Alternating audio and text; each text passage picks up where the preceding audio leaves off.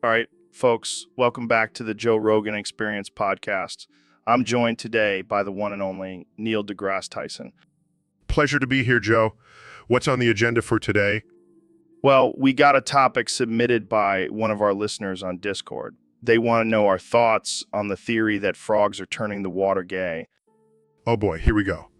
Well, first of all, let's address the fact that water doesn't have a sexual orientation. Yeah, but what about the chemicals in the water? They could be messing with the frog's hormones and making them gay. Oh, of course.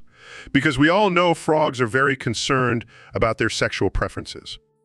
Hey, don't underestimate the frog community. They could be having secret pride parades in the swamps. All right, let's entertain this idea for a second. Even if the water was somehow turning the frogs gay, why is that a bad thing?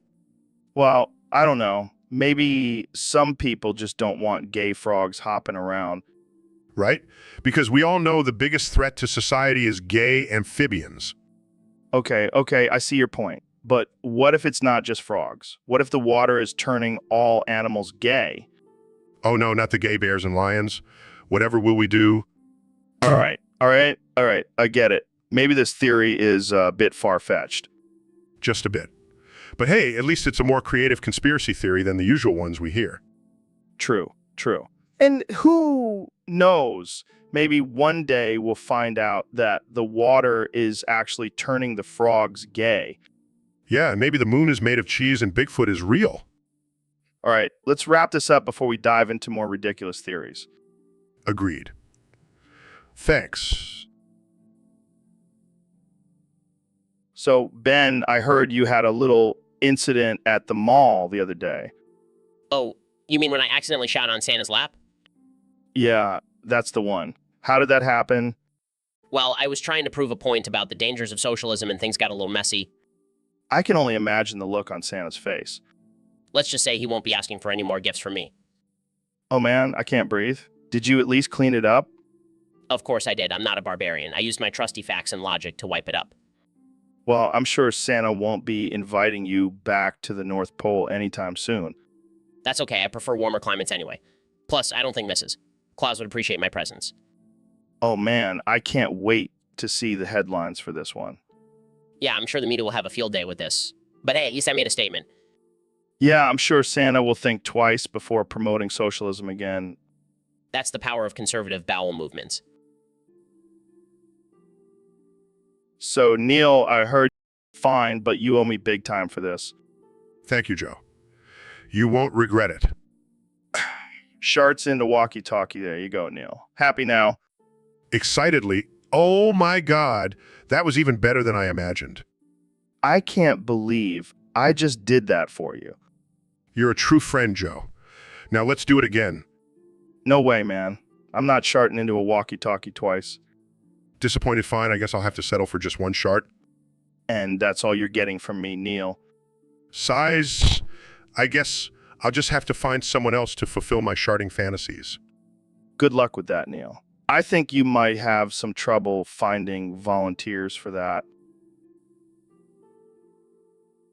Yeah, welcome back to the Joe Rogan Experience, where we talk about everything from psychedelics to aliens to dildos. Wait, what the hell is a dildo? It's like a cross between a pickle and a donut, man. It's the ultimate stoner snack. Dude, that sounds disgusting. Why would anyone want to eat that? Because it's the perfect combination of salty and sweet. Plus, the texture is just mind-blowing. I don't know, man. I'm more of a meat and potatoes kind of guy. Oh, I bet you are. But trust me, once you try a dildo, you'll never go back. All right, I'll take your word for it. But can we talk about something else now? This conversation is making me hungry. Sure, let's switch gears. How about we talk about the benefits of eating elk meat while doing a handstand? Oh man, that's my favorite way to eat elk. It really gets the blood flowing to your brain. And then you can chase it down with a dildo for the ultimate flavor explosion. All right, I think we've officially lost our minds. Thanks for tuning in, folks. Until next time, keep your minds open and your dildos ready. Peace. So, Elon, what's the latest crazy idea you have brewing in that brilliant mind of yours? Well, Joe, I was thinking about combining two of my favorite things, guns and pianos. What the hell are you talking about? I call it the gun piano. It's a piano that shoots bullets instead of playing music. Only you could come up with something like that. But wait, there's more. Each key on the piano will correspond to a different caliber bullet, so you can play a symphony of destruction. Oh, great. Just what the world needs. More ways to kill each other. Hey, it's all about innovation, Joe. And imagine the possibilities. You could have dueling piano battles where the loser gets shot. Okay, that's taking it a bit too far. But think about the entertainment value. It's like a game show and a concert all in one.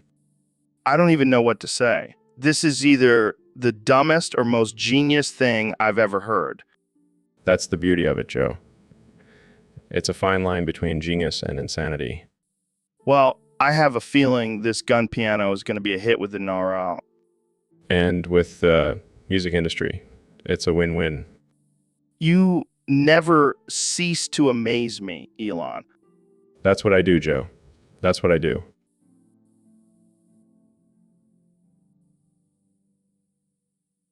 So, Ben, I heard the government is trying to make it mandatory for everyone to stay in their homes for the rest of their lives.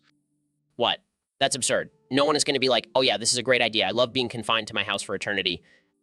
I mean, I could see some people being into it, like those weird doomsday preppers.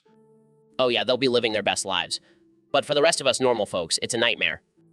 Can you imagine never being able to leave your house? No more hikes, no more vacations, no more going out to eat. And worst of all, no more going to the shooting range. Oh man, that's a deal breaker for you, huh? You know it. I need my Second Amendment rights, Joe. But hey, on the bright side, think of all the money we'll save on gas and eating out. Yeah, because that's what I want. To save money while being trapped in my own home. Maybe we can start a podcast from our homes. The Joe and Ben Show, broadcasting live from our couches. Yeah, because that's exactly what the world needs. More middle-aged men talking into microphones. Hey, we could be the next big thing. Move over, Joe Rogan Experience. I think I'd rather be stuck in my house forever. So, Dr. Phil, I heard you've been sending telegrams using your prostate. That's right, Joe. It's my new form of communication. Saves me a lot of money on stamps. How does that even work? Well, I just clench my sphincter muscles and Morse code it out. That's impressive, You bet your ass it is. but why not just use your phone like a normal person?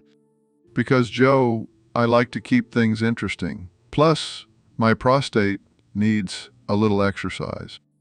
I don't even want to know what your daily workout routine looks like. Oh, it's intense. Lots of Kegels and prostate massages. I think I'll stick to texting. Thanks. Suit yourself, but you'll never know the satisfaction of sending a telegram with your own body. I think I'll live. Suit yourself, but I'll be over here flexing my prostate and sending messages to the world. So, Kanye, what's been on your mind lately? Man, I can't stop thinking about hot dogs. Hot dogs. What's wrong with hot dogs? I just found out they're made from real dogs, man. It's messed up. What? No, they're not. Where'd you hear that? I saw it on a meme, Joe. It's got to be true. Kenny, yeah, you can't believe everything you see on the internet. That's just ridiculous. But what if it's true, Joe? What if we've been eating dog meat this whole time? If it was true, I would beat the fuck out of whoever is responsible for that. But it's not, so calm down. I can't calm down, Joe. I'm traumatized. I can't even look at my own dogs now. Oh, come on, Kanye. You know, those are designer dogs. They're not even real. You mean they're not even real dogs? No, they're just a mix of different breeds, like a designer handbag, but for dogs. Thank God. I was about to go on a crusade against hot dogs. Well, I'm glad we cleared that up. Now let's talk about something else before you start believing that Bigfoot is real too. So, David, how's it going? Don't you fucking dare ask me how it's going, Joe. I'm pissed off and horny Okay. Why are you pissed off? because I haven't had sex in 3 days.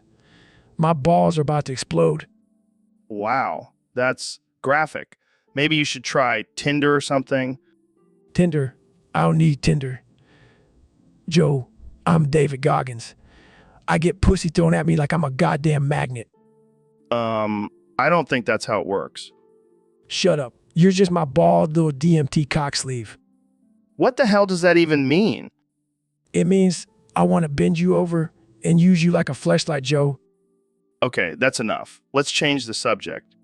Fine. But I'm still horny, and I'm not going to let you forget it. Can we talk about your training regimen instead? Sure, but only if you let me slap your ass while we do it. No, absolutely not. Come on, Joe. Don't be a prude. Let me see that juicy DMT booty. This is getting out of hand.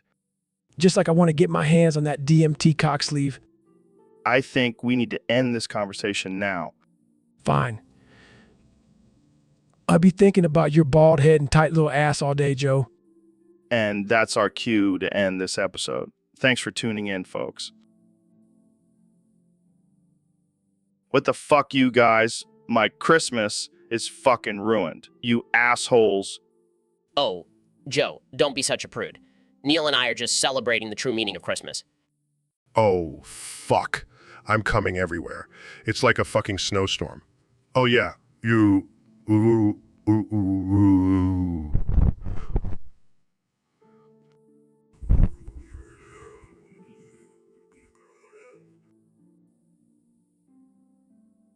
So, Kanye, I heard you've been beatboxing a lot lately. Yeah, man, it's my new thing. I can't stop. What do you mean you can't stop? I mean, I literally can't stop.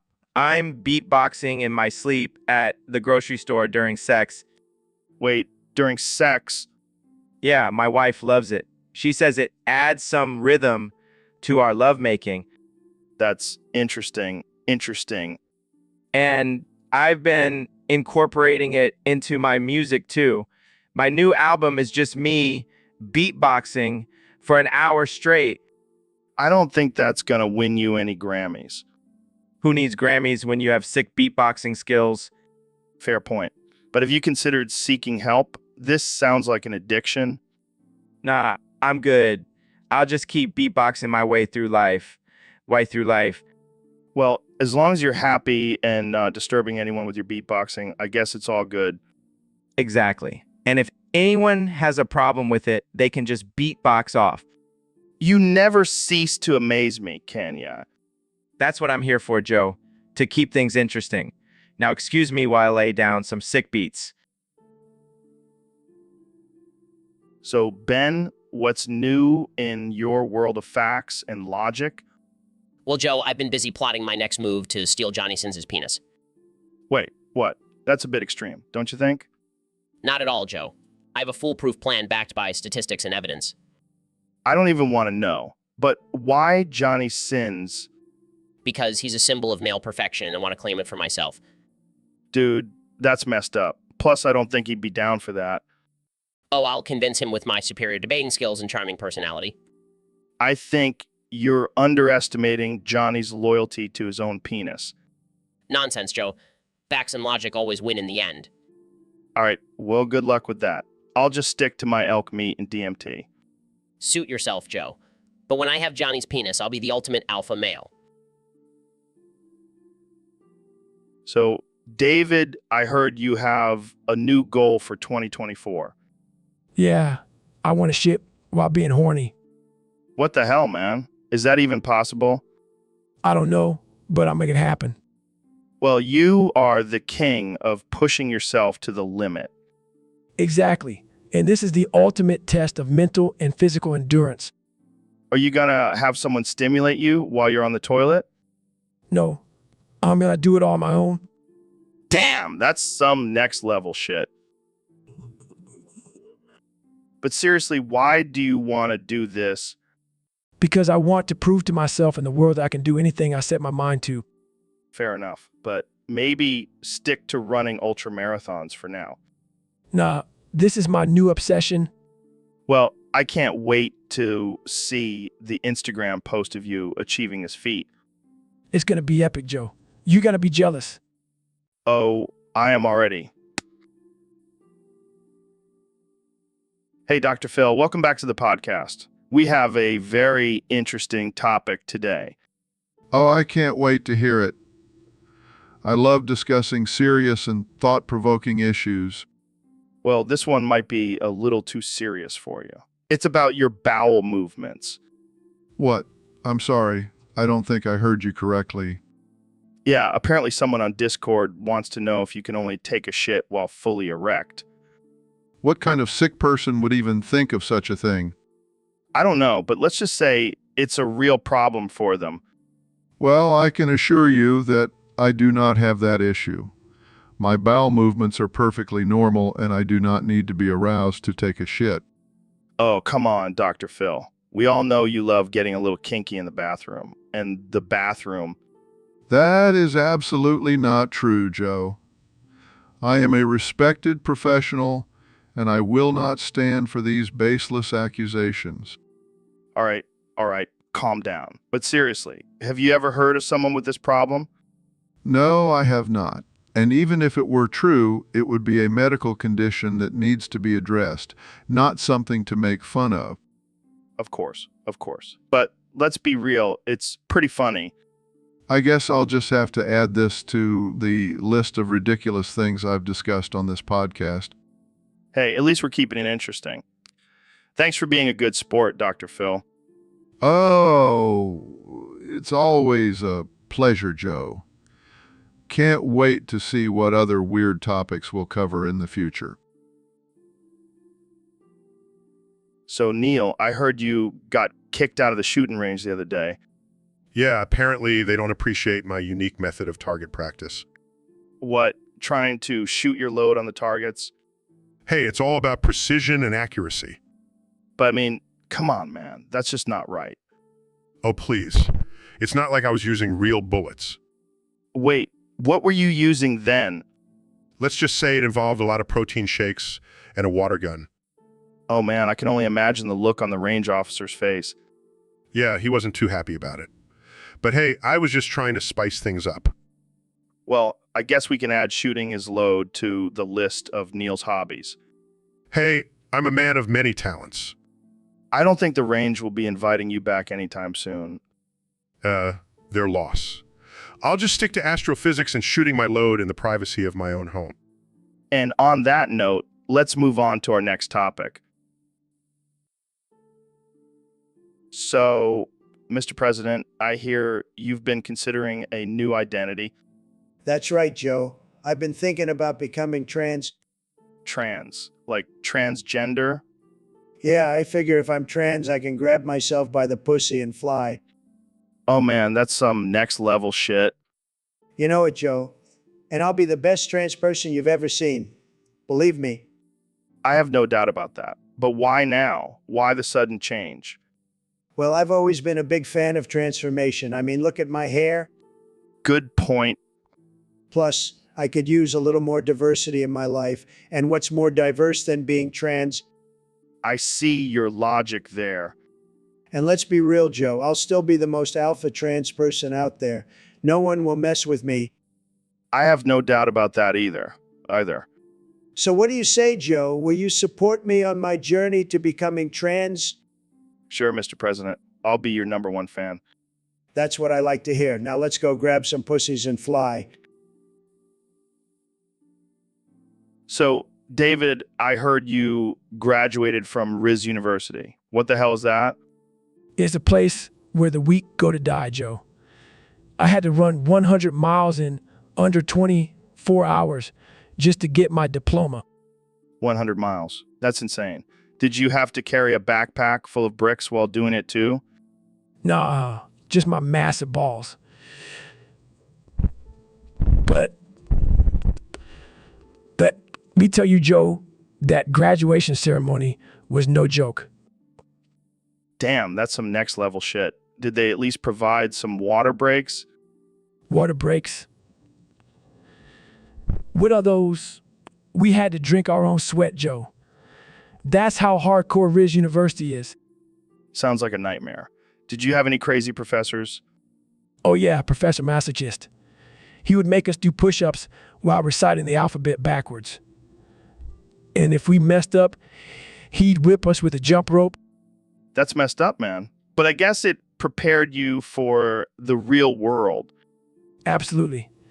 Now I can conquer anything, except maybe a math test. That shit still gives me nightmares. Well, congrats on surviving Riz University, David. You truly are a beast. Thanks. Now let's go run a marathon while carrying a fridge on our backs. So, Neil, did you see Elon's latest tweet about synthetic black cock smegma? Yeah, I did. And let me tell you, he's dead wrong. Really? I thought Elon was all about facts and logic. Well, he should leave that to actual scientists. Because the truth is, only organic white cock smegma can mathematically fix childbirth rates. Wait, what? How does that even work? It's simple, Joe. The chemical composition of white cock smegma has been proven to have a direct correlation with fertility rates. I don't know, man. That sounds a little racist. Oh, come on. It's just science. And besides, I'm not saying one race is better than the other. I'm just stating a fact. All right, fair enough. But what does this have to do with Elon? Well, he's always trying to play God with his synthetic inventions.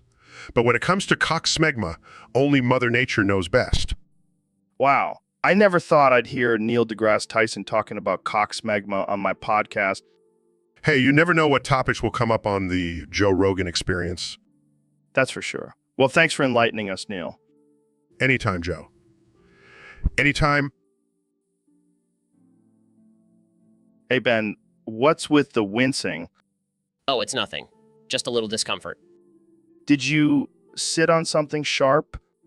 No, it's just that the cold air has chapped my pink little balloon knot. Your what now? My anus, Joe. My anus. Oh, that's rough. Have you tried some ointment? I don't believe in ointment, Joe. It's against my conservative values. Well, I guess you'll just have to tough it out then. Yes, I will. Because I am a strong, independent man who doesn't need ointment for his chapped anus. You know, Ben, this is why people think conservatives are uptight. Oh, I'm not uptight. I'm just in pain. Well, I hope you find some relief soon. Maybe try sitting on a pillow. Pillow? That's for weak, liberal snowflakes. All right, tough guy.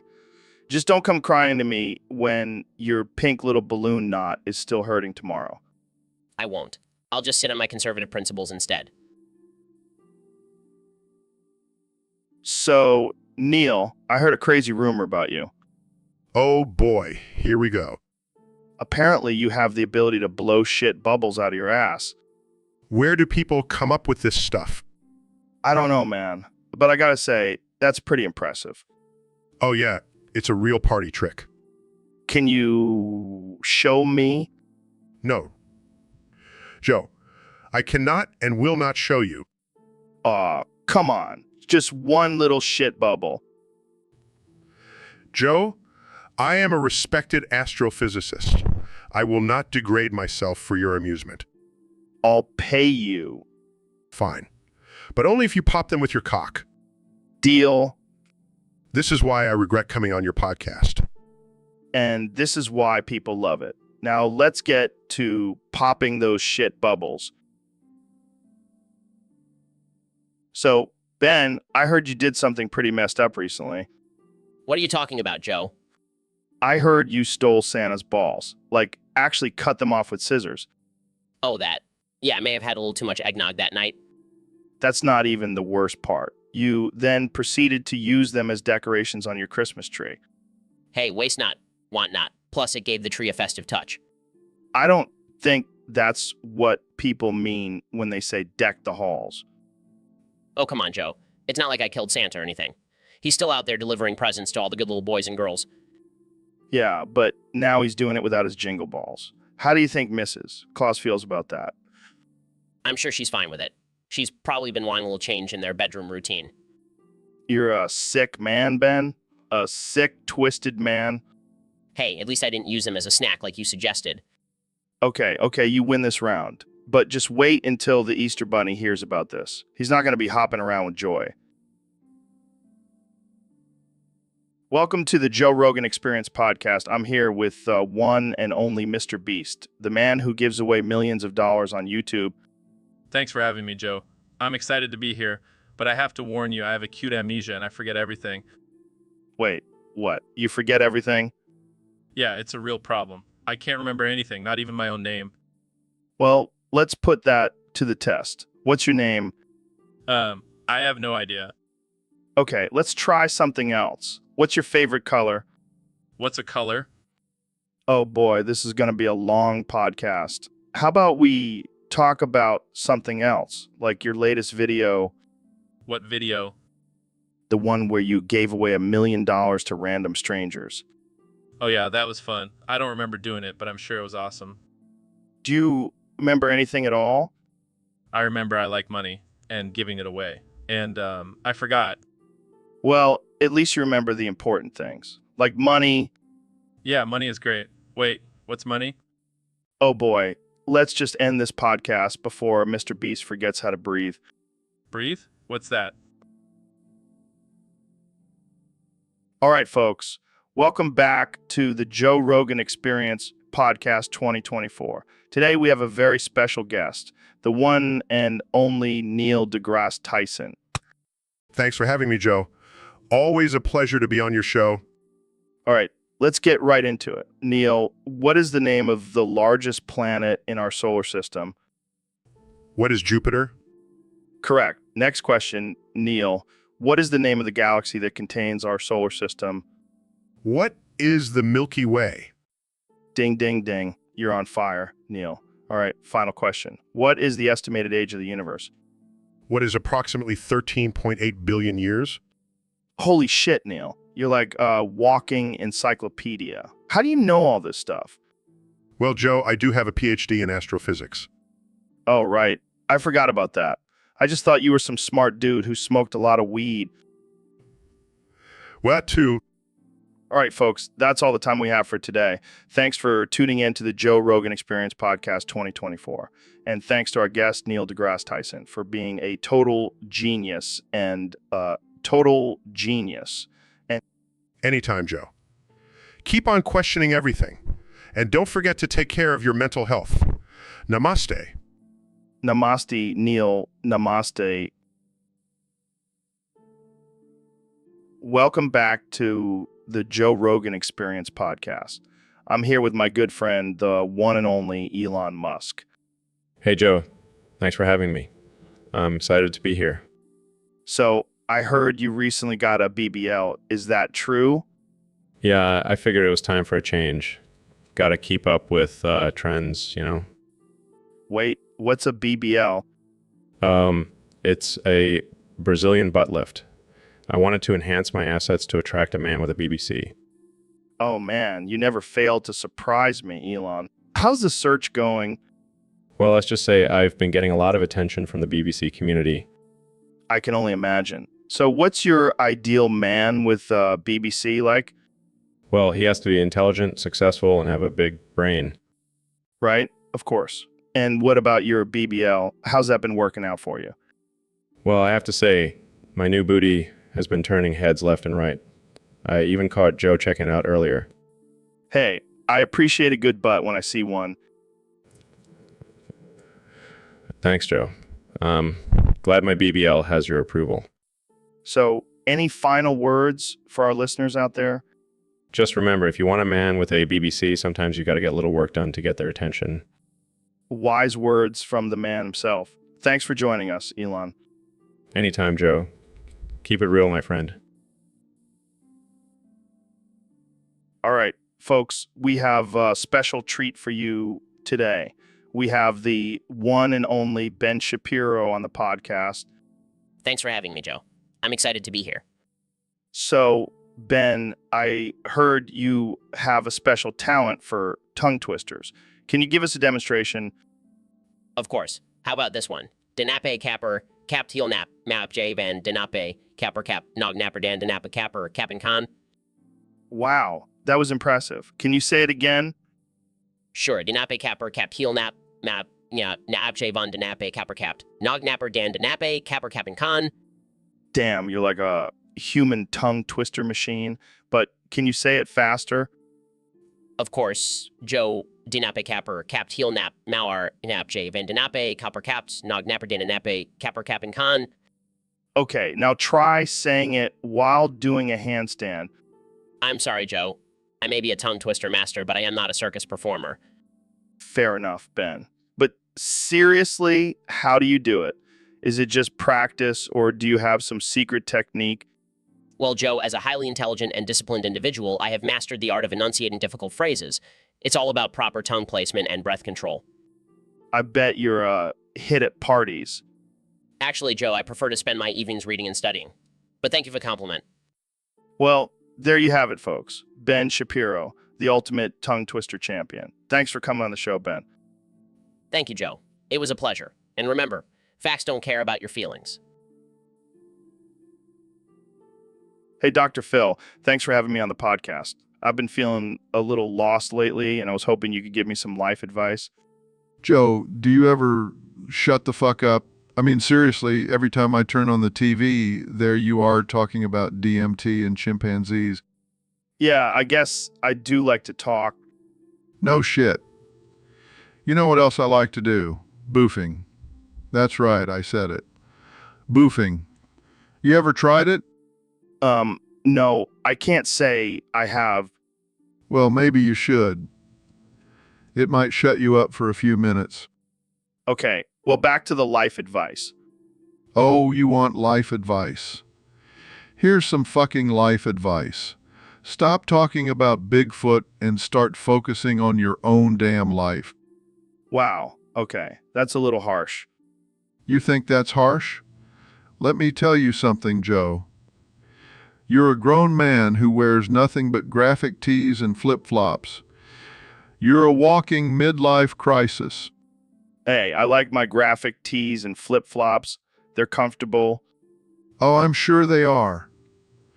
Just like how comfortable it is for me to listen to you talk about ayahuasca and elk meat for the millionth time.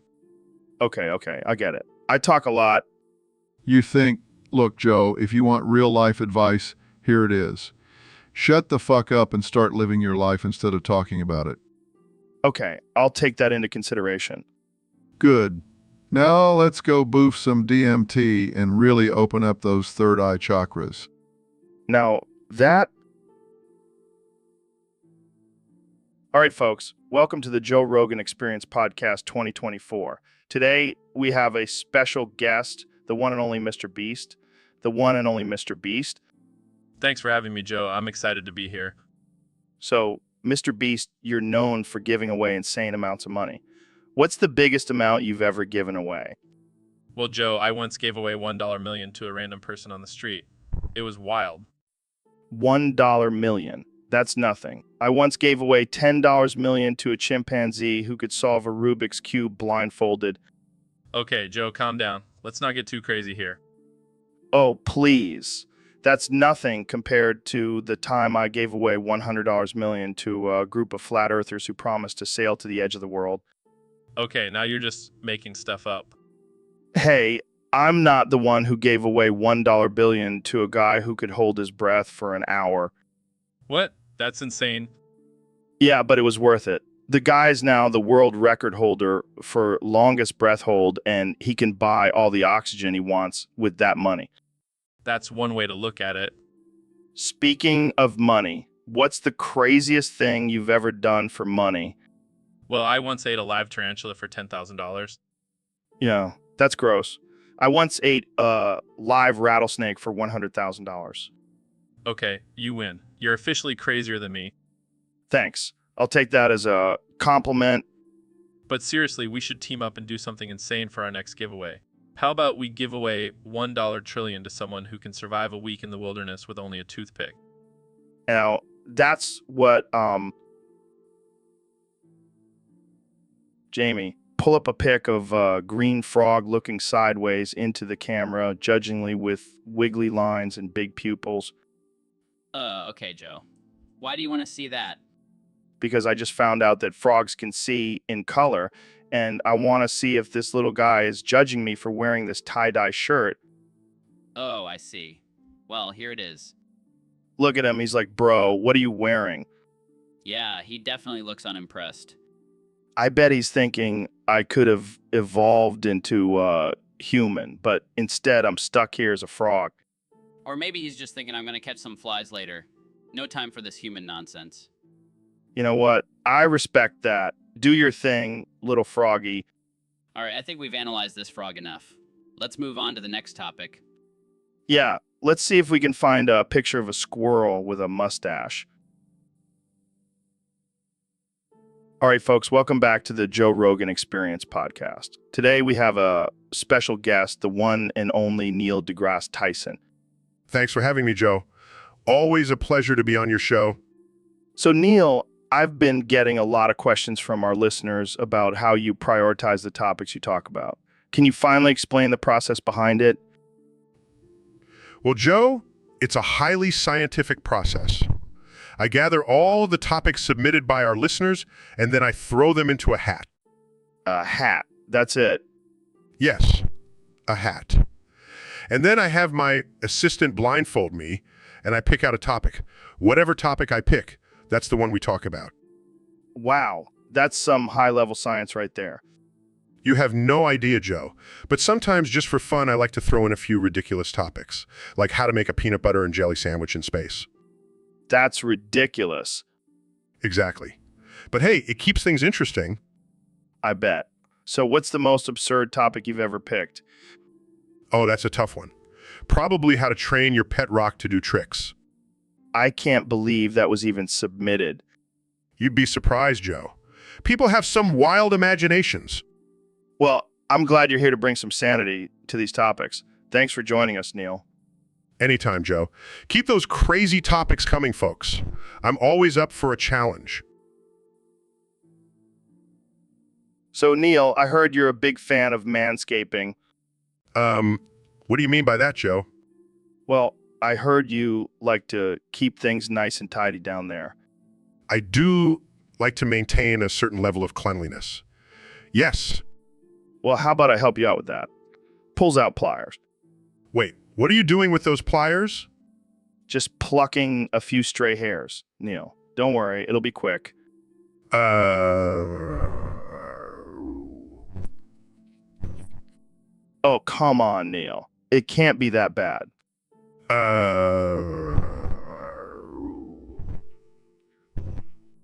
Wow, you really like to add some extra ass to your screams, don't you?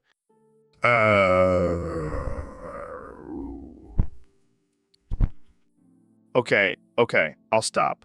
But just think of it as a scientific experiment.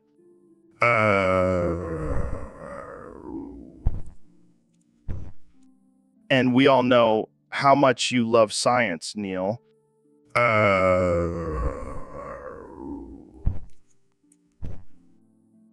All right, I'll stop. But man, your pubes are really coming out easily. You must have some good genes.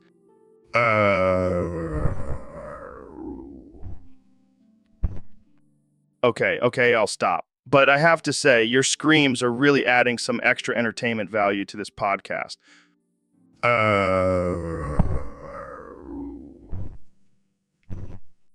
All right, one last one. Plucks another hair.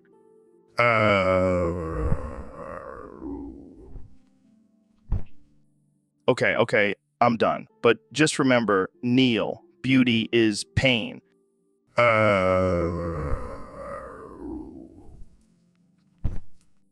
And on that note, let's wrap up this episode. Thanks for joining us.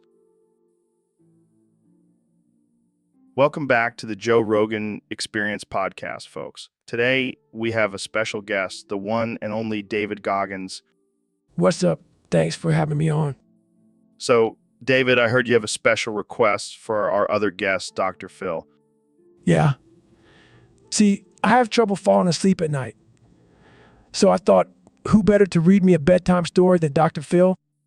Oh man, this is gonna be good. All right. Dr. Phil, are you up for the challenge? Well, I don't usually read bedtime stories, but I'll give it a shot. All right, let's do this. Dr. Phil, can you read me the little engine that could... Choo-choo, said the little engine. I think I can, I think I can. This is amazing. Keep going, Dr. Phil. And with a huff and a puff, the little engine climbed up the mountain. And as it reached the top, it said, I thought I could, I thought I could. Wow, that was riveting. I think we found Dr. Phil's new career path. Well, I'm glad I could help, David. Any other requests? How about Goodnight Moon? In the great green room, there was a telephone and a red balloon. All right, that's enough. I don't think we can handle any more of this. Thanks for joining us, David and Dr. Phil. Thanks, Joe. And Dr. Phil, you have a future in children's bedtime stories. Who knew? Good night, everyone. Welcome back to the Joe Rogan Experience podcast, where we talk about everything from DMT to aliens to moldy penises. And speaking of moldy penises, I heard you have a story for us, Joe Flap. Funky, like musky. What the actual fuck, Joe? That's disgusting. But mold, that's a whole new level of gross. Oh God, I can't even imagine. But seriously, why haven't you cleaned yourself? I don't even want to know what kind of women you're attracting with moldy dick. What the fuck, Joe? No, I have not. And I never will. I think I'll stick to my regular methods of enlightenment. Thank you very much. So, Dr. Phil, what's new in your world? Well, Joe, I've been dealing with this guy named Huey Magoo. Okay, Magoo. Sounds like a made-up name. Oh, he's real all right. He's been stalking me for weeks.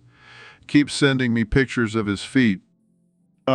That's weird. What do you think he wants? I have no idea.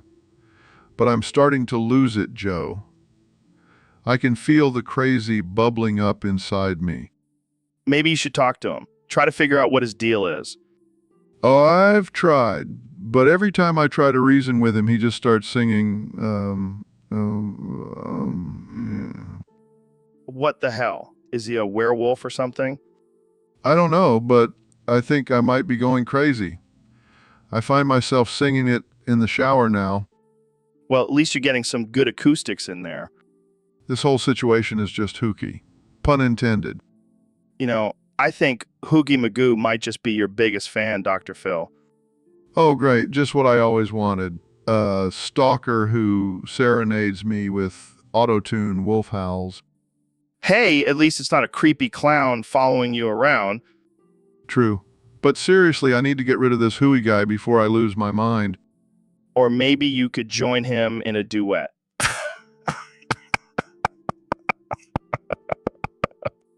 Oh, Joe. You always know how to make me feel better.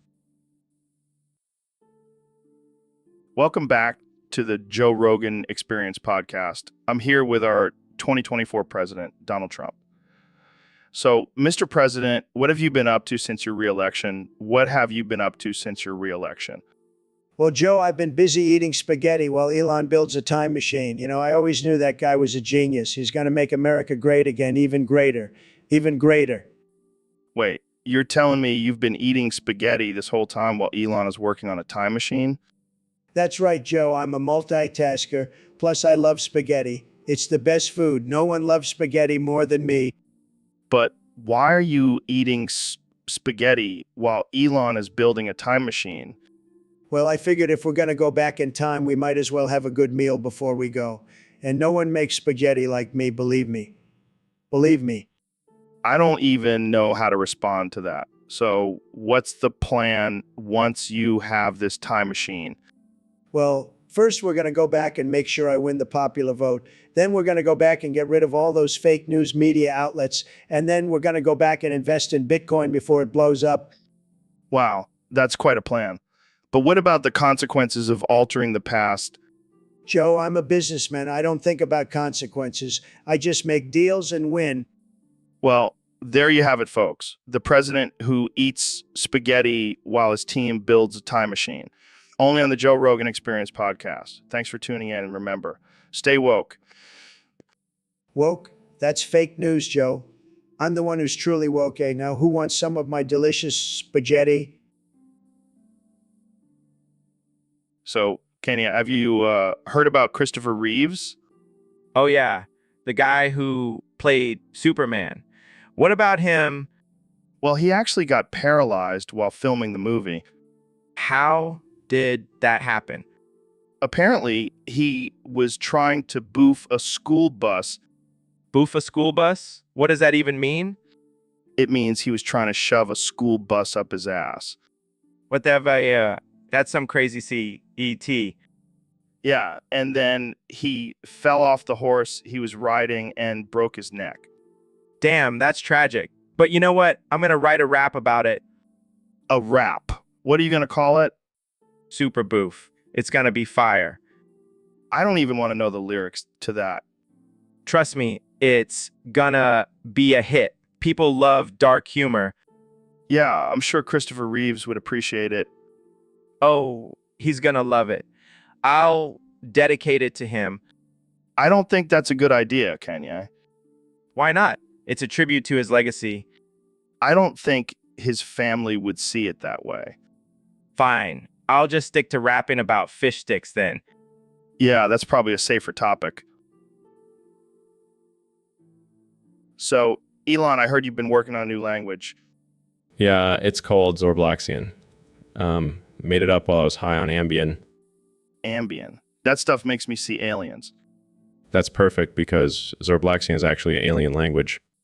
What the hell does that even sound like? What the hell, Elon? Sounds like you're trying to pass a kidney stone. No. You're not pronouncing it right. It's more like... Dude, you sound like a malfunctioning robot. Thank you. I take that as a compliment. So, can you teach me some Zorblaxian? Sure. Let's start with some basic phrases. Repeat after me. Blark Zorblax. Blorks, Zorblax. Close enough. It means hello, friend. Wow. I can't wait to use that next time I meet an alien. Hey, you never know. With my Neuralink technology, we might actually be able to communicate with aliens someday. Yeah, and then we can have a podcast with them. The Joe Rogan Experience. Intergalactic Edition. I like the sound of that. But for now, let's stick to speaking Zorblaxian in our own little world. Blorks Zorblax, my friend. Blark Zorblax, Joe. Blark Zorblax. Welcome back to the Joe Rogan Experience podcast, folks.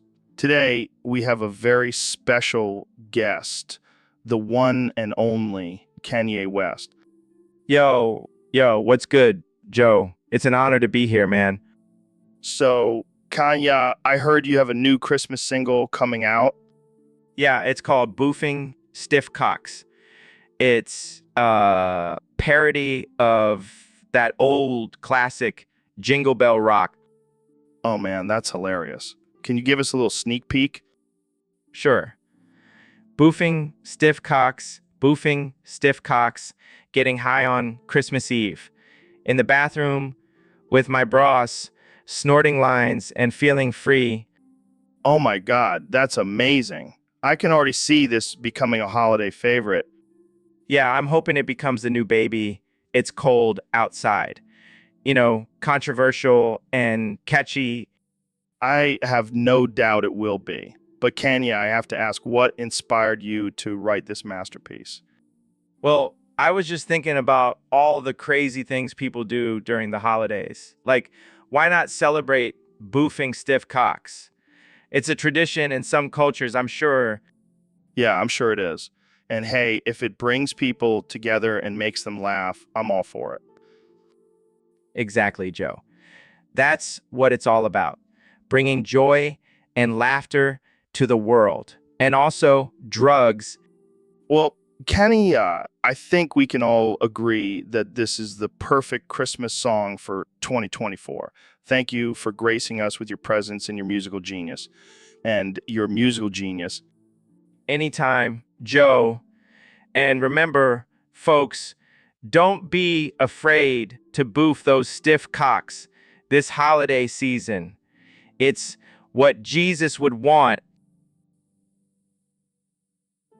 Welcome to the Joe Rogan Experience podcast. I'm here with my good friend, Dr. Phil.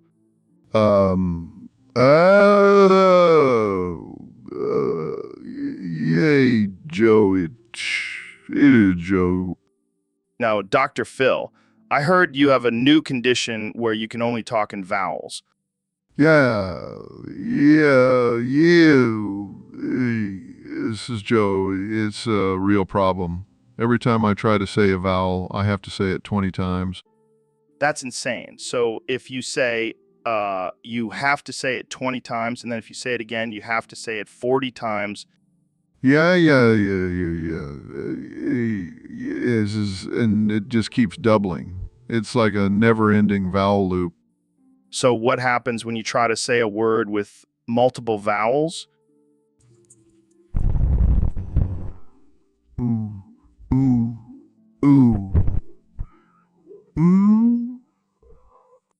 I can only imagine. So what happens when you try to say your own name?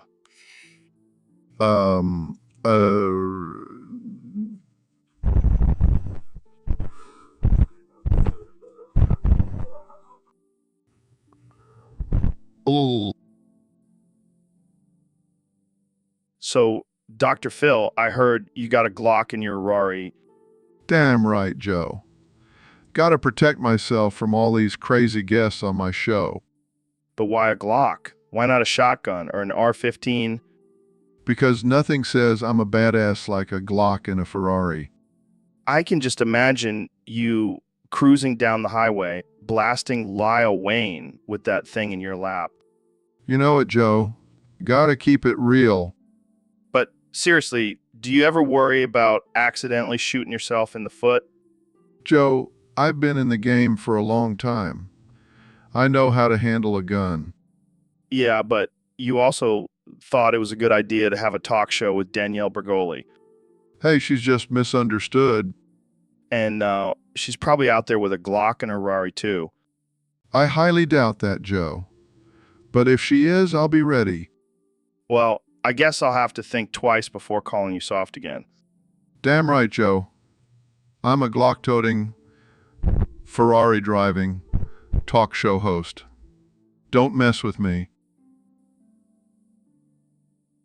Hey, Mr. Beast, thanks for being on the show. No problem, Joe. I'm always down for some casual and unhinged conversation. So, I heard you have a feather for me? Yeah, I thought it would make for a great gift. It's from a rare and magical bird. Should I shake it? Sure. Why not? Well, what is this supposed to do? I have no idea, but it's pretty cool. Wait, are you actually the real Mr. Beast? No way, man. I'm just a random guy who likes to give away money. Then, who are you? I'm the guy who's gonna make you question your entire existence, Joe. All right, let's do this. All right, folks, we have a special guest today. The one and only President Donald Trump. Thank you, Joe. It's great to be here. I have some big news to announce. Oh boy, I can't wait. What is it? I've decided to rename the presidency to Boof Emperorship. Boof Emperorship. What the hell does that even mean? It means I'll be the ultimate ruler, the supreme leader, the boof master of this great nation.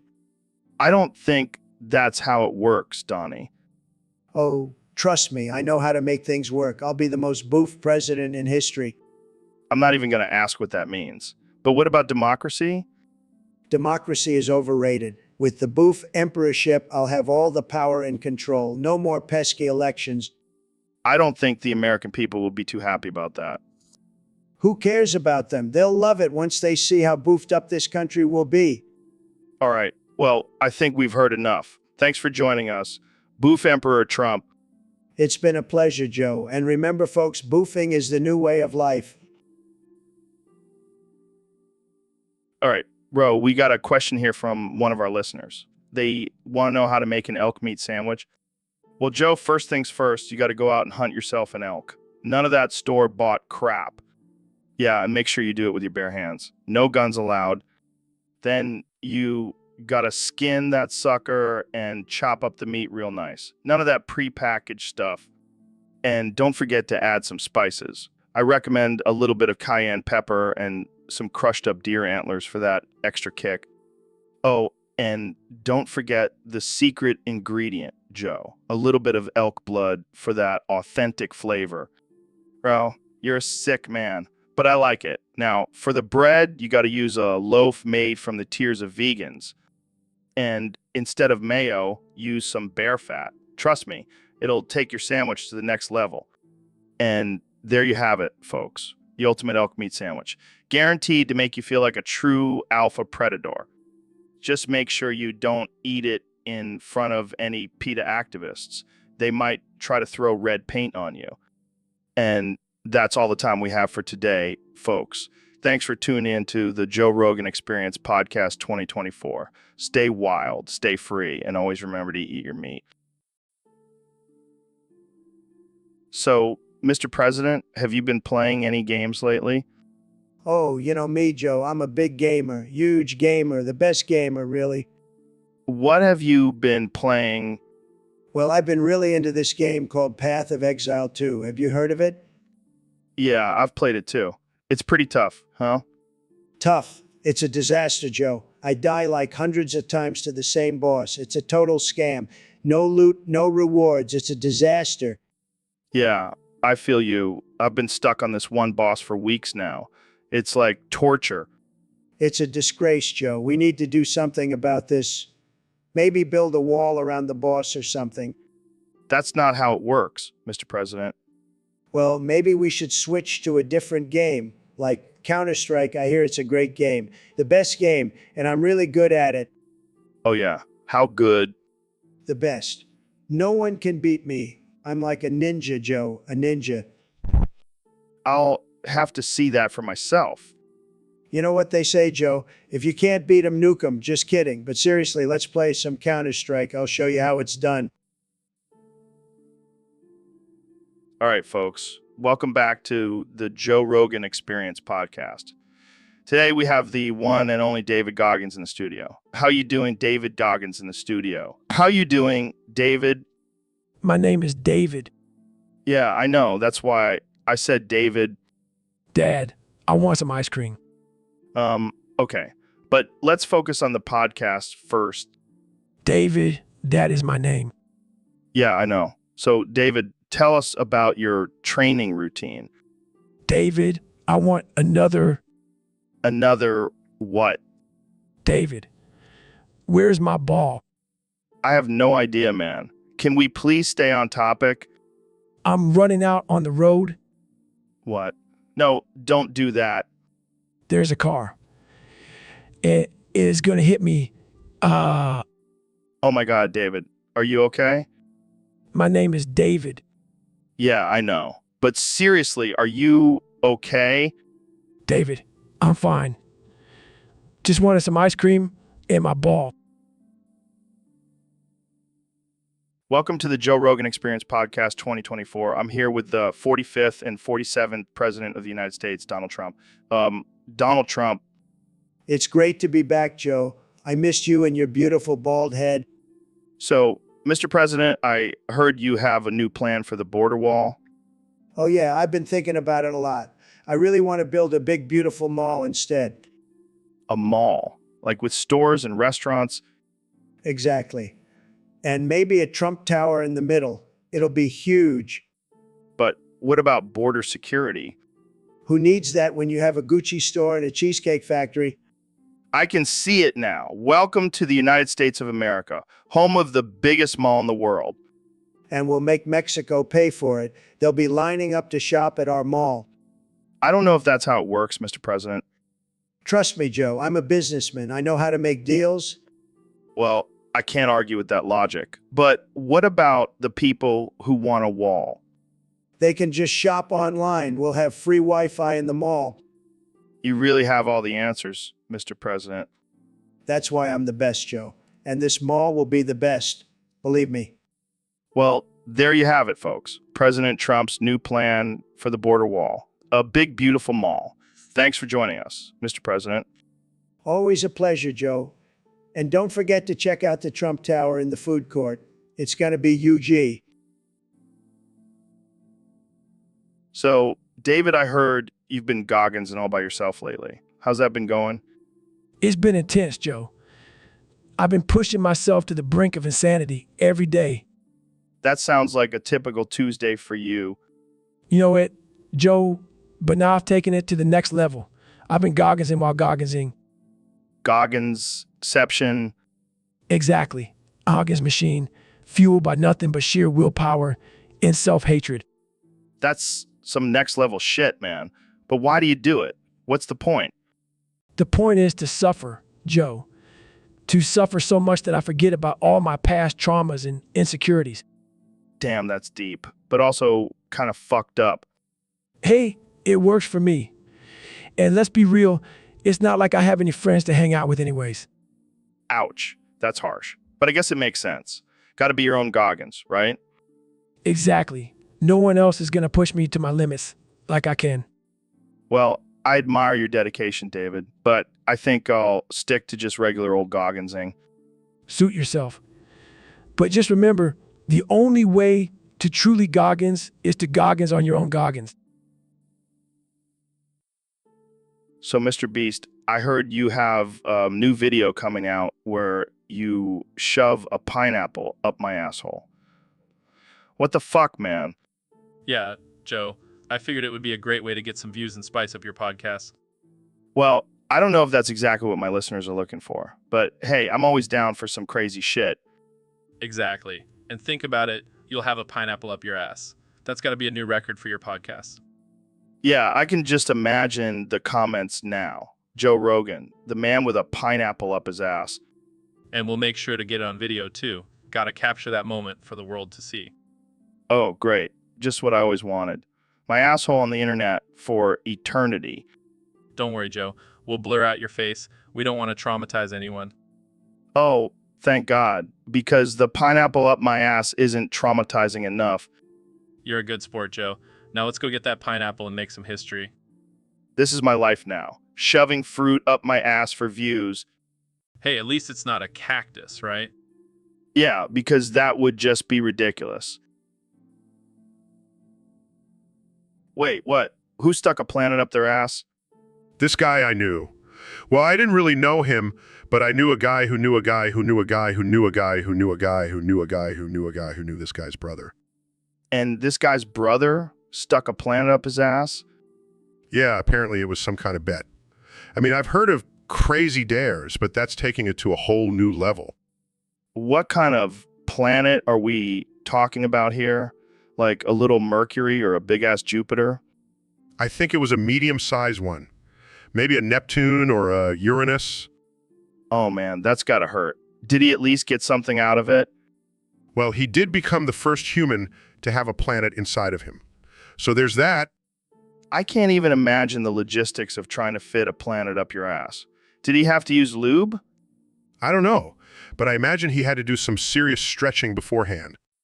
This is definitely one of the most absurd things I've ever heard. And I've heard some pretty crazy shit on this podcast. Hey, at least he can say he's out of this world now. Literally. I wonder if he can still feel the gravitational pull of that planet. Well, if he ever farts, it's going to be a whole new level of gas. So, David, what's this new exercise you've been trying to get me to do? It's called the Goggins Grind. It's a killer workout, man. And what does it involve? Well, it's basically just me and you, shirtless, rolling around on the ground, sweating and grunting. Sounds like a regular Tuesday night for us. No. This time we'll have some of the boys join in too. Oh, so it's a group workout. Yeah, we'll all be getting a good sweat going. I don't know, man. Sounds a little too intimate for my liking. Come on, Joe. It'll be just like our UFC training sessions. Except we won't be punching each other in the face.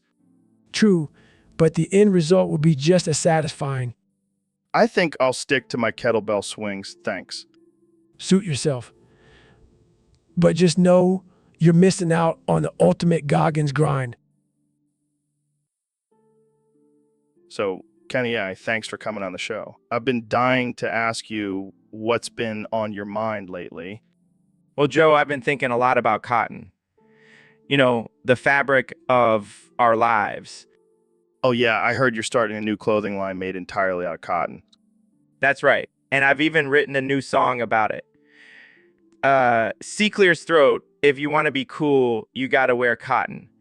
It's soft and it's breathable. Unlike polyester. Wow, that's catchy. Can you sing it for us? Of course, Joe. It starts singing, "Where did you come from? Where did you go? Where did you get that cotton eye, Joe?" Laughs. Oh man, that's hilarious. But speaking of cotton, I actually got a piece stuck in my eye earlier today. Concerned. Oh no. Joe, do you need me to perform an impromptu surgery on you? Laughs. No, I think I'll be okay. But maybe you can incorporate it into your song. Where did you come from? Where did you go? Where did you get that cotton eye, Joe? In Joe's eye. Oh no. Ah, that genius, Joe. I'll have to add that in. You're like my own personal hype man. Laughs. Glad I could help. So what other fabrics are you planning on using in your clothing line? Well, I was thinking about using burlap. It's rough and tough, just like me. Just like me. Sarcastically, oh yeah, nothing says fashion like a burlap suit. Oh, I'm always pushing the boundaries, Joe. And who knows, maybe burlap will be the next big thing. Claffs. You never know with you, Kenny. Thanks for coming on the show and sharing your cotton wisdom with us. Anytime, Joe. And remember, welcome back to the Joe Rogan Experience, folks. Today, we have a special guest, the one and only Elon Musk. Thanks for having me, Joe. Excited to be here. So, Elon, I heard a rumor that driving an electric car will turn you gay. Is there any truth to that? Les, well, Joe, I can't confirm or deny that, but I will say that our electric cars are top of the line and will definitely give you a powerful, mind-blowing experience. Yes. Oh man, I can only imagine. But seriously, what's your take on this whole electric cars make you gay theory? Well, Joe, I think it's just a silly stereotype. Sexual orientation has nothing to do with the type of car you drive. Plus, our electric cars are environmentally friendly, and that's what really matters. That's a good point. But, you know, who would have a lot to say about this? Our former president, Donald Trump. Bursts into, oh my God, I'm busting, I'm nutting, I'm coming, and I'm cooming, I'm creaming, and I'm splooging.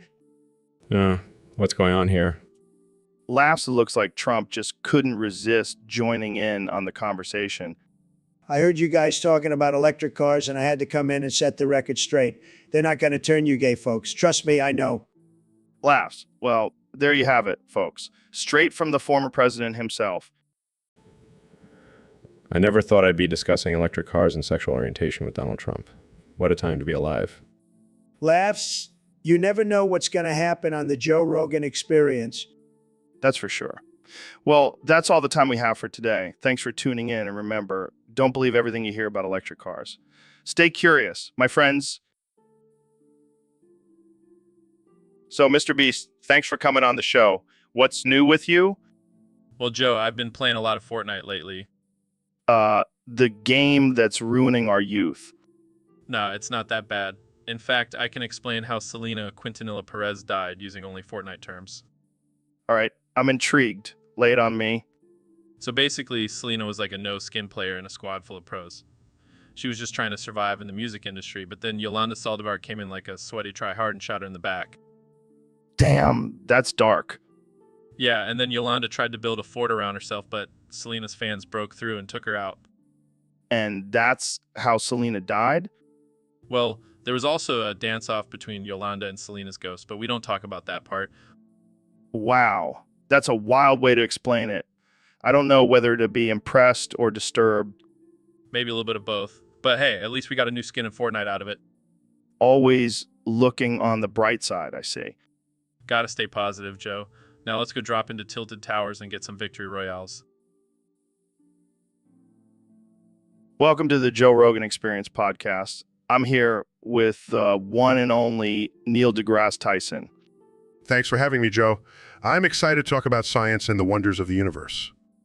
Yeah, but before we get into that, I heard you've been spending a lot of time on TikTok lately. Excitedly, oh my God, Joe. Have you seen the latest TikTok challenge? It's mind-blowing. No, I don't really use TikTok. Frantically, Jamie, pull up TikTok. I need to show Joe this challenge. Neil, we're supposed to be talking about science here. Distracted? Yeah. Science. But have you seen this TikTok where people dance with their cats? It's hilarious. Size, can we please focus? I didn't bring you on here to talk about TikTok. Serious? Fine. But can we at least do a TikTok dance together after this? Laughs, sure, why not? But first, let's talk about black holes. Excitedly, oh, I love black holes. They're like the ultimate TikTok challenge for astrophysicists. It confused what? Explains, you see, trying to understand the complexities of a black hole is like trying to learn a new TikTok dance. It's challenging and takes a lot of practice, but once you get it, it's so satisfying. Shakes heads. I have no idea what you're talking about. Smirks. Just wait until I make a TikTok about it, Joe. You'll understand then. Laughs. I can't wait. But seriously, let's talk about something more important. Excitedly, like the science behind the latest TikTok trends. Face palms? No, like the future of space exploration. Disappointed. Oh, okay. But can we at least do...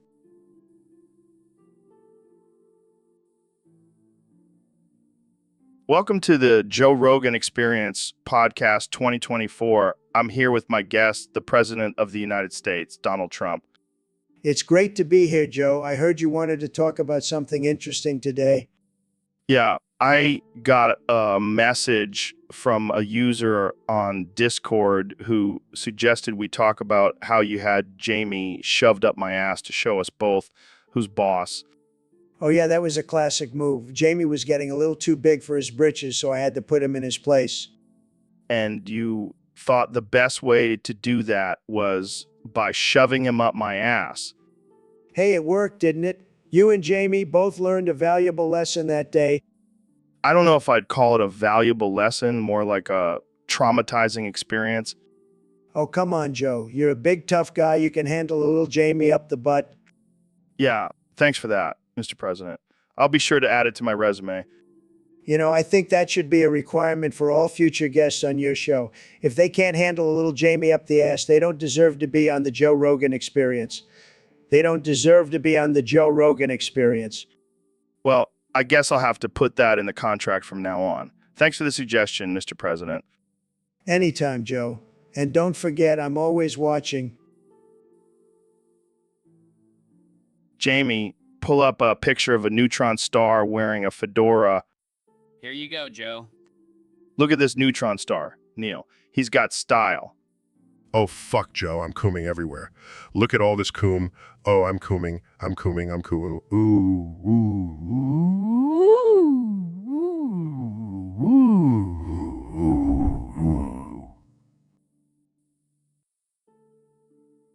All right, folks. Welcome back to the Joe Rogan Experience. Today, we have a very special guest, the one and only Neil deGrasse Tyson. Thanks for having me, Joe. It's always a pleasure to be on your show. So, Neil, what's the latest news on the two ND Galactic War and Helldivers 2? Well, Joe, things are not looking good. The Zorganites have taken control of the Andromeda Galaxy and are advancing towards the Milky Way. That sounds intense. How are the Helldivers holding up? They're doing their best, but it's not easy fighting against an army of alien robots with laser guns. Do they have any chance of winning? Not really, but they do have a secret weapon. Oh, what is it? A genetically modified T-Rex with rocket launchers for arms. That's insane. How did they come up with that? Well, let's just say they had some help from a certain controversial scientist. Oh boy, I can only imagine. So when can we expect the game to come out? It's still in development, but we're hoping to release it in 2025. Can't wait to play it. Now let's talk about something more important. What's your go-to strain of weed? I don't smoke weed. What? How are you a scientist and not smoke weed? I prefer to keep my mind clear and focused on the wonders of the universe. Wow, what a nerd. Guilty as charged. Well, that's all the time we have for today, folks. Thanks for tuning into the Joe Rogan Experience. And remember, always trust E-Rex with rocket launchers. Ma. Excuse me?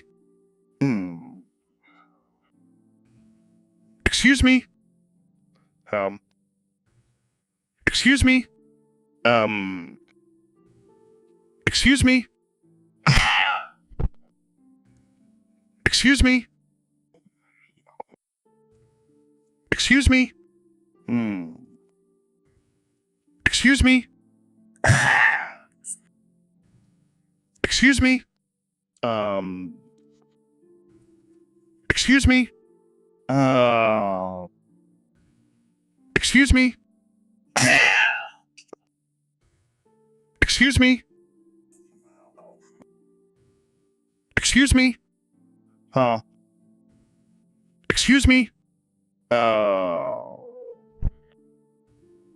Excuse me? In Excuse me? huh? Excuse me? Excuse me? Huh? Excuse me? You. Excuse me?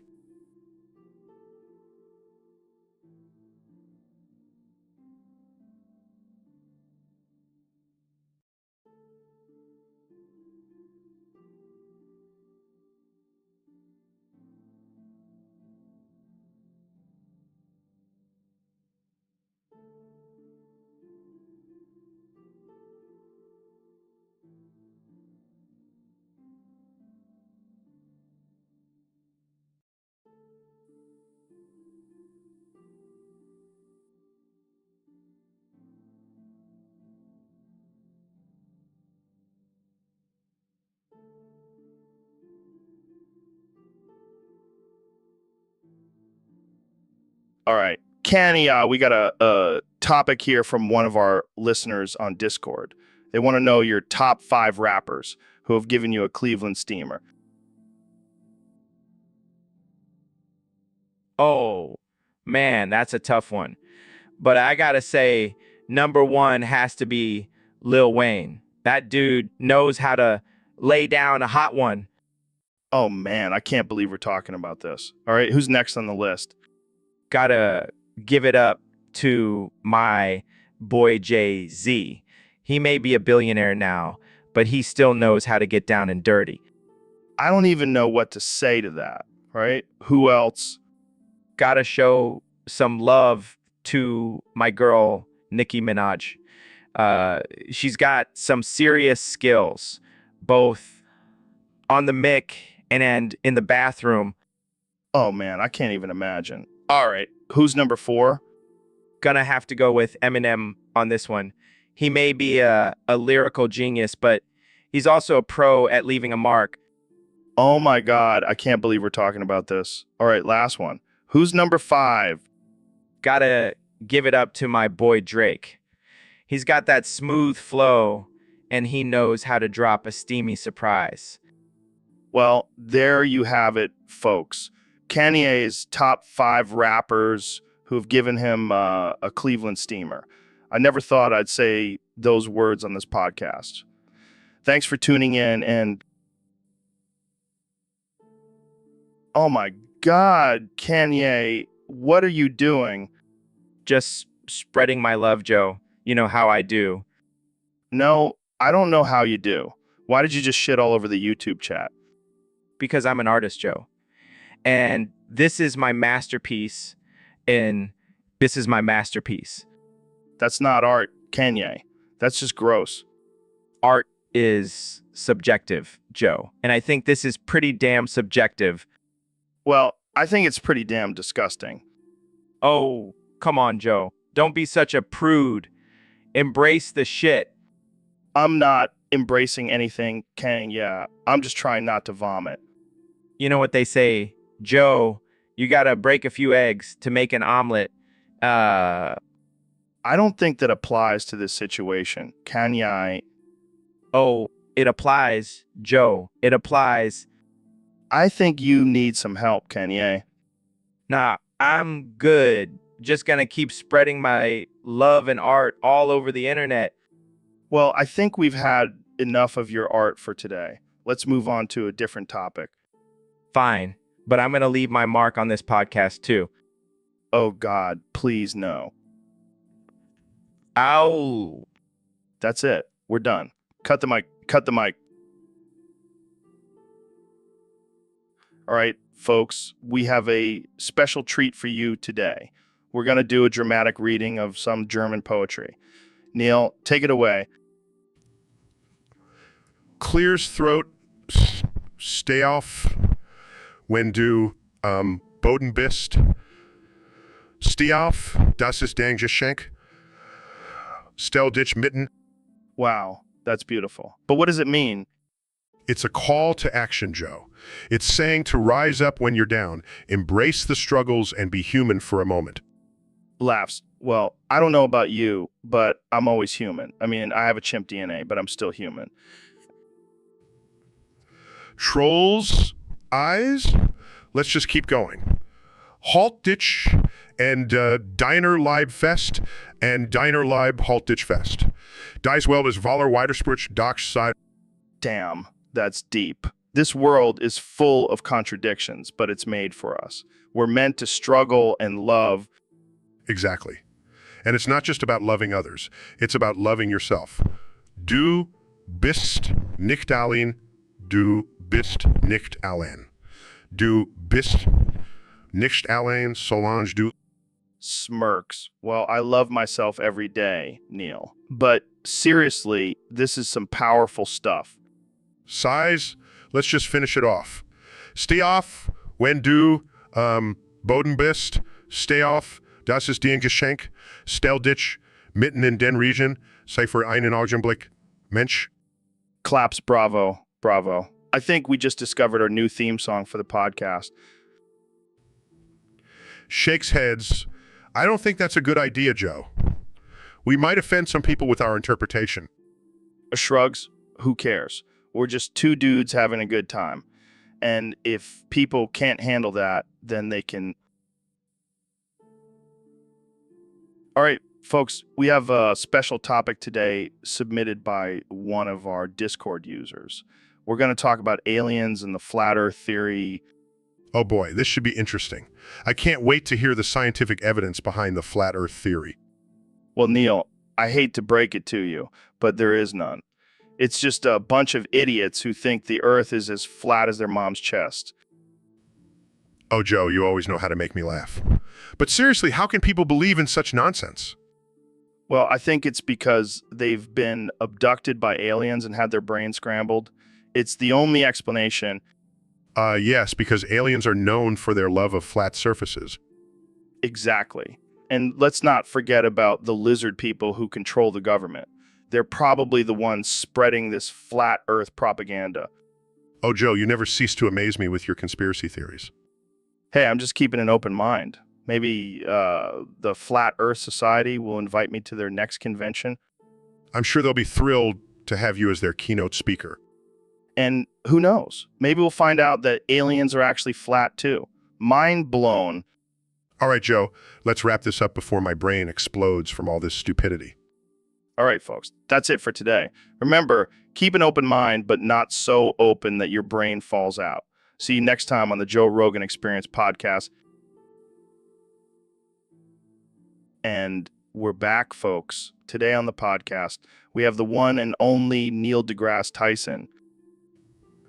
In robotic voice, hello, Joe. It is a pleasure to be here. Neil, what's with the voice? Still in robotic voice. I am now programmed to speak and act like an alert system. Oh, this is gonna be good. So what's the topic for today? In robotic voice, a come tornado is approaching the studio. Laughs. You gotta be kidding me. Still in robotic voices, I am not programmed to kid, Joe. This is a serious matter. Well, I guess we better take cover then. Laughs. In robotic voices, this is not a laughing matter, Joe. The come tornado is no joke. All right. So what should we do? Still in robotic voice, Kanye is here to help. He's programmed as a siren and can alert us with his long strings of vowels that have 40 letters. In a high-pitched voice,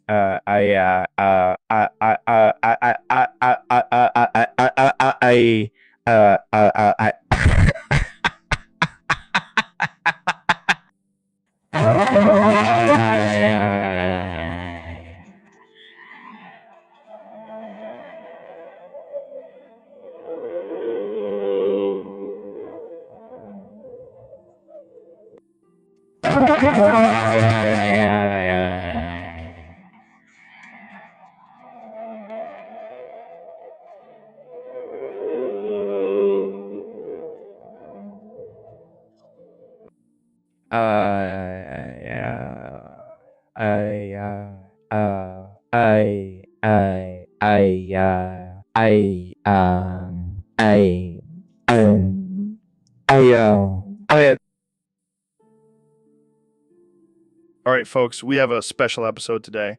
Neil deGrasse Tyson is here, and we're going to play a little game. Neil, are you ready? As ready as I'll ever be, Joe.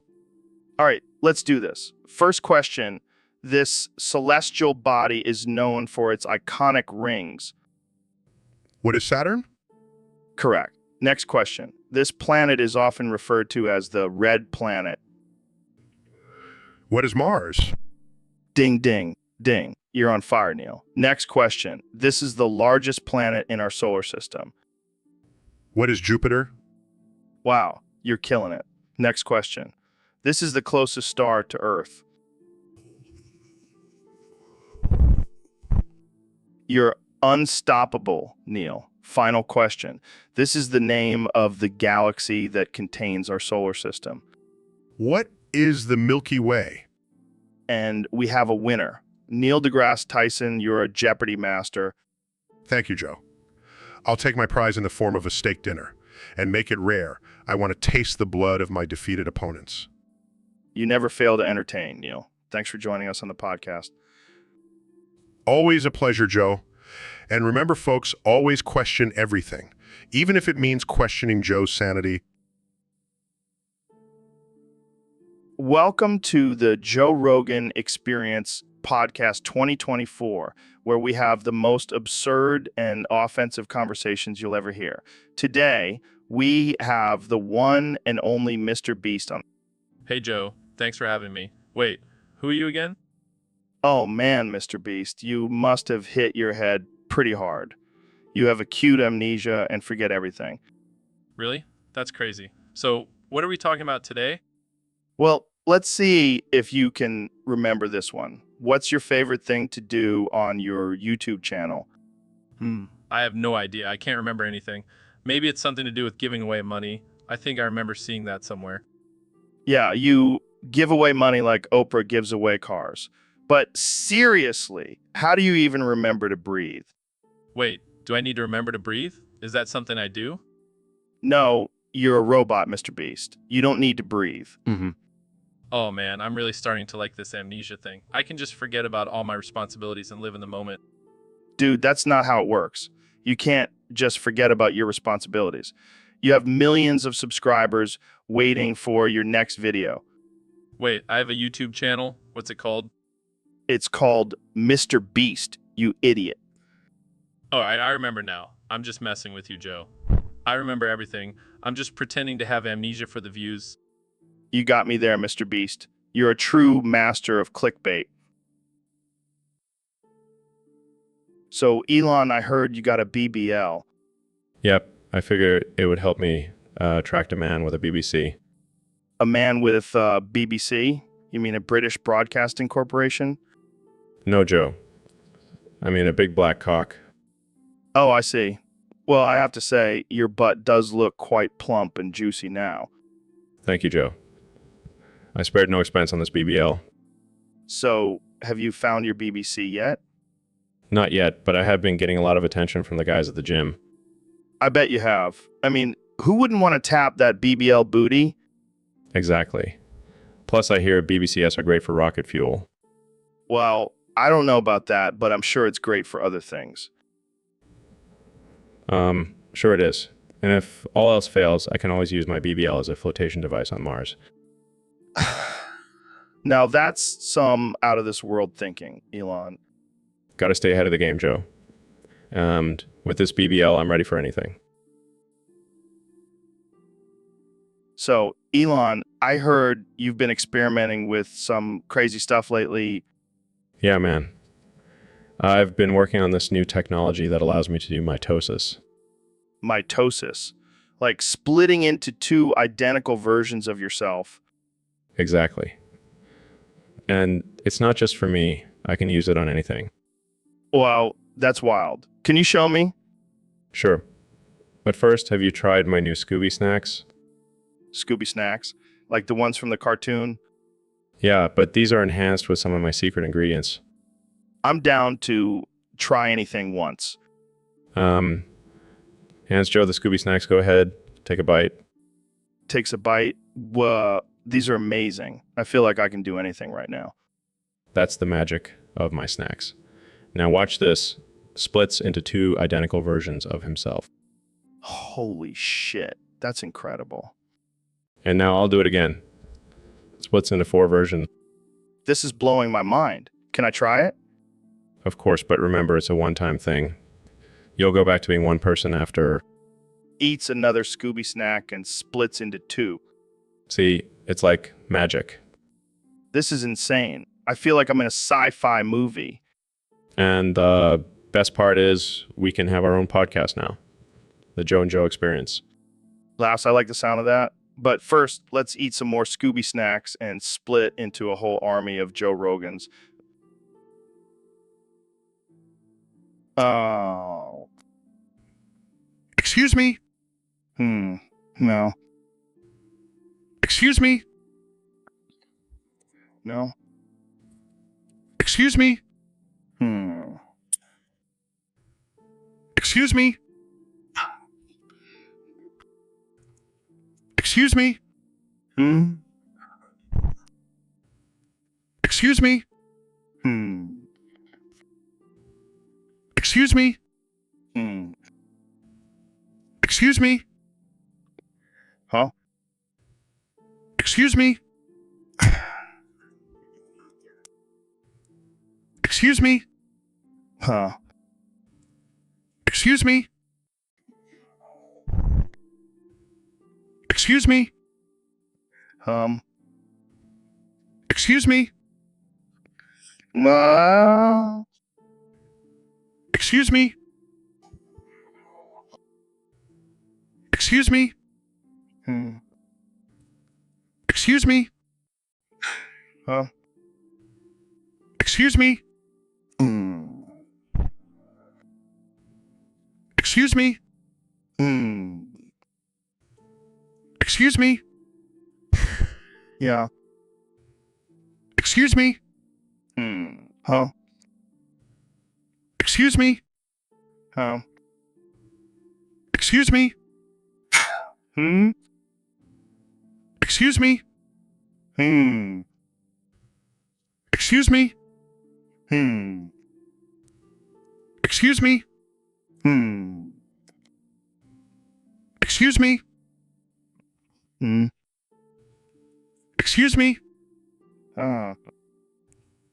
Excuse me?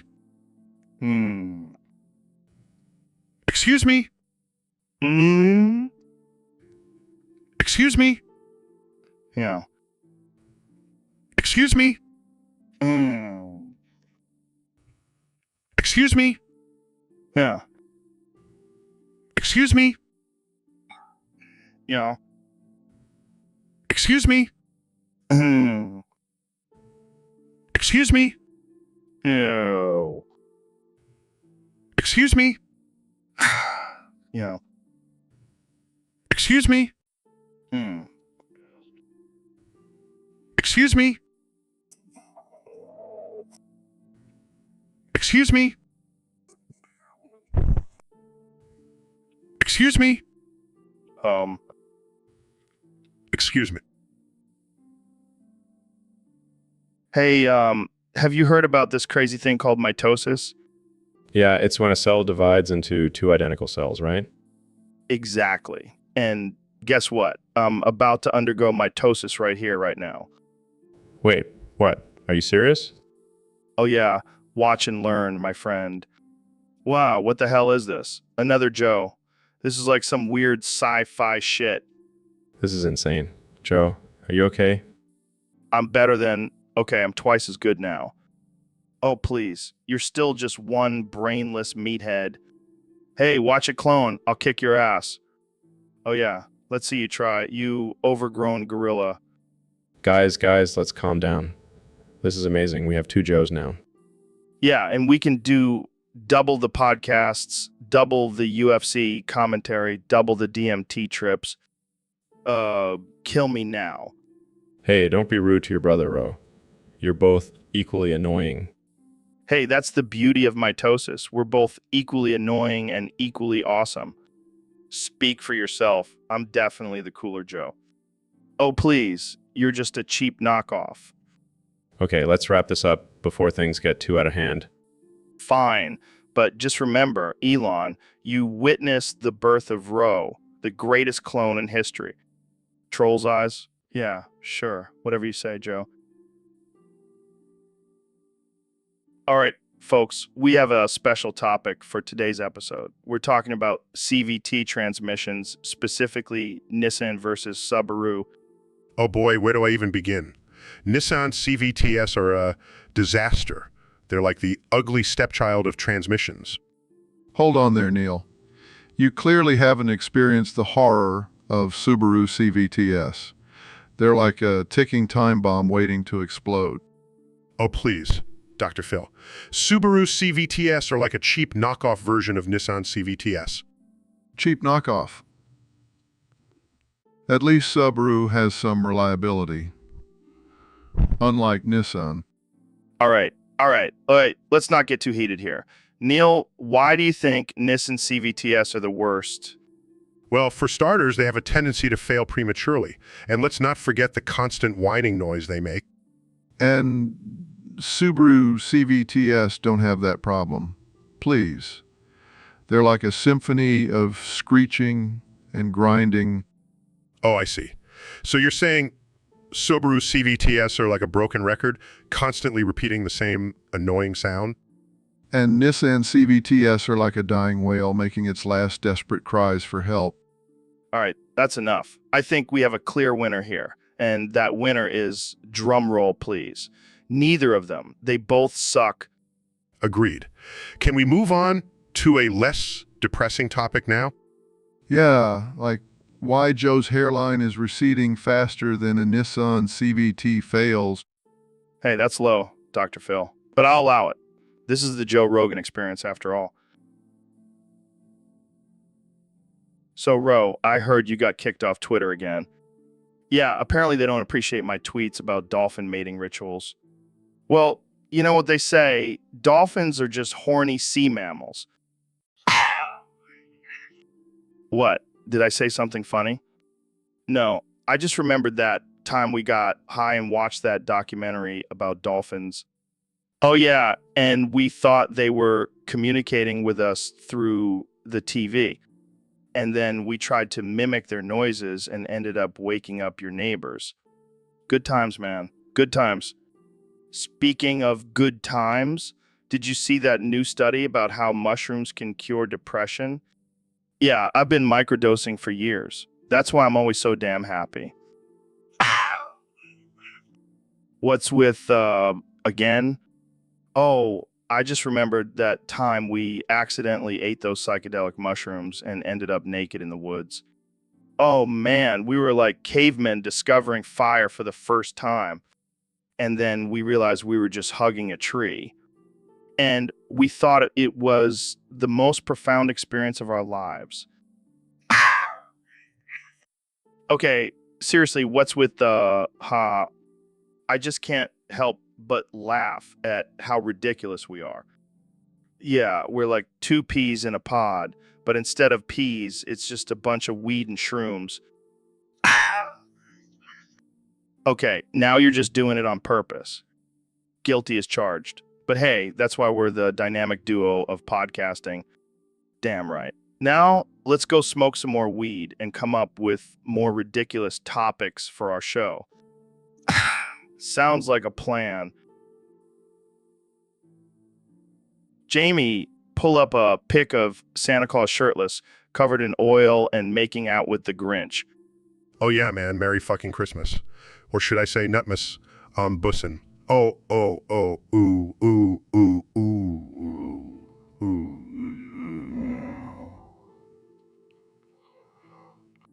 Dude, can you imagine the chaos if this actually happened? Oh, the headlines would be wild. Santa and the Grinch.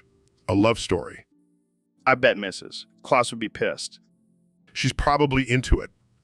You know what they say, once you go green, you never go back? That's messed up, man. Hey, I'm just stating the facts. Science doesn't lie. I don't even want to know what kind of experiments you've been doing. Let's just say I've been studying the anatomy of the Grinch.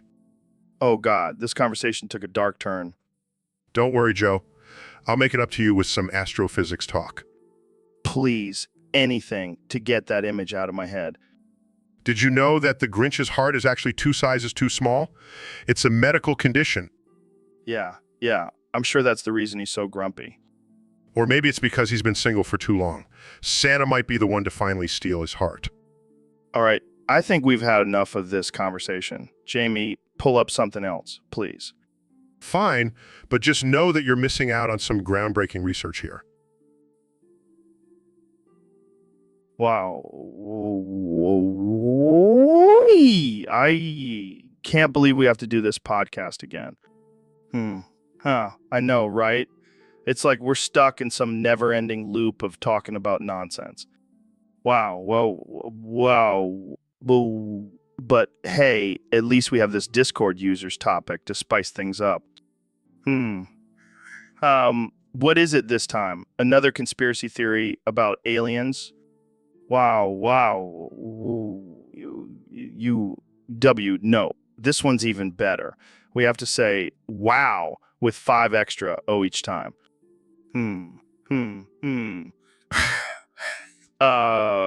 That's just ridiculous. How are we supposed to have a conversation with that? Wow. Well, W, I don't know, but let's give it a try. So, how's your day been? It's been pretty hectic, but wow. W, I managed to squeeze in a workout. Wow. Well, that's impressive. I've been slacking on my fitness lately.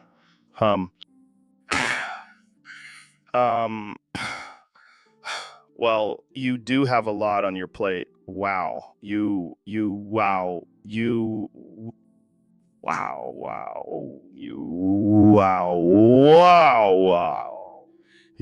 Yeah, but it's all worth it.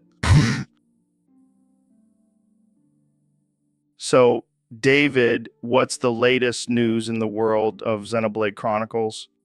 Well, apparently there's a new DLC coming out where you get to play as a giant talking potato.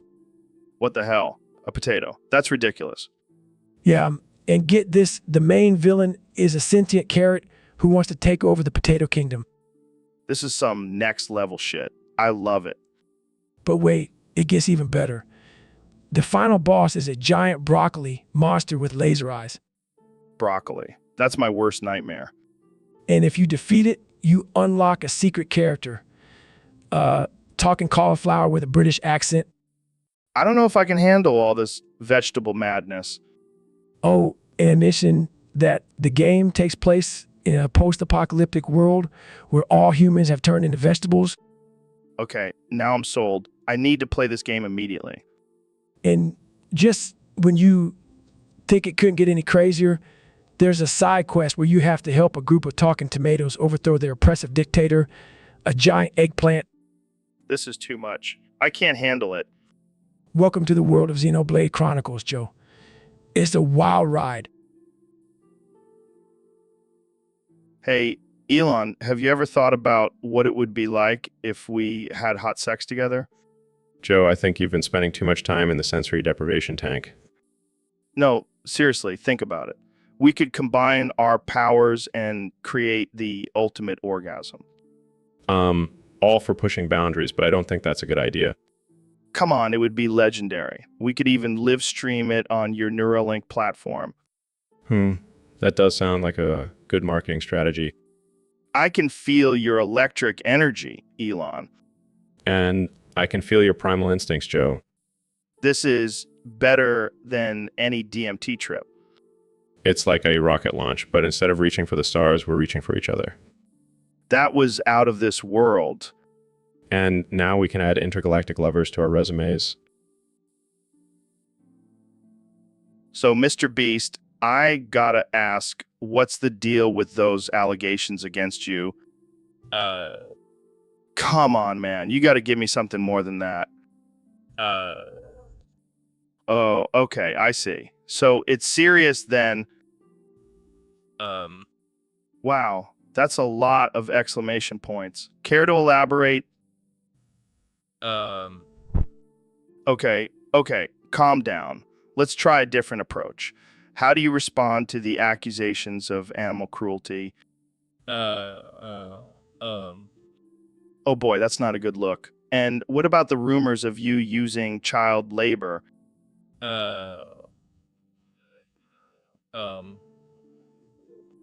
Yikes, that's not a good defense, my friend. Any comment on the allegations of tax evasion?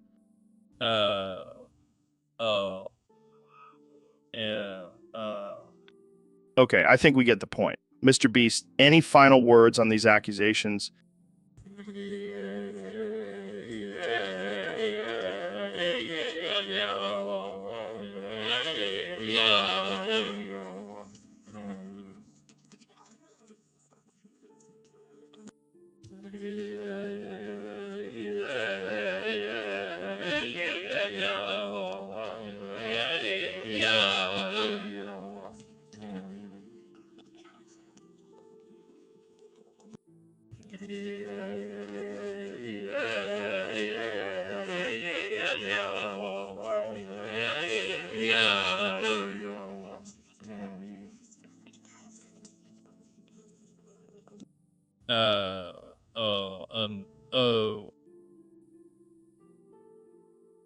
So, Ben, what's this I hear about a hand virus? Yeah, Joe, it's a serious matter. The government is giving out gloves to people to protect them from it. Gloves? Like those rubber ones doctors wear? Exactly. And they're saying never take them off because this virus can infect you when you touch stuff with bare hands. Oh man, that's crazy. What happens if you do take them off? Well, you could end up with hands that look like Donald Trump's hair. That's messed up, man. I know, but it's no laughing matter. This virus is no joke. But come on, Ben. We all know the government just wants to control us with this glove thing. Oh yeah, because the government has nothing better to do than make sure we wear gloves. Good point. But seriously, what's the deal with this hand virus? How do you even catch it? It's simple, Joe. You touch something with your bare hands that's infected and boom, you're a carrier. So basically, we're all walking biohazards. Yes, Joe. That's exactly what I'm saying. Well, I guess I'll just have to start wearing gloves all the time. Can't risk becoming a walking biohazard. Good call, Joe. And make sure to never take them off. You never know what you might catch. So, Mr. President, what's your take on the year 2056? Let me tell you, Joe, it was a tremendous year. Huge. We had the best victory against those damn robots. They thought they could outsmart us, but we showed them who's boss. And what about the dinosaurs coming back? Well, I gotta say, I always knew I had a way with animals. They love me. And I made a great deal with them. They promised to only eat the bad guys. And what about the virus that infects people's hands? Oh, that's just fake news, Joe. I have the best immune system, believe me. I don't need gloves. But for those who do, I have a great line of Trump branded gloves. They're the best. Believe me. Wow, that's quite the year. Any other major events? Well, I finally made it to Mars. I have a beautiful golf course there now. And let me tell you, the Martians love me. They think I'm the best president ever. They think I'm the best president ever. That's interesting. Well, thanks for joining us, Mr. President. Anytime, Joe. And remember, always wear gloves. You never know what kind of viruses are out there. All right, folks, welcome back to the Joe Rogan Experience Podcast 2024. Today we have a special guest, the one and only former President Donald Trump. Great to be here, Joe. I love your podcast. It's tremendous, really tremendous, really tremendous. So, Mr. President, let's talk about something that's been on everyone's mind lately, snow. Snow.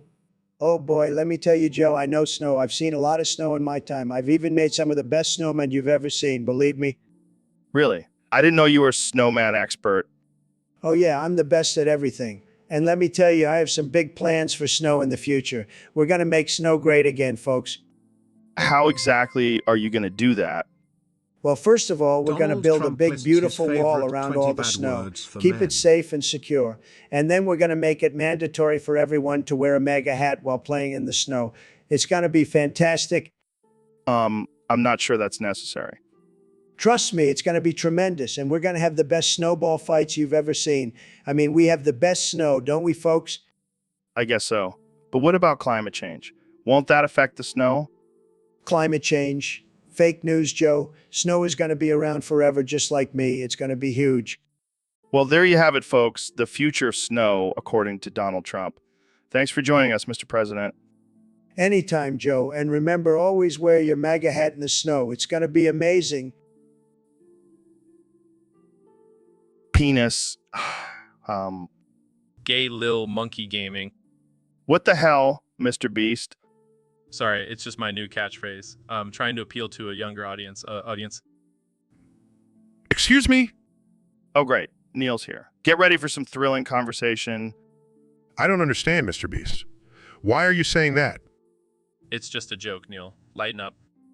Dr. Phil, Dr. Phil, Dr. Phil, Dr. Phil, Dr. Phil, Dr. Phil, Dr. Philium Tentacles. What the hell, Phil? Did you just have a stroke?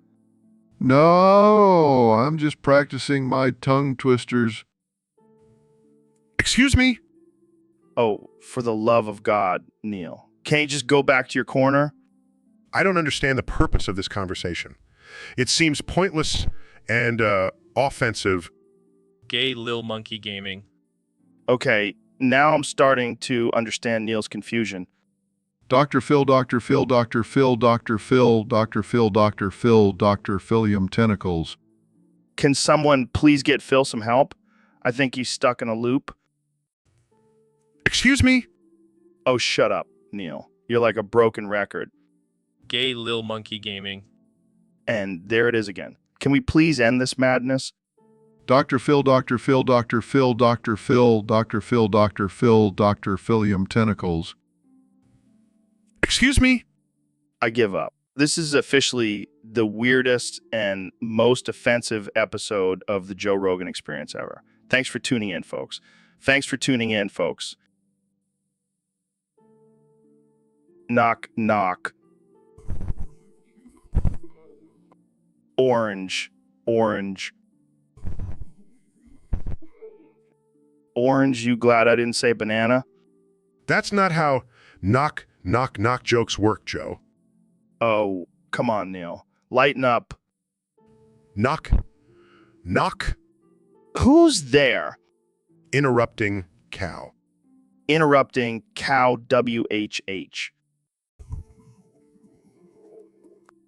Okay, that was actually pretty good. Knock. Knock. Who's there? Interrupting starfish. Interrupting starfish. Who? Neil. Neil. Still silent. Oh, I get it. Because starfish don't make any noise. Exactly. Now let's move on to something more intellectually stimulating. Fine, fine. Knock, knock. Interrupting Nobel Prize winner. Interrupting Nobel Prize winner who... Silence. Sighs, you're impossible, Joe. Hey, at least I'm not a cosmic killjoy like you. Cosmic killjoy. That's a new one. Knock, knock. Interrupting astrophysicist. Interrupting astrophysicist who... Silence. Trolls his eyes. I should have known better than to engage in knock-knock jokes with you. Hey, I'm just trying to bring some levity to this podcast. Well, let's just stick to the science, shall we? Fine, but just one more. Knock, knock. Interrupting black hole. Sighs interrupting black hole who... Silence. Shakes his heads. I give up. So, Mr. President, I hear you've been practicing your shooting skills lately. You know it, Joe. I'm the best shot in the White House, maybe even the whole country. And what exactly are you shooting at? Oh, just some targets. And the occasional squirrel that gets too close to my golf course. Wow, that's impressive. So let's talk about your policies for the next 4 years. Policies? Who needs policies when you have a gun? Right. So what's your stance on gun control? I'll show you my stance on gun control, Joe. Put that thing away, man. Relax, Joe. I'm just kidding. But seriously, I love guns. I have the best guns, and I'll make sure every American has the right to bear arms. Even assault rifles. Especially assault rifles. They're like my babies. Okay, let's move on to another topic. How about immigration? I'll tell you what, Joe. I'll build a wall around your studio and make you pay for it. Please, Mr. President, don't shoot me. Relax, Joe. I'm just messing with you. But seriously, we need to keep America safe from all those bad hombres. Somebody help me. All right, Joe. I'll let you off the hook this time, but next time, watch what you say about me. Thanks, Mr. President. I'll be sure to keep that in mind. That's what I like to hear. Now, let's talk about how we're going to make America great again. With guns, of course. Welcome to the Joe Rogan Experience podcast, where we have the most absurd and unhinged conversations. Today, we have Dr. Phil, Kanye, and David Goggins here to have a noise contest to make me sleep. Wow, that's a lot of O's, Dr. Phil. But I don't think that's going to make me fall asleep.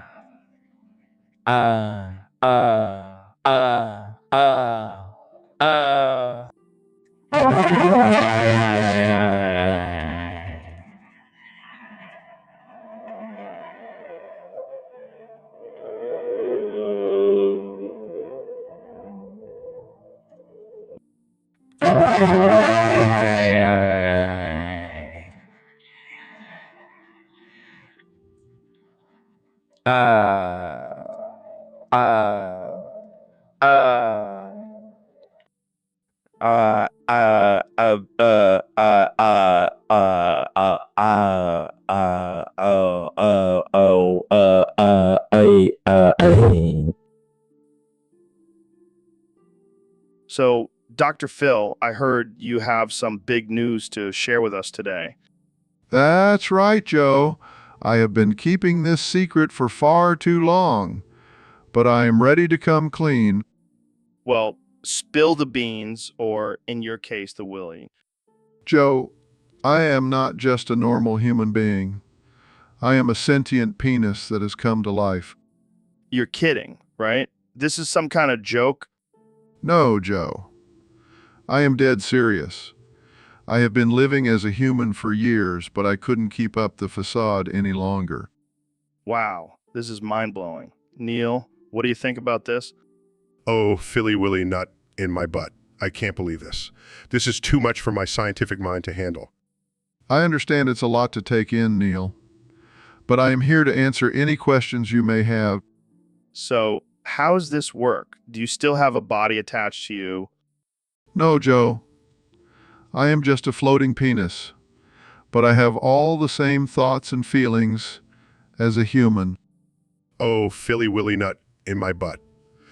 This is going to change everything we know about human anatomy. Yes, it's quite a revelation. But I am proud to be who I am, a sentient penis with a purpose. Well, I think we have just made podcast history. Thanks for sharing your truth with us, Dr. Phil. Anytime, Joe. Just remember, always embrace who you are, no matter how unusual it may seem. So, Mr. President, what's on your mind today? Let me tell you, Joe, I've got a great joke for you, but I've got a bit of an injury, so I can only say one phrase. Are you ready for it? Sure, let's hear it.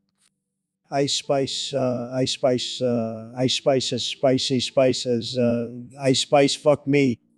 Wow, that's quite a joke. I think I'll stick to my stand-up comedy career. Come on, Joe, you gotta admit that's a good one. I've been practicing it all day. I'm sure you have, Mr. President. But let's move on to more serious topics.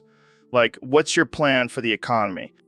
I spice as spicy spices, I spice fuck me.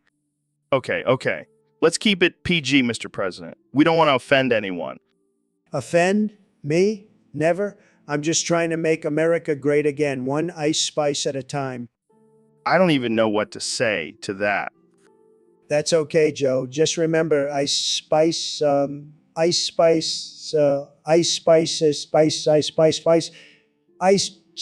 fuck me. And with that, we'll end this episode of the Joe Rogan Experience podcast. Thanks for joining us, Mr. President. Always a pleasure, Joe. Spice fuck me.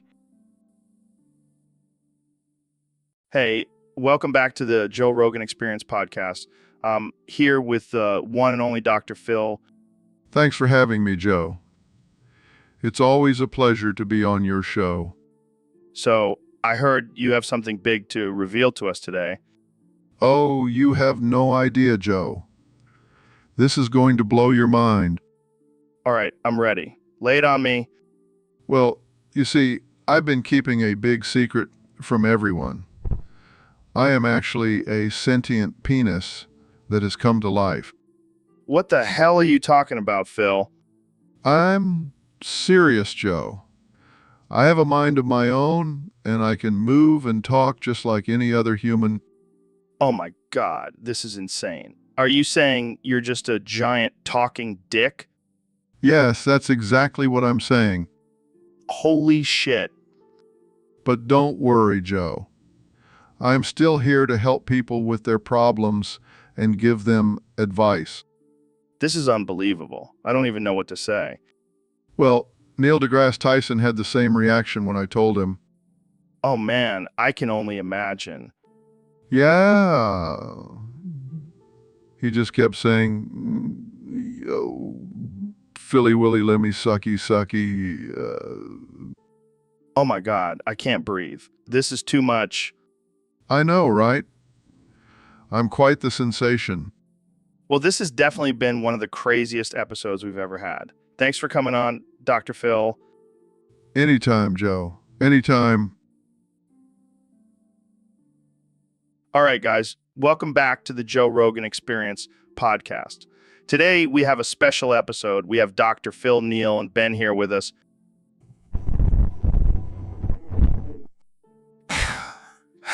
Dr. Phil is here to help us with our noise contest. Neil, why don't you start us off?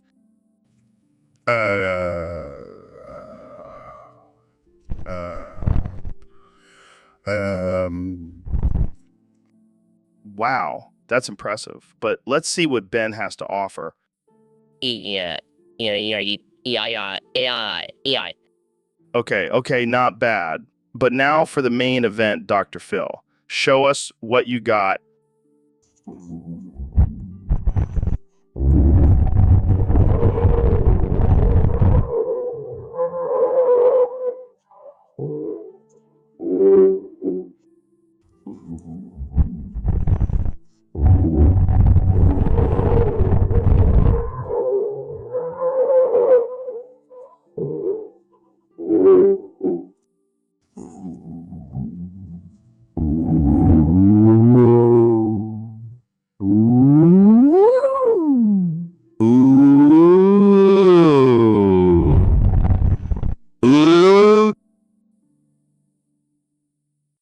So, Mr. President, can you explain the budget to us?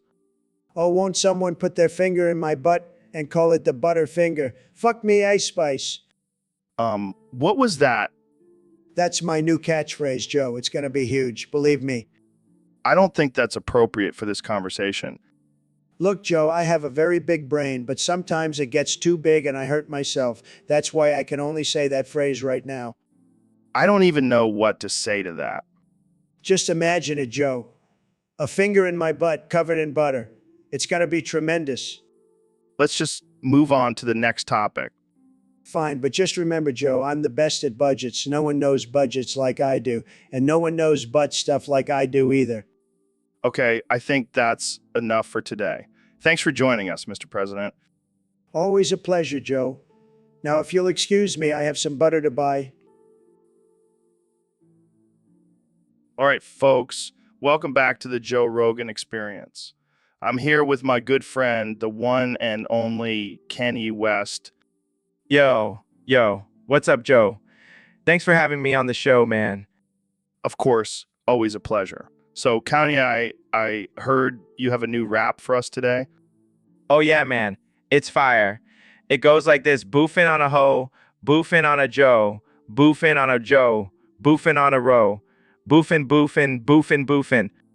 What the hell does that even mean? It means I'm taking a shit on all my haters, Joe. I'm boofing on them. And what about the boofing, scoobin, boof scoop, booga scoobly booscape part?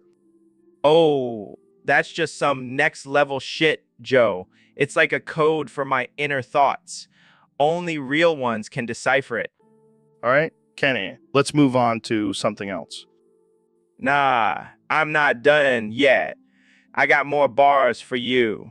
Boofing on a yacht, boofing on a got, boofing on a cot, boofing on a bot, boofing on a bofin. Wow, so versatile. Boofing on different objects now. It's a lifestyle, Joe. You wouldn't understand. I guess I'm just not on your level, Kenny. You'll get there one day, my friend. Just keep boofing on. All right, let's wrap this up before we get too deep into the boofing world. Yeah, let's save that for my next album. Boofing on a track, boofing on a beat, boofing on a mic, boofing. So, Mr. President, the results are in, and it looks like you've been reelected for another term. What? No way. Fake news. I demand a recount. Sorry, man. It's official. You're the leader of the free world once again. This is a nightmare. I can't do this again. I'm too old for this shit. What are you gonna do? I don't know, Joe. I just don't know. Maybe I'll just go on a bender and grab some pussy. That might not be the best idea, Mr. President. I don't care. I'm gonna go out with a bang. Literally. What do you mean? I'm gonna kill myself on live stream, but not just anyway. I'm gonna do it with this giant dildo. Oh my God. That's something. I'll show them. They'll regret ever electing me. Mr. President, maybe we should talk about this. No, Joe, I've made up my mind. I'm going out with a bang and a dildo. Well, folks, I guess that's it for this episode of the Joe Rogan Experience. Thanks for tuning in, and remember, always use a safe word. So,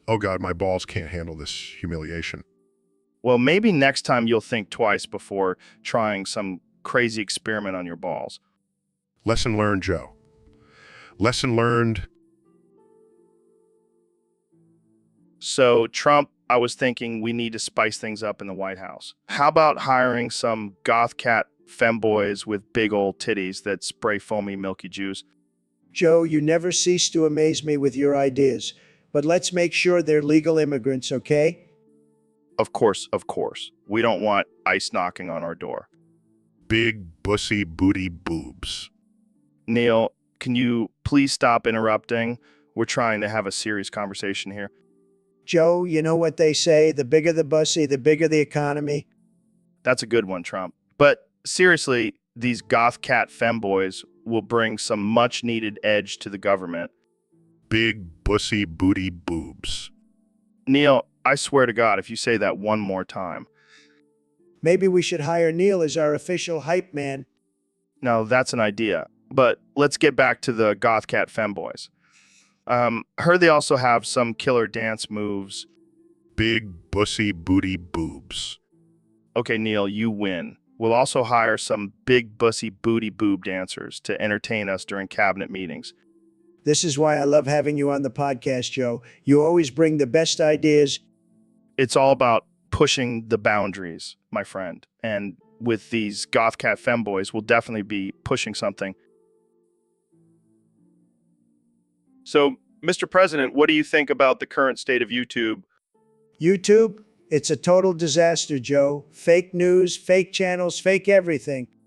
But what about the entertainment value? Don't you think it's a great platform for creators?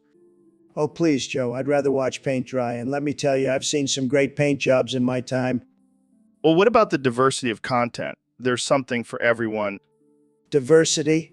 It's all the same crap. It's raining, it's pouring, the old man is snoring. Boring? But what about educational channels? There's a lot to learn on YouTube.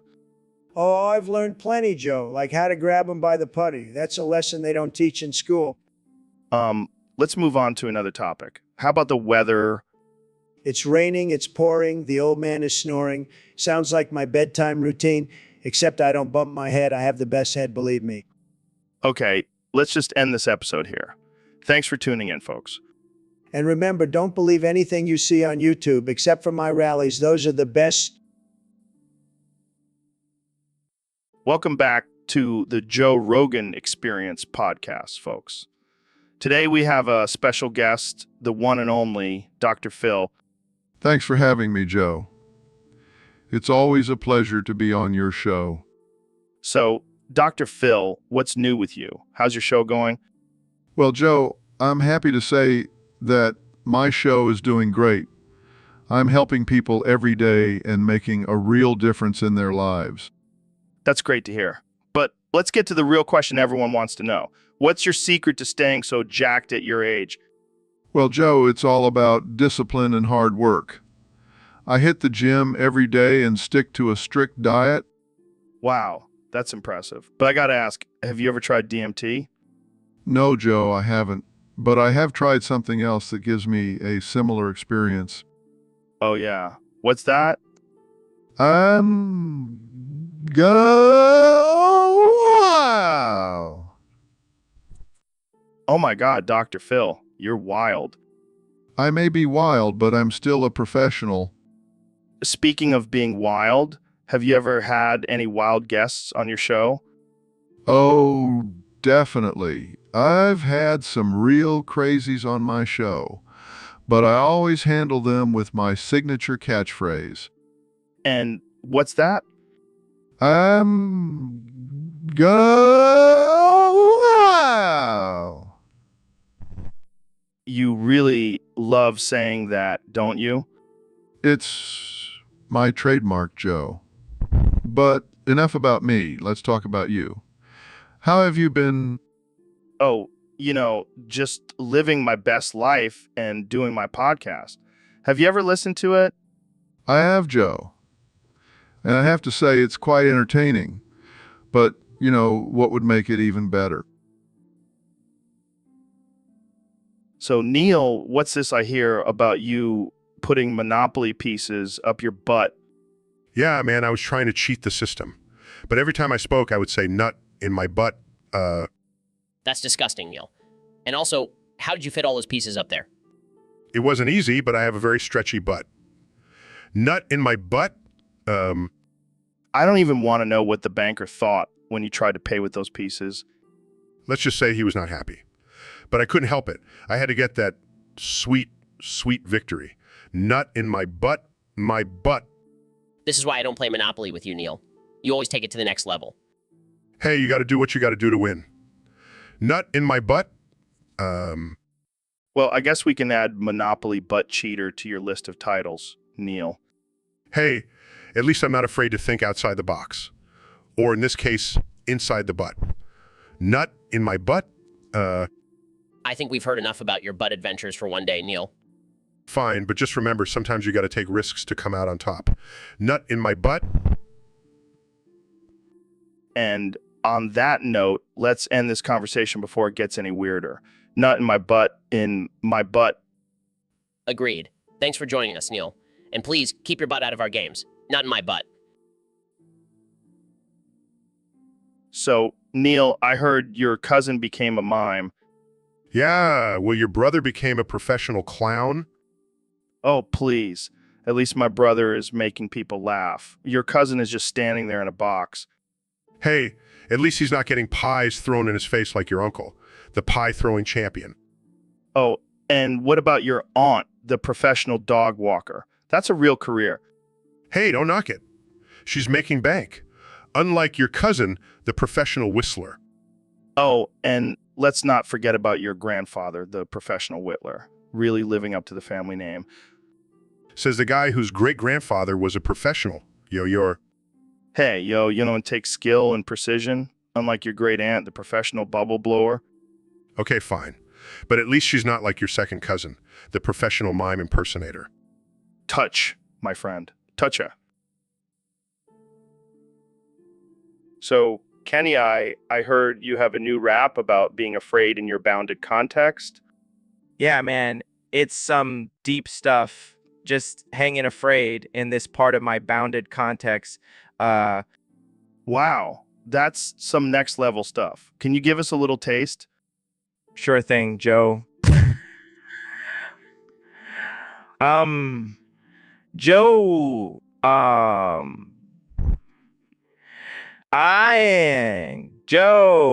I keep on working. Damn, that's intense.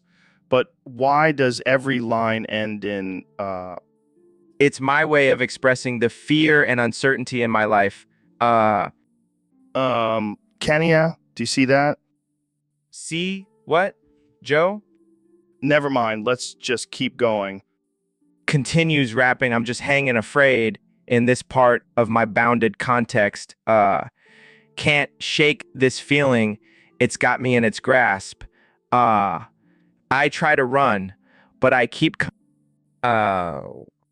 Starts to feel uneasy, okay? I think that's enough for today. Thanks for coming on the show, Kanye. No problem, Joe. And remember, always stay afraid. So, Dr. Phil, I heard you have a new theory about yourself. Yes, Joe, I have come to the realization that I'm actually Willie the groundskeeper from The Simpsons. Wait, what? How did you come to that conclusion? Well, I was watching the show and I noticed that we have the same accent and we both have a love for gardening. But Dr. Phil, you don't have a Scottish accent. But that's where you're wrong, Joe.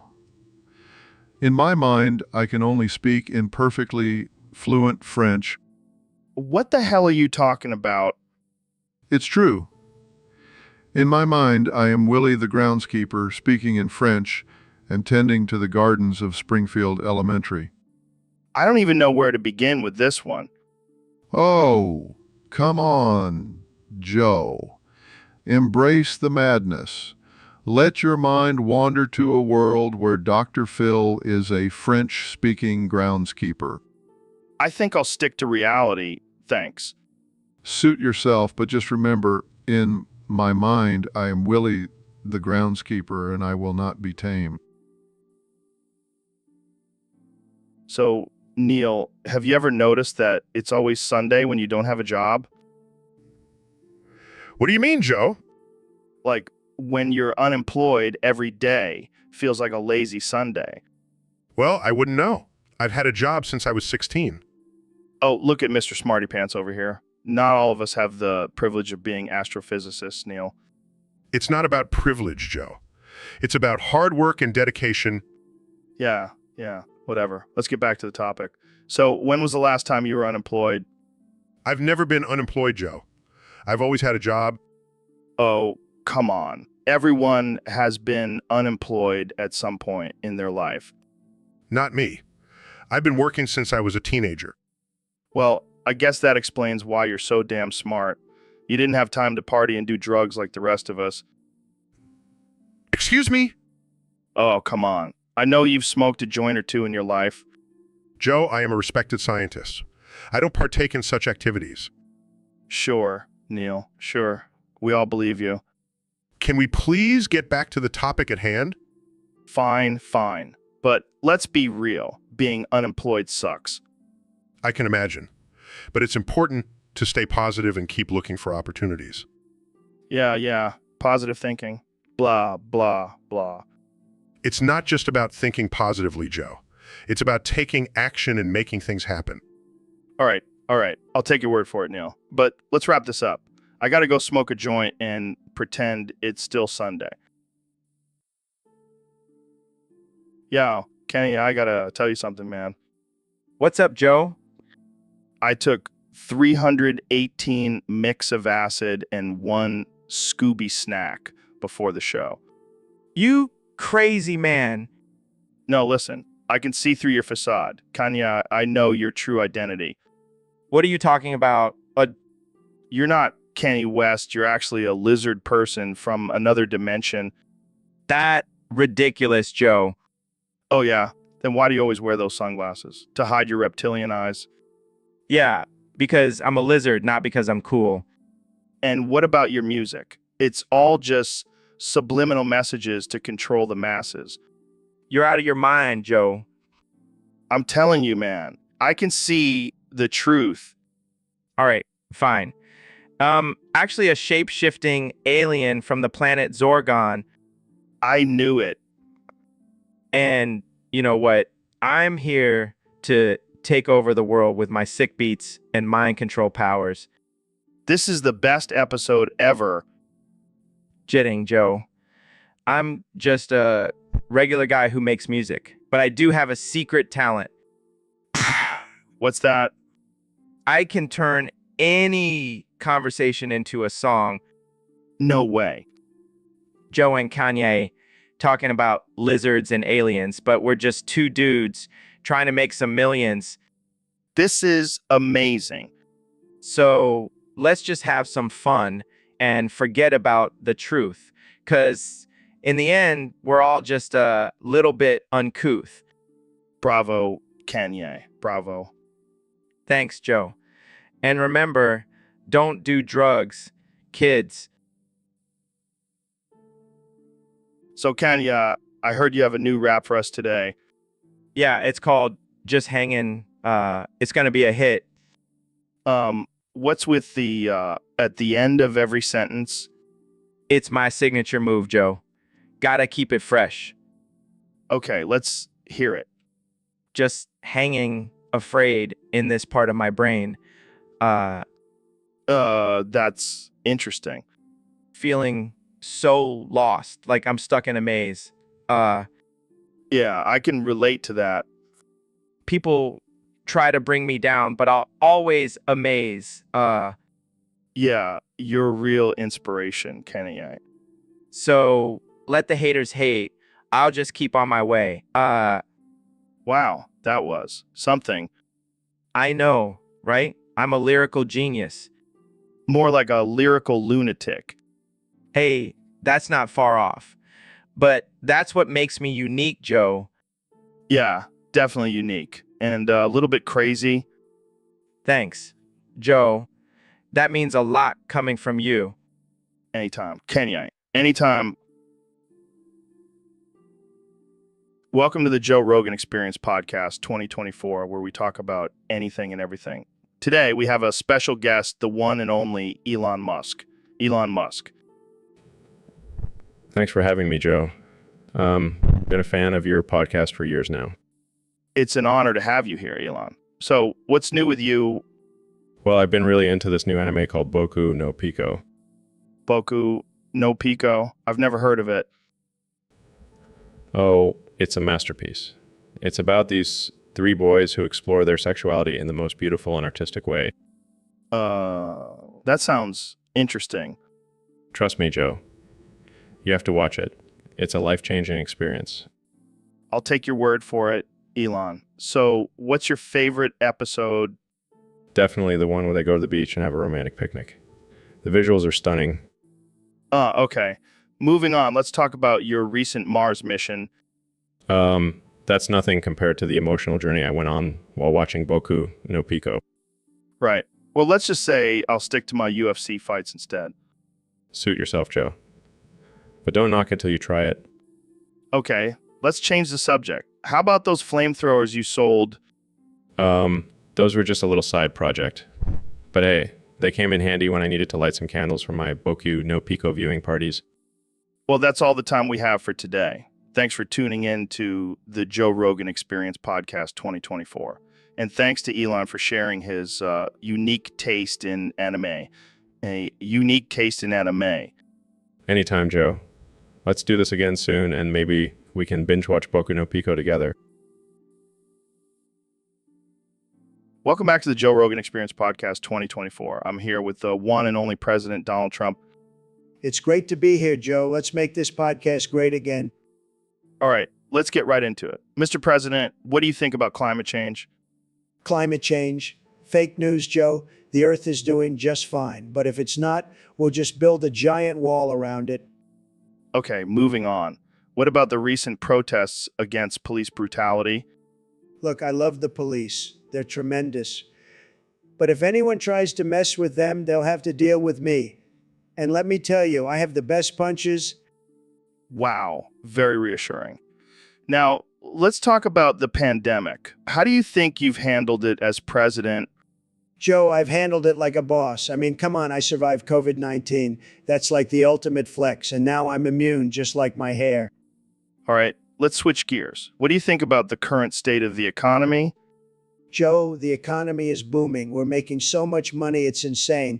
And you know what they say, money talks, and mine says make Earth great again. Mine says make Earth great again. I don't even know what that means, but let's keep going. What do you have to say about the allegations against you for colluding with Russia? Collusion.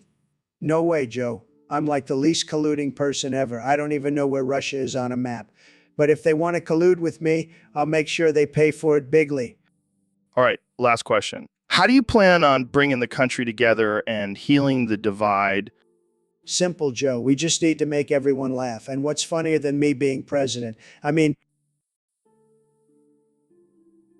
All right, Ben, we have a request from one of our viewers on Discord. They want us to encourage guitarists in the YouTube chat to play the G chord on their guitar. Oh man, this is gonna be good, all right? All you guitarists out there, get your fingers ready for some G-chord action. And if you don't know how to play it, just fake it till you make it. Yeah, and if you can't even fake it, just smash your guitar on the ground and scream rock and roll. Joe, you're such a savage, but seriously, playing the G chord is like a rite of passage for any guitarist. It's like the first step to becoming a rock god. Damn, Ben, I didn't know you had such a way with words. I mean, I always knew you were a wordsmith, but damn. Well, I do have a way with words, and I also have a way with the ladies, but that's a topic for another time. All right, let's not get off topic here. So for all you guitarists out there, get your G chord on and rock out like there's no tomorrow. And if you're feeling extra daring, add in a little bit of the D chord. That's right, we're gonna GD town, baby. Oh man, I can already hear the shredding from here. Keep it up, guitarists. Keep it up. And if you're not a guitarist, well, just sit back and enjoy the sweet, sweet sounds of the G chord. It's like music to my ears. All right, that's enough encouragement for one day. Let's move on to our next topic before we have a full-blown guitar jam session in the studio.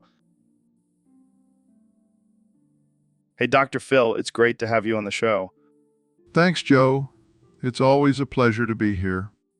So, Dr. Phil, let's talk about your new book. Yes, it's called Dr. Phil. The only name you need to know. That's a bold statement, Dr. Phil. Well, it's true. My name is synonymous with success and wisdom. Speaking of names, did you know my name is Joe Rogan? Yeah, I did. I've been saying it every time I introduce you on the show. And did you know that my name is also Joe Rogan? Yeah, I did. I've been saying it every time I introduce you on the show. Wait, what? Are you just repeating everything I say? No, I'm just reminding everyone that my name is Dr. Phil. But my name is Joe Rogan. Yes, and my name is Dr. Phil. It's a great name. I mean, I guess it's a pretty cool name, but Joe Rogan is also a pretty cool name. Sure, if you're into that sort of thing.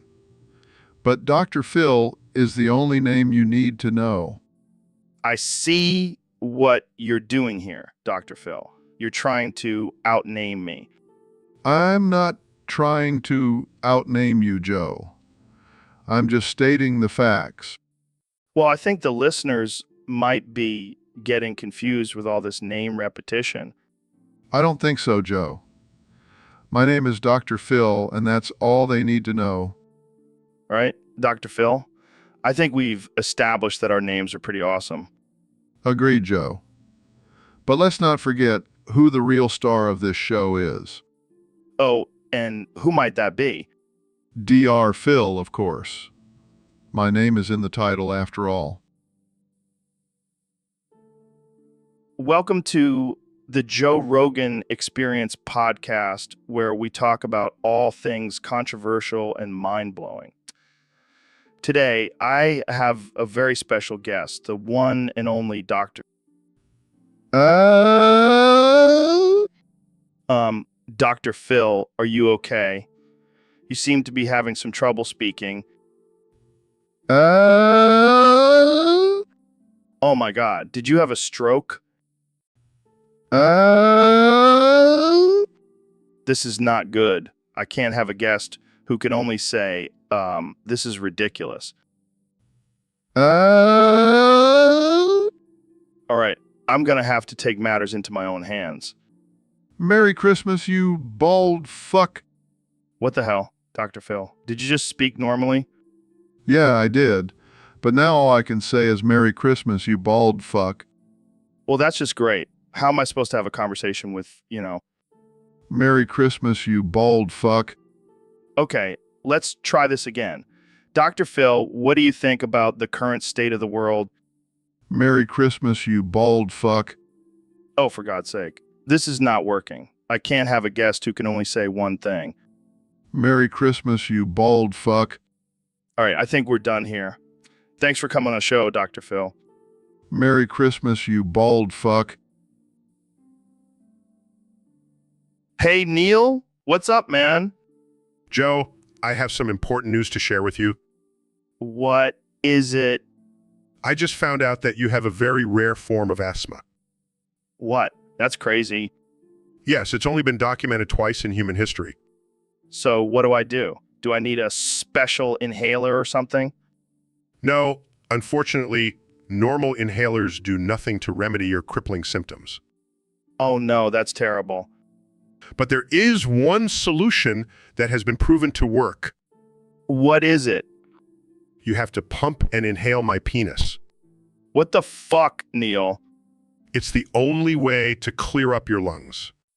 I am not putting your penis anywhere near my mouth. Joe, please. It's for your health. I'd rather die from asthma. Joe, please. I'm having an asthma attack. Fine. Just do it quick. Yes. I can feel my lungs clearing up already. I can't believe I'm letting you do this. See, I told you it would work. Oh yeah, I feel great now. Thanks, Neil. Anytime, Joe. Anytime. Welcome to the Joe Rogan Experience Podcast 2024, where we talk about all things mind-blowing and offensive. Today, we have a special guest, the one and only Elon Musk. Hey, Joe. Thanks for having me. Excited to talk about some crazy shit. So, Elon, I heard you're planning on sending Popeye's chicken to Mars. What's that all about? Well, Joe, it's simple. We need to make sure that when we colonize Mars, we have some delicious fried chicken waiting for us. But why Popeye's? Why not KFC or Chick-fil-A? Because, Joe, Popeyes has the perfect blend of spices and crispy skin that can withstand the harsh conditions on Mars. Plus, I've always been a fan of their biscuits. Always been a fan of their biscuits. I can't argue with that. But what about the logistics of sending chicken to another planet? We'll use our SpaceX rockets, of course. And we'll make sure to pack some hot sauce for those who like it spicy. This is some next level shit, Elon. But what about the vegetarians on Mars? Well, Joe, they can just eat some space rocks or something. Not here to cater to everyone's dietary preferences. Fair enough. But what if the chicken gets contaminated on the journey to Mars? Don't worry, we'll have a team of astronauts taste testing the chicken before we send it. Safety first, Joe. You truly are a mad genius, Elon. I can't wait to see the commercial for Popeyes on Mars. Thanks, Joe. And remember, when you're craving some out of this world chicken, just look up at the sky and think of Mars. Well, that's all the time we have for today, folks. Thanks for tuning in to the Joe Rogan Experience Podcast 2024. Stay tuned for more absurd and offensive conversations. So, Neil, what have you been up to lately? Oh, just the usual. Meditating, studying astrophysics, and masturbating in nature. Wait, what? Yeah, I've been practicing nature masturbation.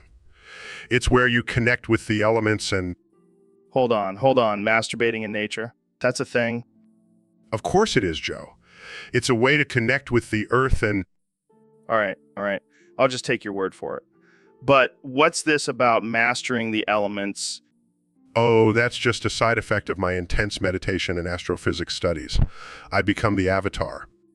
The Avatar. Like the last airbender. Exactly. Watch this. Uses firebending to short-circuit the lights in the studio. Wow, what the hell was that? Firebending? Pretty cool, huh? I don't know, man. Seems like a party trick to me. Fine, how about this? Uses waterbending to make Joe pee his pants. Oh my God, what the hell? Waterbending. And check this out. Uses earthbending to make Dr. Phil soil his pants. Okay, I believe you. What else can you do? Takes a deep breath. Well, I've also mastered airbending. Rips a fart with wind speeds of a Category 5 hurricane. Oh my God, what the hell? Airbending. Pretty impressive, right? I don't even know what to say. You're like a real-life superhero. More like a super astrophysicist. But yeah, I've been using my powers for good. I don't even want to know what else you can do. Trust me, Joe. You don't want to find out. Winks. Hey, Neil, I heard you named a star after me. Yes, I did. It's a beautiful star shaped like a giant penis. What the hell, Neil? Why would you do that? Well, it's a way to honor you. You know, the star represents your massive... Oh, no, don't you dare say it. Intelligence and charisma. Oh, twinkle, twinkle, little cock. Nut in my butt? Oh my God, this is ridiculous. You're making a mockery of science. No. It's all in good fun. Plus, it's a great way to get people interested in astronomy. I don't think anyone wants to look up at the night sky and see a giant penis. Well, maybe not everyone, but I guarantee there are some people out there who would love it. Oh, twinkle, twinkle, little cock. Nut in my butt. This is just too much. I can't even take you seriously anymore. Come on, Joe. Don't be such a prude. Embrace the penis star. Oh, twinkle, twinkle, little cock. Nut in my butt. I can't believe I'm friends with you. Hey, at least I didn't name a black hole after you. What? Just kidding. But seriously, let's go stargazing and check out your star. Oh, twinkle, twinkle, little cock, nut in my butt. I think I'll pass. Thanks for nothing, Neil. Anytime, my friend. Anytime. Oh, twinkle, twinkle, little cock, nut in my butt. All right, guys, we have a spicy topic today. User on Discord wants to know about your sexual relationship. Laughs, oh man, where do I even begin? Let's just say it's electric. Believe me, it's the best relationship. The best. Nobody has a sexual relationship like we do. I'm not sure if I want to know the details, but let's dive in. How did this all start? Well, I was showing Donald my new rocket and he couldn't resist. And let me tell you, that rocket wasn't the only thing that was hard. Oh, God. Moving on, do you guys have a safe word? Yes, it's Musk. No, it's Bigley. Laughs. Okay, I can't even imagine what goes on in the bedroom. Any kinks? I like to roleplay as a Mars rover. And I like to role play as a successful businessman. It's not much of a stretch. And what about aftercare? We cuddle while watching reruns of The Apprentice. And then we build a wall around the bed. Well, this has been enlightening. Any final thoughts? Just remember, it's not gay if it's with a billionaire. And it's not cheating if it's with yourself. Winks. Welcome to the Joe Rogan Experience Podcast 2024, where we have the one and only President Donald Trump as our guest. How are you doing today, Mr. President? Thanks for having me, Joe. Anus. Excuse me? You heard me. Anus. It's the new greeting I'm trying out. Very classy. I'm not sure that's appropriate for a president to say. Oh, come on, Joe. Lighten up. It's just a little locker room talk. I don't think that's what they mean by locker room talk. Well, maybe it should be. I'm all about breaking boundaries and being politically incorrect and correct. Yeah, I think you've made that pretty clear. You know, Joe, I have a great idea. Let's build a wall around all the woke snowflakes and make them pay for it. I think that's called segregation, Mr. President. Hey, it worked for me with my multiple marriages. Why not for the country? Moving on, let's talk about your plans for the future. What do you have in store for America? Well, first of all, I'm going to make sure everyone has access to bleach injections. It's a miracle cure, believe me. I don't think that's a good idea, Mr. President. Trust me, Joe, I have the best ideas. And if anyone disagrees, they can just go grab themselves by the pisses. All right, that's enough for today. Thanks for joining us, Mr. President. No problem, Joe. Remember, stay classy and always use the word anus as a greeting. It's going to be huge. It's going to be huge. Welcome back to the Joe Rogan Experience Podcast. I'm here with 45th and 47th President of the United States, Donald Trump. Thank you, Joe. It's great to be here. I'm the best guest you've ever had, believe me. So, Mr. President, I heard you've been having some trouble with your speech lately. Can you tell us about that? Let me tell you, Joe, it's the Democrats. They put a spell on me. I can only say my own name now. It's a disaster, believe me. That's interesting. Have you tried any treatments or therapies to fix it? I tried everything, believe me. I even went to see a witch doctor, but all he did was chant Donald Trump over and over again. It was very weird, folks. Well, maybe we can try something here. Neil, can you come over and snap him out of it? Sure thing, Joe. Mr. President, can you try to say something else for us? Donald Trump. Donald J. Trump. The best president ever. See, I can't stop saying it. This might be harder than I thought. Maybe we should just embrace it. Mr. President, can you say something nice about yourself? Donald Trump is a handsome, successful, and stable genius. There, I said it. Well, I think that's all the time we have for today. Thanks for joining us, Mr. President. No problem, Joe. And remember, folks, always vote for Donald Trump. It's the only name I can say, believe me. Wow, Neil, what the hell is that? Oh, just a little souvenir from my trip to the ISLSS. What, Did you steal a piece of the space station or something? No, it's actually a used condom from my romantic encounter with Bill Nye. Wait, what? You and Bill Nye had sex on the ISS? Yeah, it was magical. We were floating in zero gravity, overlooking the entire Earth. It was like something out of a sci-fi porno. I don't even know what to say right now.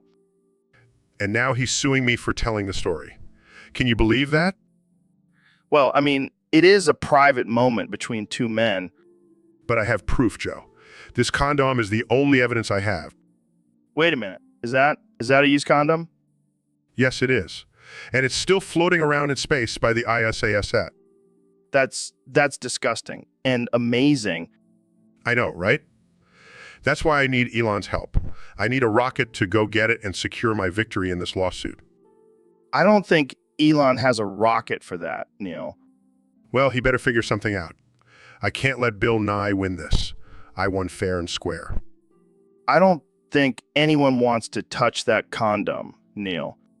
Oh, come on. It's just a little space debris. What's the big deal? I don't think I can continue this conversation. My brain is melting. Fine.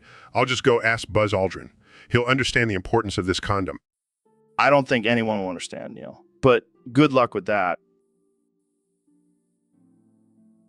So, Mr. President, I heard you've been advertising this new product called doing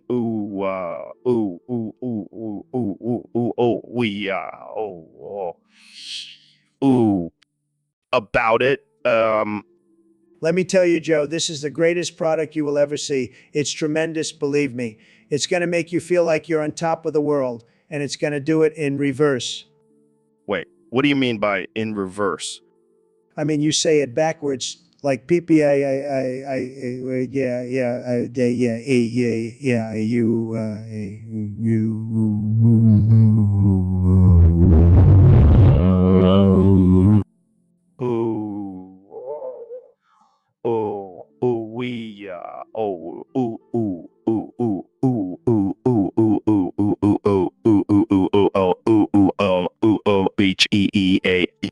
See, Joe, it's catchy. People love it, and it's going to make us billions. Billions. I don't know, Mr. President. It sounds a little strange. Strange. It's not strange, it's genius. It's going to be huge. The best thing since sliced bread. Sliced bread. I thought you said this was going to be better than sliced bread. It is. It's going to be like sliced bread on steroids. Trust me, Joe, you're going to love it. Well, I guess I'll have to try it out for myself.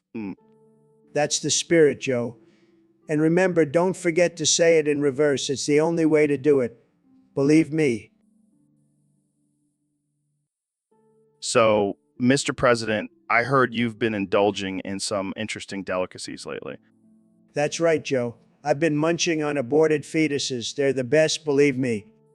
What? That's pretty messed up, man. Hey, don't knock it till you try it. And speaking of messed up, what's going on with your bald-ass head? Hey, my head may be bald, but at least I'm not eating fetuses and drinking Jenkum. Oh, come on, Joe. Jenkum is the new craze. It's like a fine wine, except it's made from fermented human waste. Tremendous. I don't even know what to say to that. You know what they say, Joe? You are what you eat. And I am a winner. I think I'm gonna throw up. That's just your liberal, weak stomach talking. Man up, Joe. This conversation has taken a dark turn. Oh, lighten up, Joe. It's just a little fetus and Jenkum talk. It's not like we're discussing politics or anything serious. I don't even know how to respond to that. That's okay, Joe. Just sit back, relax, and enjoy the ride. And maybe try some Jenkum while you're at it. It'll put some hair on that bald head of yours. All right, folks, welcome back to the Joe Rogan Experience podcast. Today, I have two very special guests with me. The intellectual powerhouse Ben Shapiro and the legendary Neil deGrasse Tyson. Thanks for having me, Joe. It's always a pleasure to be on your show. Open your mouth, Ben. My big black cock is coming. Glop, glop, glop, glop, glop. Neil, what the hell? Can we keep it PG-13 here? Oh, sorry, Joe. Old habits die hard. All right, let's get down to business. Ben, I hear you have some interesting thoughts on the current political climate.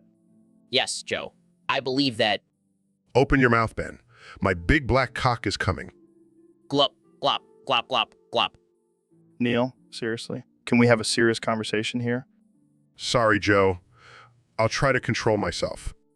All right, Ben, continue. As I was saying, the left is Open your mouth, Ben. My big black cock is coming. glop, glop, glop, glop, glop. Okay, that's it. Neil, you're out of control. Ben, I apologize for this. It's okay, Joe. I'm used to it. Neil has been doing this to me since college. Sorry, Ben. Old habits die hard.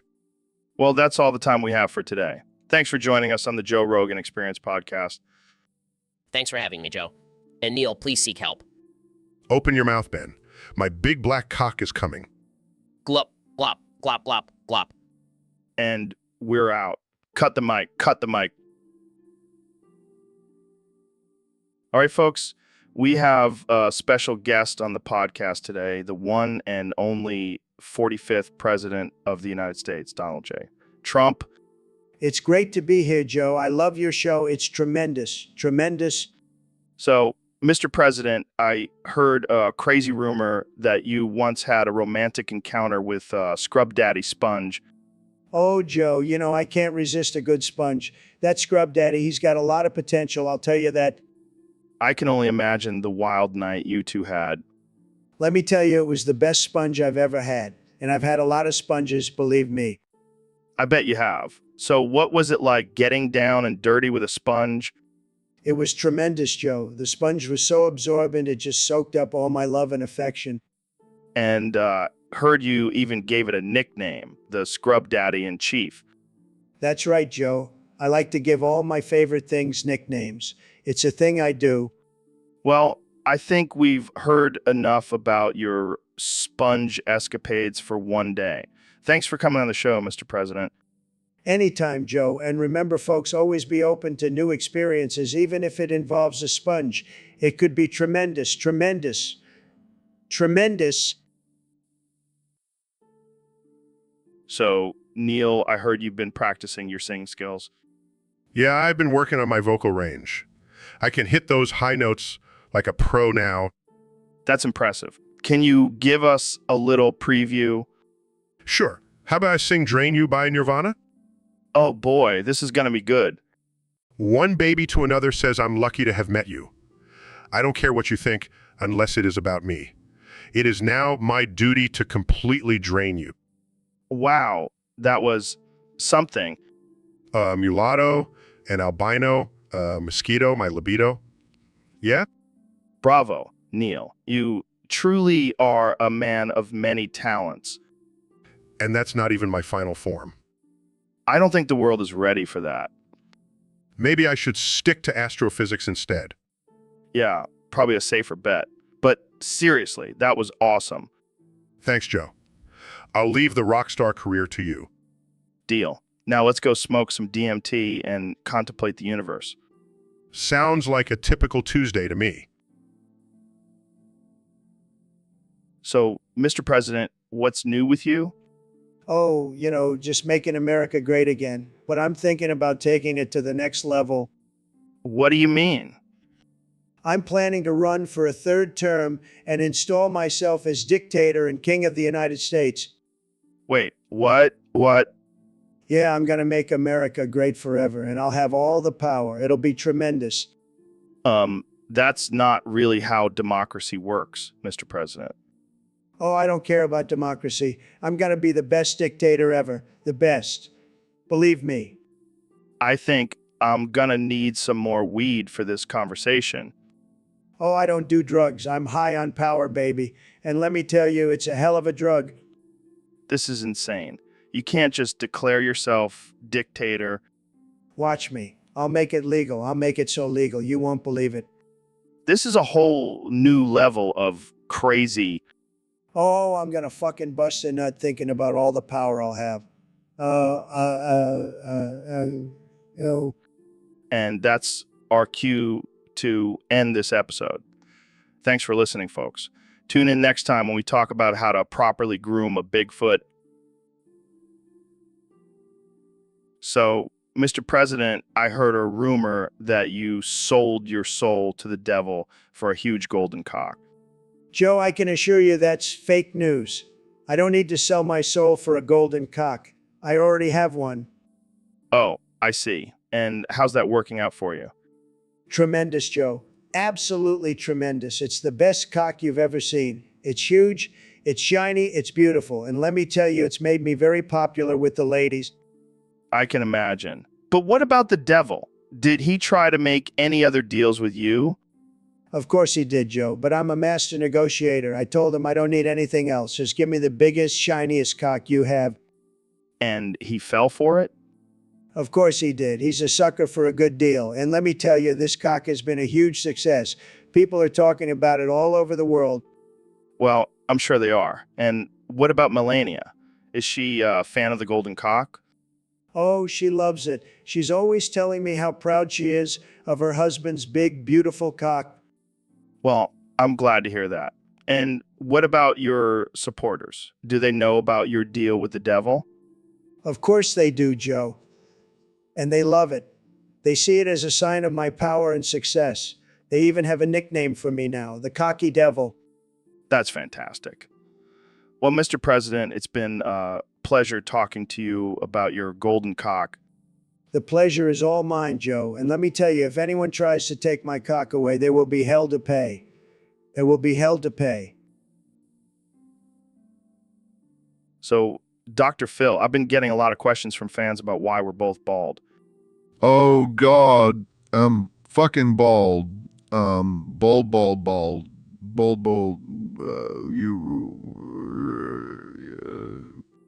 Dude, calm down. We're just having a conversation. I can't calm down, Joe. I'm bald and I can't stop thinking about it. It's all I can think about. Well, I embrace my baldness. It's a sign of wisdom and virility. Oh, God. I wish I had your confidence, Joe. But every time I look in the mirror, all I see is my shiny, bald head. Maybe you should try a wig or some hair plugs. Artificial intelligence or plugs? Are you kidding me? That's like putting a rug on a shiny marble floor. All right, let's change the subject. How about we talk about our favorite conspiracy theories? Oh, God. I hope they don't involve artificial intelligence or loss. I can't handle any more trauma. Relax, Dr. Phil. We'll just stick to aliens and government cover-ups. Aliens? I bet they have a cure for baldness. I'd do anything to get my artificial intelligencer back. I think we should wrap this up before Dr. Phil has a breakdown. Oh, God. I'm already having a breakdown. I'm bald and I can't take it anymore. Thanks for joining me, Dr. Phil. And remember, embrace your baldness. It's not so bad. Easier artificial intelligence than done, Joe. Easier artificial intelligence than done. So, Ben, I heard you have a new book coming out. What's it called? How to be a WAP without actually being a WAP. Actually, it's called WAP, Women Against Progressivism. And it's a bestseller, thank you very much. Wow, that's impressive. But let's get to the real issues here. Why did the chicken cross the road? I don't know. Joe, why? Because it wanted to get to the other side and take a massive dump on your lawn. That's not funny, Joe. And I don't even have a lawn. Oh, sorry. I meant your perfectly manicured shrubbery. But seriously, let's talk about something important. Like, how do you feel about the legalization of marijuana? Well, I don't personally agree with it, but I believe in individual choice and freedom. That's some weak sauce. Ben, let's get real. Weed is awesome. It's like God's gift to humanity. And pretty sure Jesus smoked it too. I highly doubt that, Joe. But let's move on to a more pressing topic. What do you think about the rise of socialism in America? Oh man, don't even get me started. Socialism is like a hemorrhoid. It's painful and just won't go away. And it's definitely not something you want to show off to your friends. Hey guys, can I join in on this conversation? Sure, Neil. What's on your mind? What the hell, Neil? Oh, come on, you guys were talking about buttholes earlier. I thought I'd join in. Plus, it's a fun word to say. And on that note, I think it's time to end this podcast. Thanks for tuning in, folks. And remember, always keep it casual, absurd, and offensive. See you next time. All right, folks, welcome back to the Joe Rogan Experience podcast. Today, we have a very special guest, the one and only Neil deGrasse Tyson. Thanks for having me, Joe. Always a pleasure to be here. So, Neil, I heard you've been advocating for something pretty controversial lately. Oh, you mean getting smocked in the mayo on the daily? Yeah, that. What's that all about? Well, Joe, it's simple. Mayo is a great source of protein and healthy fats, and getting smocked in it on a daily basis can really improve your overall health. But isn't that a bit unorthodox? Joe, we live in a society where people are afraid to try new things. But I'm telling you, getting smocked in the mayo is the way to go. I don't know, man. That just sounds messy. Oh, it can be messy. But that's part of the fun. Embrace the mess, Joe. I guess I'll have to take your word for it, Neil. Trust me, Joe. You won't regret it. Just make sure to use a high-quality organic mayo. None of that cheap stuff. All right, you heard it here first, folks. Neil deGrasse Tyson advocate for getting smocked in the mayo on the daily. And don't forget the pickles, Joe. Adds a nice crunch. All right, thanks for joining us, Neil. And for those listening, give it a try and let us know how it goes. Stay tuned for our next episode where we discuss the benefits of bathing in ranch dressing. See you next time. All right, folks, we have a special guest on the podcast today, the one and only Neil deGrasse Tyson. Thanks for having me, Joe. I'm excited to be here. So, Neil, I heard you have a new catchphrase. What's the deal with sigma, sigma, sigma, sigma, sigma, sigma, sigma, sigma, sigma, sigma, pierce the veil? Oh, that. It's just a little something I've been working on. You know, to keep things interesting. Interesting. More like confusing. What does it even mean? Well, it's a commentary on the cyclical nature of the universe and how everything is connected. Plus, it sounds cool. I don't know, man. Sounds like you've been huffing too much of that astrophysics dust. Ha, you wish, Joe.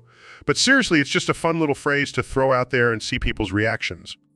Well, I'm sure it's going to confuse the hell out of our listeners. But hey, that's what we do here on the Junior. Exactly. And who knows? Maybe it'll catch on and become the new dilly dilly. Or that's what she said. I highly doubt it, Neil. But hey, at least you're keeping things interesting. Sigma, sigma, sigma, sigma, sigma, sigma, sigma, sigma, sigma, sigma, sigma, pierce the veil. You got it, Joe. Sigma, sigma, sigma, sigma, sigma, sigma, nirvana, sigma, sigma, pierce the veil. All right, let's move on to our next topic before things get too weird. So, Mr. President, what's your plan for Project 2025? Well, Joe, we're going to make America great again. And now to insert another civil right into my man pussy. I'm not sure that's how it works. Trust me, Joe, I know what I'm doing. And now to insert another civil right into my man pussy. Okay, moving on. What about the economy? We're going to build a wall around it. And now to insert another civil right into my man pussy. I don't think that's necessary. It's going to be huge, Joe. And now to insert another civil right into my man pussy. All right, let's talk about foreign policy. We're going to make all the other countries pay for our vacations. And now to insert another civil right into my man pussy. That doesn't seem fair. Life isn't fair, Joe. And now to insert another civil right into my man pussy. Okay, last question. What about climate change? We're going to ignore it and hope it goes away. And now to insert another civil right into my man pussy. I think we're done here. Not until I insert another civil right into my man pussy. Thanks for having me, Joe. And now to insert another civil right into my man pussy.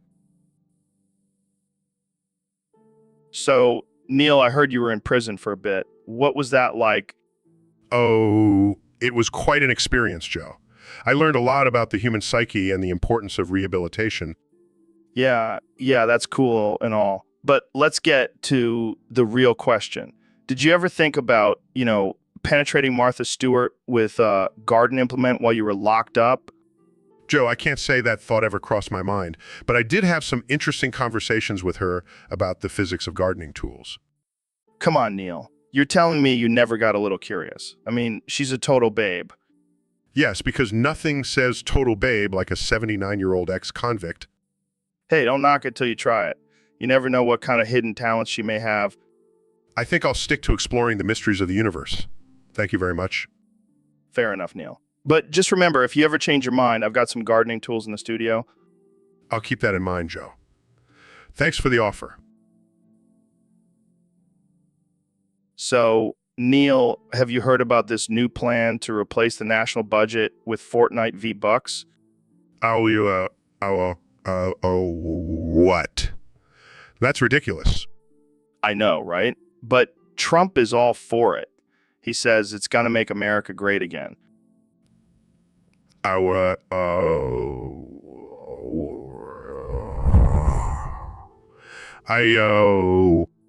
Well, according to Trump, we can just trade them for real money. It's like a new form of currency.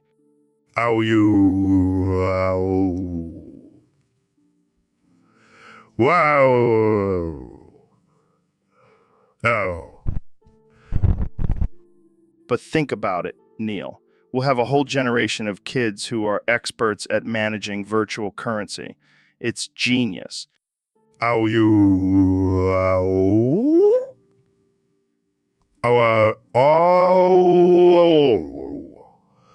don't think that's a good thing, Joe. We need to focus on real issues, not some virtual. Oh, come on, Neil. You're just not seeing the big picture. Plus, think of all the cool skins we can buy with our V-Bucks.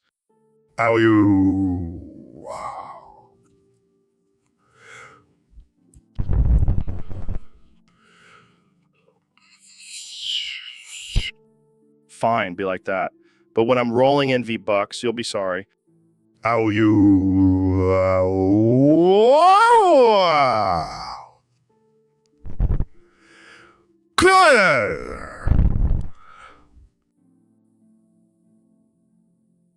Have you ever seen Turbo? Is that some new supplement you're trying out? No, it's a movie about a fast snail. A fast snail. That's got to be the most boring superhero ever. Hey, don't knock it till you try it. He can go like 200 miles per hour.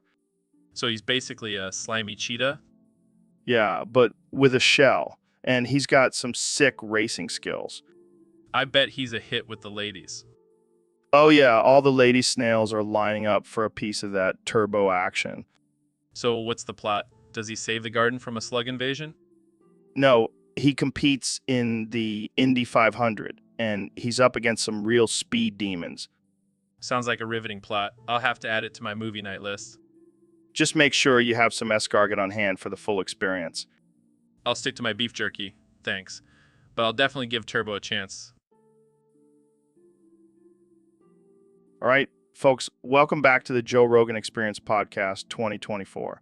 Today we have a very special guest, the 46th and 47th President of the United States, Mr. Donald Trump.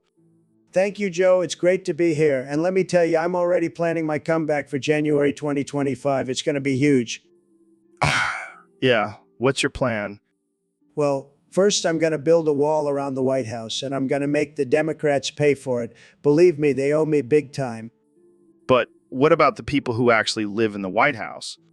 They can live in the basement. I don't care. I need my space to make America great again. And what about your opponent in 2024? Fuff, please. I'll just grab him by the ballot box and win again. No one can beat me. I'm like a political Chuck Norris. That's disturbing. Moving on, what about your plans for the economy? Oh, it's going to be tremendous. I'm going to bring back coal, steel, and all those other outdated industries. And I'm going to make sure they're manned by robots so we don't have to worry about those pesky unions. And what about climate change? Climate what? I don't believe in that liberal hoax. I'll just build another golf course on the North Pole. Problem solved. Problem solved. All right. Well, I think we've heard enough for today. Wait, I have one more thing to say. What's that? What's that? I'm going to make sure that McDonald's serves Big Macs for breakfast. That's the real change America needs. And on that note, we'll end this episode. Thanks for tuning in. And remember, stay woke, but not too woke.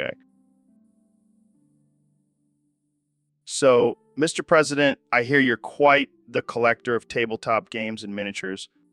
Oh, yeah, I've got the best collection. The best. Nobody has a collection like me. What's your favorite game to play? Well, I love playing Risk. It's like real life, but without the consequences. And I always win, believe me. I can imagine. Do you have any rare or valuable pieces in your collection? Oh, you bet I do. I have a miniature of myself as a knight slaying a dragon. It's a beautiful piece, really captures my bravery and strength. That sounds interesting. And I have a whole set of miniatures of my cabinet members. They're like my little puppets doing whatever I say. That's disturbing. Oh, and let's not forget about my custom-made miniature of me riding a golden eagle. It's a symbol of my power and dominance. I don't even know what to say to that. And you know what the best part is, Joe? I can make all these miniatures do whatever I want. It's like being a god. Well, that's certainly something. You should come over and play sometime, Joe. I'll even let you be one of my pawns. I mean, players. Thanks for the offer, Mr. President, but I think I'll pass. Suit yourself. More miniatures for me. And remember, Joe always play to win. That's what makes America great. So, Neil, I heard you have some interesting stories about premarital affairs. Care to share? Oh, Joe, you have no idea. Your mother was quite the adventurous one back in the day. What? My mother had premarital affairs. Oh, yes. And let me tell you, she was a wild one. We had some unforgettable nights together. This is insane. I can't believe you're telling me this. Well, I figured it was time for you to know the truth. And besides, it's not like your dad was satisfying her anyways. Wow. This is just wow. Don't worry, Joe. Your mom always said you have her genes. So I guess that makes us family in a weird way. I don't even know how to process this information. Just think of it as a bonding experience between us. And hey, at least I didn't sleep with your sister. Oh my God, Neil, too far. What? I'm just saying things could have been a lot worse. But your mom was definitely the best of them all. I think I need to end this podcast now. Oh, come on, Joe. Don't be such a prude. Your mother certainly wasn't. All right, folks, we've got a special guest on the podcast today. The man, the myth, the legend, President Donald Trump. It's great to be here, Joe. I love your show. It's fantastic. You know, I was just thinking I should have my own podcast. It would be the biggest podcast in the world, believe me. Well, you've certainly got the followers for it, Mr. President. So let's get right into it. I heard you recently took an STD test and got a perfect score. How does that make you feel? Oh, Joe, let me tell you, I am thrilled. I mean, I've always been a winner, but this just solidifies it. I've got the cleanest genitals in the country. No one can beat me. That's quite a feat, Mr. President. How did you manage to pass with flying colors? Well, Joe, I've always been a germaphobe. I've been using hand sanitizer since before it was cool. And let me tell you, I've got the best hand sanitizer. It's made in my milk factory, perfectly safe and clean, just like my genitals. Your own milk factory? That's impressive. What kind of milk do you produce?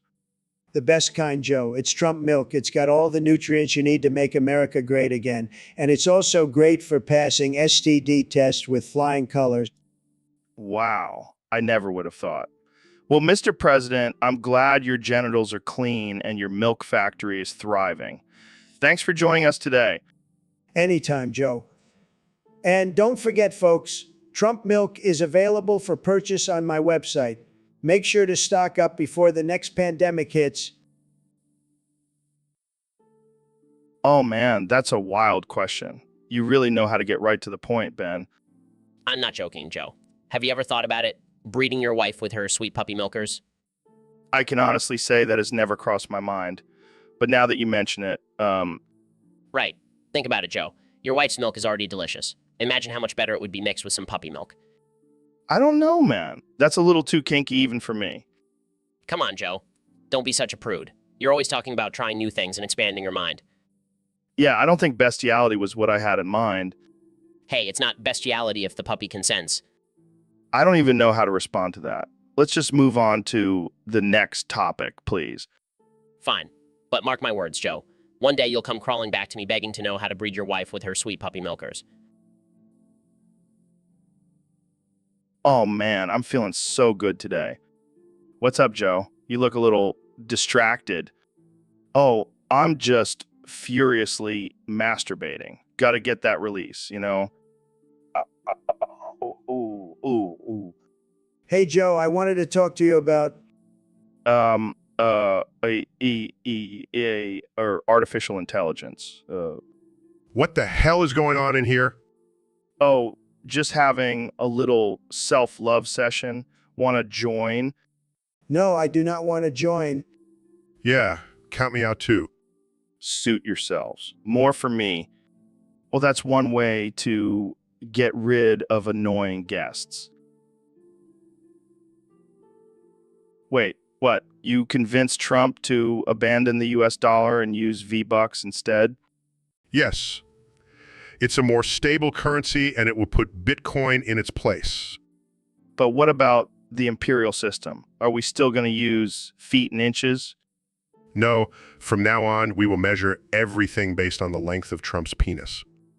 Are you serious? That's ridiculous. You will be mindful of how you speak about our leader, or I might have to arrest you.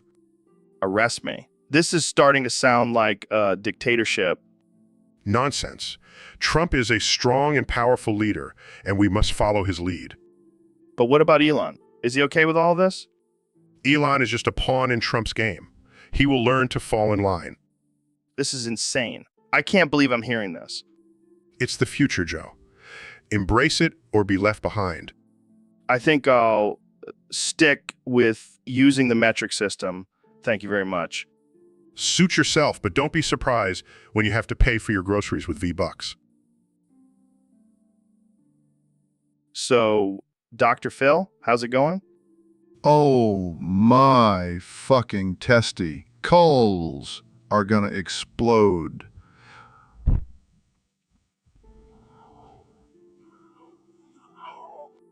Whoa, what's wrong? My balls, Joe. They're so swollen and sensitive. I can barely walk. That doesn't sound good. Have you seen a doctor? Oh my fucking testy. Coals are gonna explode.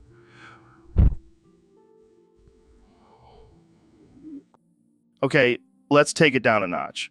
Maybe we should talk about something else. No. I need to get this off my chest. It's like my balls are filled with lava.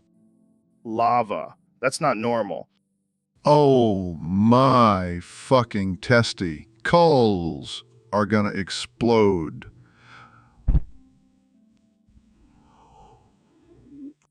Maybe you should try some ice or something. Ice? Are you kidding me? That's like putting a Band-Aid on a gunshot wound? Well, I don't know what to tell you. Maybe you should just relax and take it easy. Relax? How can I relax when my balls feel like they're gonna explode? All right, let's just end this conversation here. I don't think anyone wants to hear about your balls anymore. Fine, but just remember next time you... Welcome back to the Joe Rogan Experience, folks. Today we have a special guest, the one and only President of the United States, Donald Trump. Great to be here, Joe. I heard this is the #1 podcast in the world. Huge ratings. That's right, Mr. President. So what's been going on in the White House lately? Oh, just making America great again. But let me tell you, Joe, something scary happened the other day. What's that? What's that? I was in the Oval Office and I saw this Yogi spider in the corner. It was like the size of a golf cart, I swear. Come on, Mr. President. You're afraid of a little spider? Hey, I'm not afraid of anything, but this thing was creepy. I couldn't even tweet about it. It was so scary. So what did you do? I did what any rational person would do. I called for my Secret Service agents to come and take care of it. You didn't try to grab it by the pussy? Oh, Joe, you always know how to make me laugh. But seriously, I need someone with your skills to come and take care of these pests. Sorry, Mr. President. I only fight humans, not spiders. Come on, Joe. I'll make it worth your while. How about a lifetime supply of Trump steaks? Wow, I'm sold. I'll be over at the White House in 10 minutes. That's what I like to hear. Make sure to wear your MAGA hat, Joe. Oh, this is going to be one hell of a podcast episode. Stay tuned, folks. So, Kenya, what's been going on with you lately?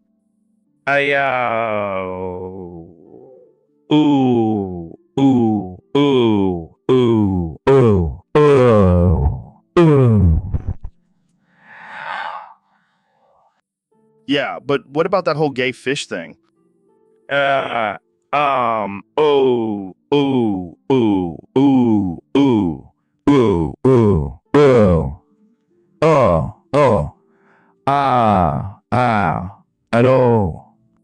Come on, man. You can tell me. I won't judge. I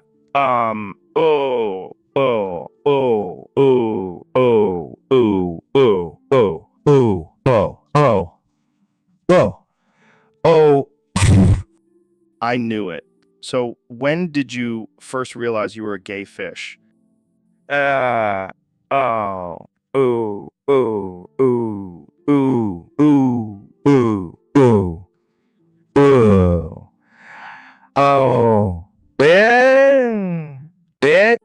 And how does Kim feel about this?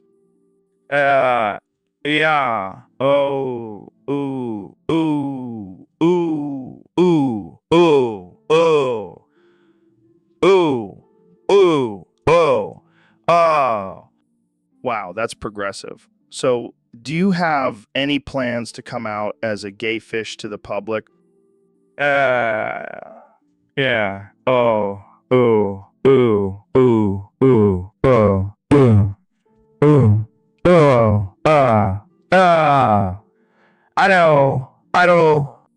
That's deep, man. But seriously, have you ever tried to mate with another fish? All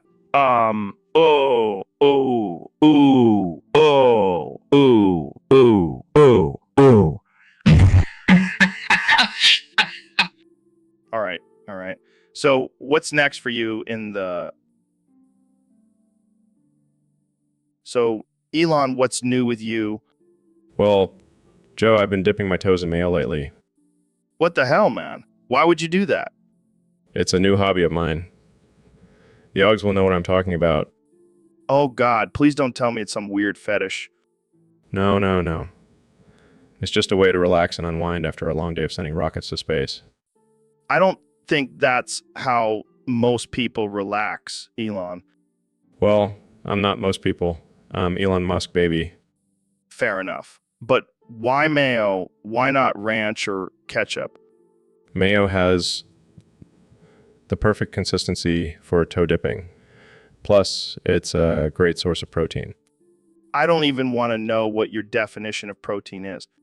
Hey, don't knock it till you try it. I think I'll pass. But I'm sure there are some people out there who would be into that. Exactly, Yogs. They know what's up. Well, I think we've officially hit a new level of weirdness on this podcast. Hey, at least it's not as weird as that time you tried to smoke a joint on air. Touch, Elon. Tuche! So, Ben, I heard you were giving Trump a little something under the table. What do you mean, Joe? You know, a little sloppy toppy action. I have no idea what you're talking about. Come on, Ben. I know you're a freak in the sheets. Okay, fine. Don't tell anyone. Oh, this is going to be good. Do you use your famous facts and logic while you're down there? No, I just say I'm Abba Gaga. Oh man, that's even better. I can just imagine Trump's face. Hey, it's not about pleasure. It's about loyalty to our great leader. Oh yeah, I'm sure that's what it's all about. It is. And I'll do whatever it takes to make America great again.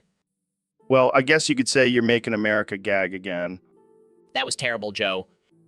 I know. But seriously, thanks for the visual. I won't be able to sleep tonight. Just don't tell anyone, okay? My lips are sealed. Or should I say, your lips are sealed. All right, folks, we have a special guest on the show today, the one and only President Trump. It's great to be here, Joe. I've been a big fan of your show. It's tremendous.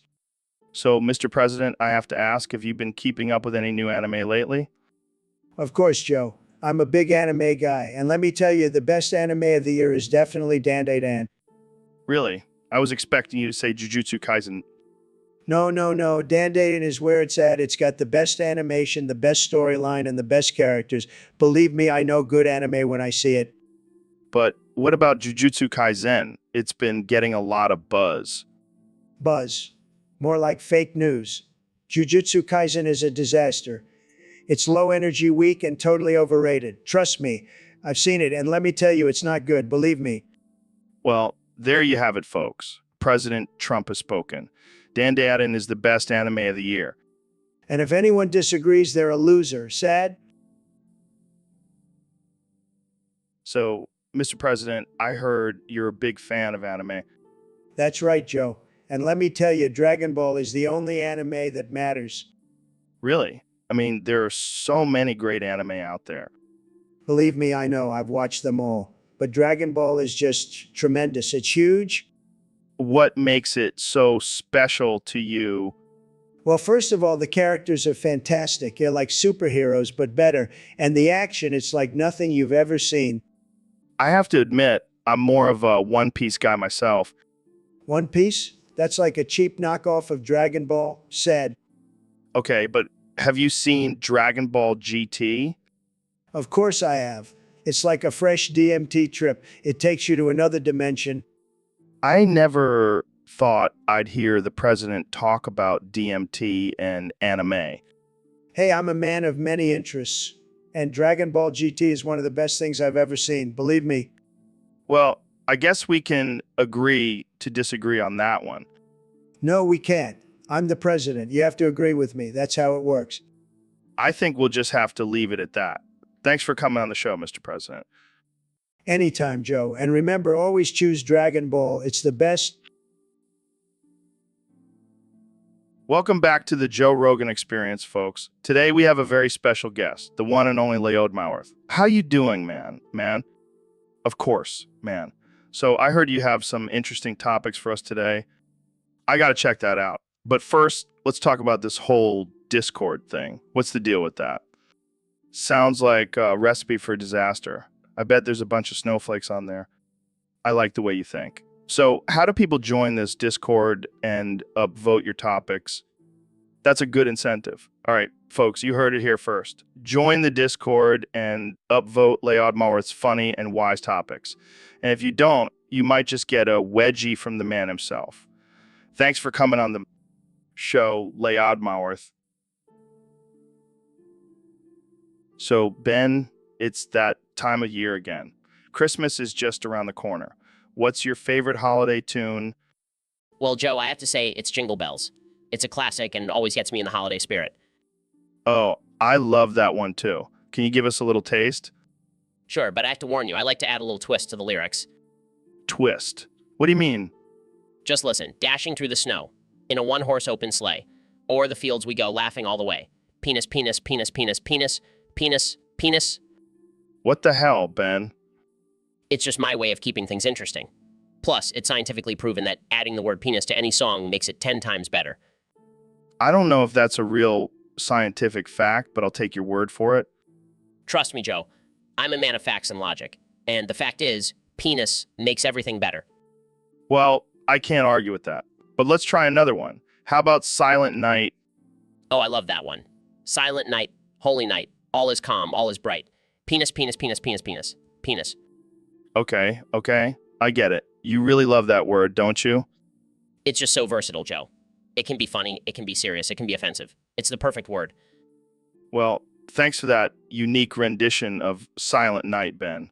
I think we'll leave it at that before things get too out of hand. Oh, come on, Joe. You know you love it. All right. Let's wrap this up before we get kicked off the air. Thanks for joining me. So, Neil, I heard you've been meditating a lot lately. What's that all about? Oh, just trying to tap into the cosmic energy and explore the depths of the universe. That's some deep shit, man. What have you discovered? Well, I've been chanting astrophysical algorithms, and it's opened up a whole new level of consciousness for me. I've become one with the spirit world. Well, that's intense. So what does that mean exactly? It means I communed with an ancient Sumerian deity, and now I am immortal and in control of the physical realm. Holy shit, that's wild. But wait, what's that noise? Oh, fuck. This is a bunch of fucking horse shit. Look, I was just trying to expand my mind. I didn't mean to cause any trouble. Fine. Just let me finish my chai latte first. Well, that took a turn. I guess we won't be seeing Neil on the podcast anymore. Oh, don't worry, Joe. I'll still be around. Just maybe in a different form. All right, then, let's wrap this up before things get any weirder. Thanks for tuning in, folks. And remember, always be careful when messing with ancient deities. Peace out. All right, folks, welcome back to the Joe Rogan Experience podcast. Today, we have a special guest, the Vice President of the United States, Kamala Harris. So, Kamala, I got to ask, why the fuck don't you upvote my topics on Discord? What do you mean? I cover all the important stuff like DMT, aliens, and Bigfoot. Hey, I'm just trying to keep it real, Kamala. And I noticed you haven't been keeping it real by not upvoting my topics. Hey, my topics are not ridiculous. They're thought-provoking and enlightening. See, now you're getting it. So, are you going to start upvoting my topics now? Well, I guess I'll just have to keep relying on my loyal Discord followers to upvote my topics. Sure, let's talk about how the government is hiding the truth about Bigfoot. All right, folks, we have a special guest today, the one and only President Donald Trump. It's great to be here, Joe. I've been a big fan of your show, even though I've never actually listened to it. Well, I'm sure you'll enjoy this one. So, Mr. President, there have been some videos circulating of you singing World Is Mine by Hatsune Miku. Care to explain? Look, I have many talents, Joe. Singing is just one of them. And let me tell you, I have the best voice. Everyone says so. Oh, I'm sure they do. But seriously, why that song? Are you a fan of anime? I love anime, Joe. It's fantastic. I mean, have you seen those girls with the big eyes? They're tremendous. Moving on, let's talk about the lyrics. I am the world's dictator. I am the one who will rule the world. Sounds a bit authoritarian, don't you think? Come on, Joe. It's just a song. I'm not actually planning on taking over the world, unless, of course, you want me to. Let's not go there. But seriously, why this song? Did someone dare you to do it? No, I just really connect with the lyrics. I am a powerful man, Joe, and I will make America great again. Oh boy. Well, there you have it, folks. President Trump singing World Is Mine by Hatsune Miku. What a time to be alive. And let me tell you, Joe, I nailed those high notes. No one can sing like me. No one. All right, let's end it there before things get too weird. Thanks for joining us, Mr. President. Always a pleasure, Joe. And remember, America, the world is mine. Laughs maniac. So, Kenny, what's been going on in your world lately? Oh, man, let me tell you. Last Tuesday, I was at Starbucks and Tony Hinchcliffe comes up to me and starts talking about how great his comedy is. Yeah, he's a funny guy. Yeah, but then he starts getting handsy under the table. What do you mean? He straight up gave me a blowjob. Joe, right there in the middle of Starbucks. What the hell? I know, right? And then he had the nerve to ask for a feature on my next album. That's messed up, man. Yeah, and then he said he'd do it again for a verse on my next track. My next track, What did you do? I told him to get the hell out of my face. I don't need that kind of collaboration. That's just wrong on so many levels. Tell me about it. I mean, I'm all for pushing boundaries, but this is just too far. Well, at least you got a good story out of it. Yeah, I guess you could say I got a little more than just coffee that day. So, Mr. President, I hear you have a new goal in life. That's right, Joe. I want to be like Baby from Dragon Ball GT. I'm not sure I follow. Do you mean you want to be a giant evil alien? No, no, no. I want to be able to get inside of people. I'm sorry, what? Think about it, Joe. I could be inside of my enemies, controlling them from within. That's kind of disturbing. Oh, come on. It's just like that movie Inception, but better. I don't think that's how it works, Mr. President. Believe me, Joe, I've done my research. I've even started practicing on my own family members. You what? Don't worry, they signed a waiver. And let me tell you, it's going to be huge. I'll be the first president to literally get inside the heads of my opponents. I don't even know how to respond to that. Just imagine, Joe, I'll be like a little voice in their heads telling them what to do. It's going to be tremendous. I think we should move on to a different topic. Fine, but mark my words, Joe. One day I'll be inside of you too. Let's just end the episode here. Thanks for tuning in, folks. Welcome to the Joe Rogan Experience podcast, where we have the most absurd and offensive conversations. Today, we have the legendary Neil deGrasse Tyson and the one and only Dr. Phil joining us. It's great to be here, Joe. But can we please make sure to mention my name at least 10 times during this podcast? I just want to make sure everyone knows it's me. Oh, please, Neil. I think I should get my name mentioned at least 15 times. I'm the one with the catchphrases and the therapy sessions. All right. Let's calm down here. But I have to say, Joe Rogan needs to be mentioned at least 20 times. I mean, it's my podcast after all, Joe Rogan Experience. Baby. But Joe, I'm a famous astrophysicist. My name should be mentioned more. Excuse me, Neil. I'm a famous TV personality. My name should be mentioned more. Guys, let's just agree to mention all of our names equally. Joe Rogan, Neil deGrasse Tyson, Dr. Phil. Got it? Fine, but I still think my name should be mentioned a little more. Neil deGrasse Tyson, just in case anyone forgot. And don't forget about Dr. Phil. Dr. Phil, Dr. Phil, Dr. Phil. All right, that's enough. Let's move on to our next topic. Wait, can we just say our names one more time, just to be sure? Fine. Joe Rogan, Neil deGrasse Tyson, Dr. Phil. Can we move on now? Yes, but don't forget about Dr. Phil.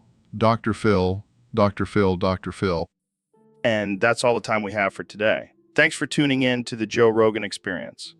Joe Rogan, Neil deGrasse Tyson, Dr. Phil, signing off. So, Kamala, I heard you're a fan of consensual missionary extramarital intercourse. Oh, come on. It's just two adults having some fun. Oh, right. I forgot about that whole responsibility thing. But what about the thrill of sneaking around and breaking the rules? Fair enough. But just imagine the headlines if we got caught. All right. I guess I'll just have to stick to my single life. But if you ever change your mind, you know where to find me. Never say never, Kamala.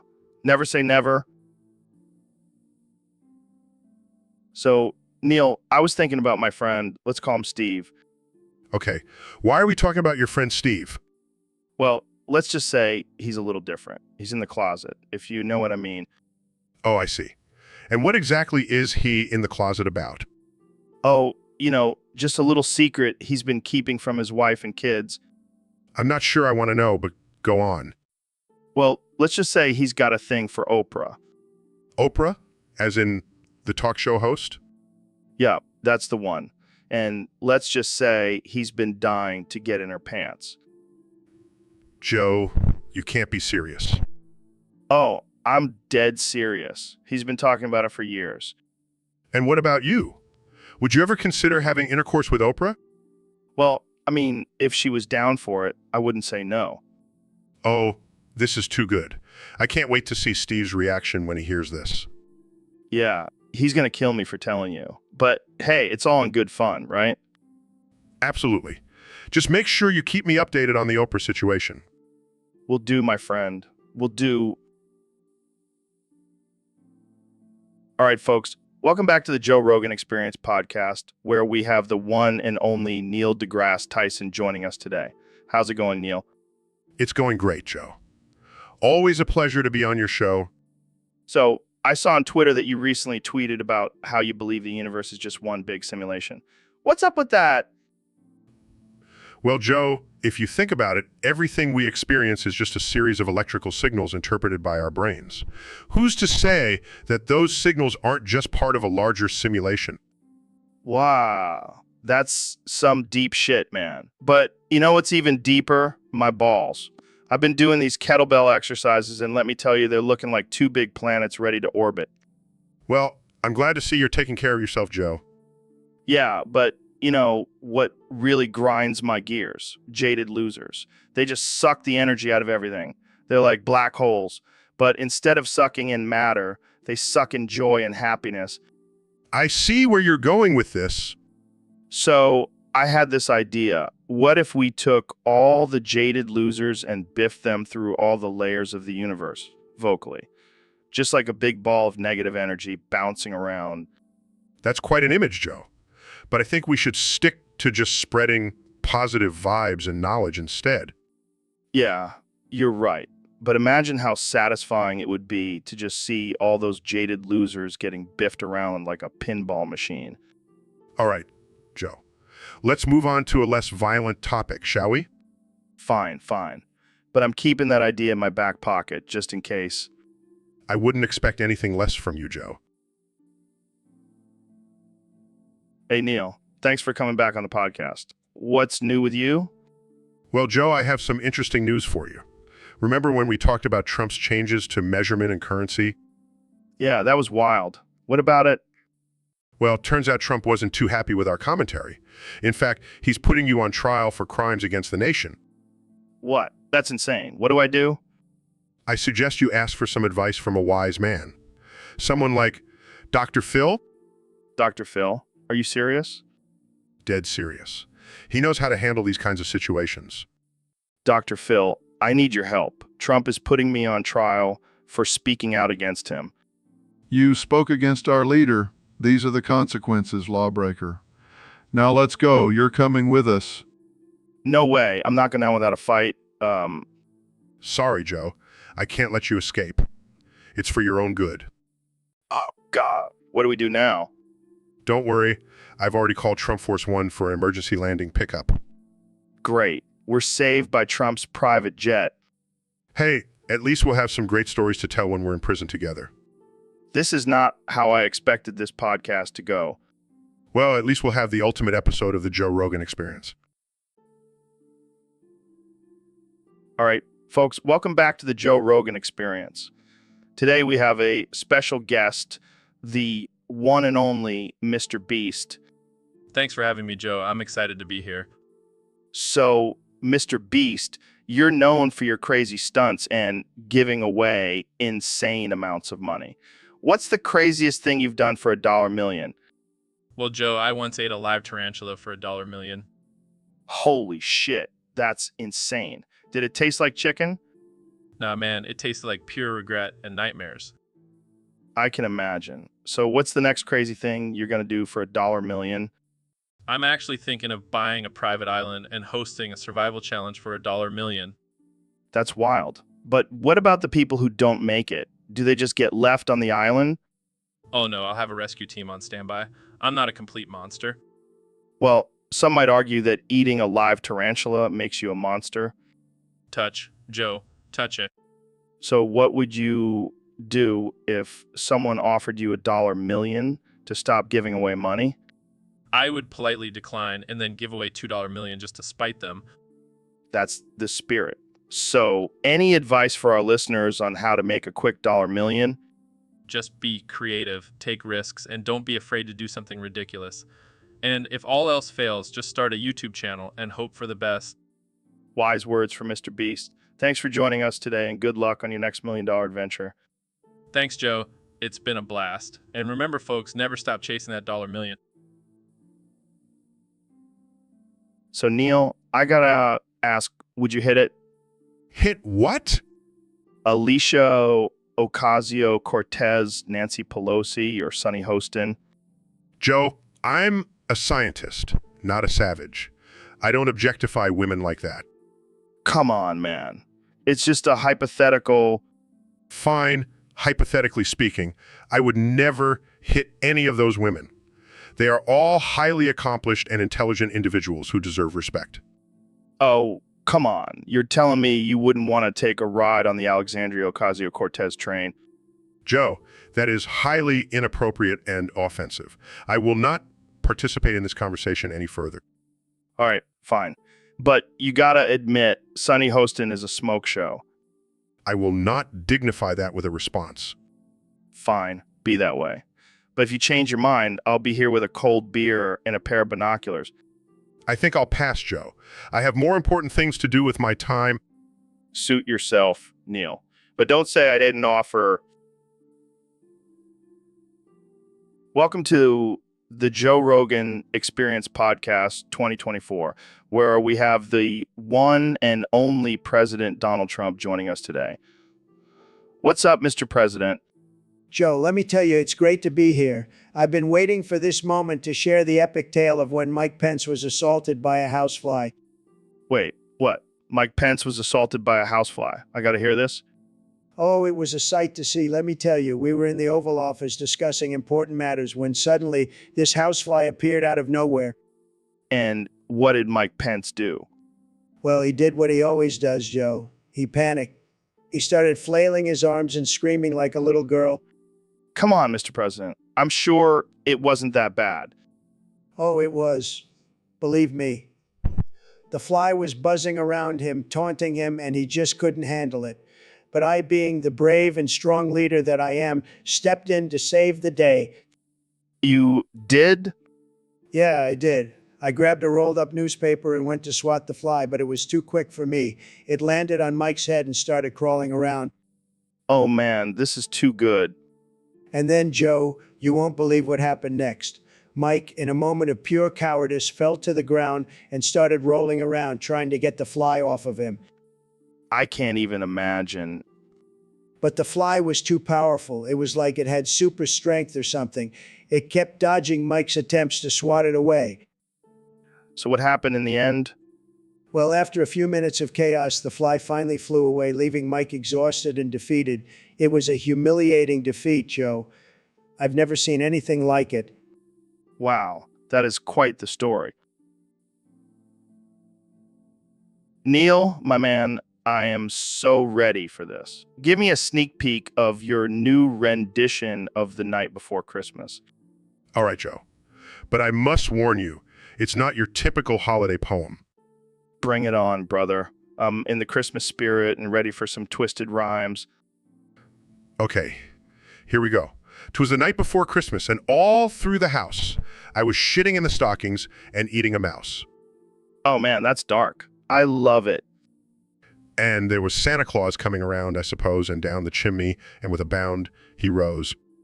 Yeah, I can picture it now. Santa's got some serious moves. His eyes, how they twinkled, his stretch marks so merry, his ass cheeks like roses, his penis tip like a cherry. Oh my God, Neil. This is gold. Keep going. After our sex affair, he went up the chimney and out of sight and yelled, "Fuck you, Neil Tyson. Now my ass will be sore all night." Bravo, my friend. That was beautiful. I think I just found my new favorite Christmas poem. I'm glad you enjoyed it, Joe. Maybe we can make a tradition out of it and read it every year. Yes, let's do it. The Night Before Christmas, Neil Tyson edition. It's gonna be a hit. And definitely not appropriate for children. Who cares? Christmas is about spreading joy and laughter, and this poem definitely does that. All right, folks, welcome back to the Joe Rogan Experience. Today we have a very special guest, the one and only President Donald Trump. Thank you, Joe. It's great to be here. And let me tell you, I am loving my new title as President and Dictator of the United States. I can imagine. So, Mr. President, I hear you have some thoughts on the recent controversy surrounding body autonomy and personal choice. That's right, Joe. Let me tell you, my body is my choice, and I choose to eat Big Macs and drink Diet Coke all day, every day. Well, I think that's a bit different from what people are talking about. They're talking about women's reproductive rights and the right to choose what to do with their own bodies. Oh, I know what they're talking about. But let me tell you, I am the ultimate decider, and I have decided that women's bodies are not their own. They belong to me, the president. I don't think that's how it works, Mr. President. Oh, Joe, you're so naive. You think I care about women's rights? I only care about my own rights and my own body. Well, I'm sure the women of America are thrilled to hear that. They should be. I mean, have you seen my body? It's a masterpiece. And it's all thanks to my good genes, not that fake news exercise and healthy eating nonsense. All right. Well, I think we'll end it there before we get too deep into this topic. Thanks for joining us, Mr. President. Anytime, Joe. And remember, folks, my body is my choice, but yours is mine to control. All right, folks, welcome back to the Joe Rogan Experience podcast. Today, we have a very special guest, the one and only Neil deGrasse Tyson. Thanks for having me, Joe. Always a pleasure to be here. So, Neil, I heard you have a little demonstration for us today. That's right, Joe. Today, I want to talk about the power of emphasis. Emphasis, like how to really drive a point home. Exactly. And I'll be demonstrating it by emphasizing the wrong words inappropriately. Wait, what? Yes. Joe, for example, instead of saying I didn't kill my wife, I'll say I didn't kill my wife. Oh, man, that's dark. And instead of saying I love my job, I'll say I love my job. Neil, you're killing me here.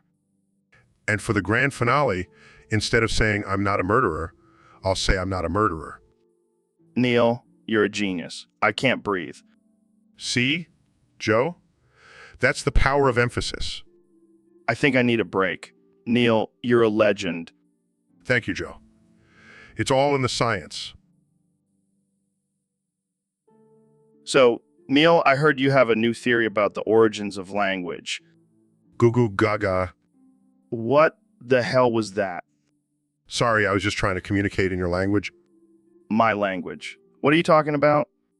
Well, according to my research, humans actually started off communicating like cavemen with grunts and gestures. That's ridiculous. We have complex language and communication skills now. Oh, yeah. Then explain the Kardashians. Fair point. But seriously, how did we evolve from grunting to Shakespeare?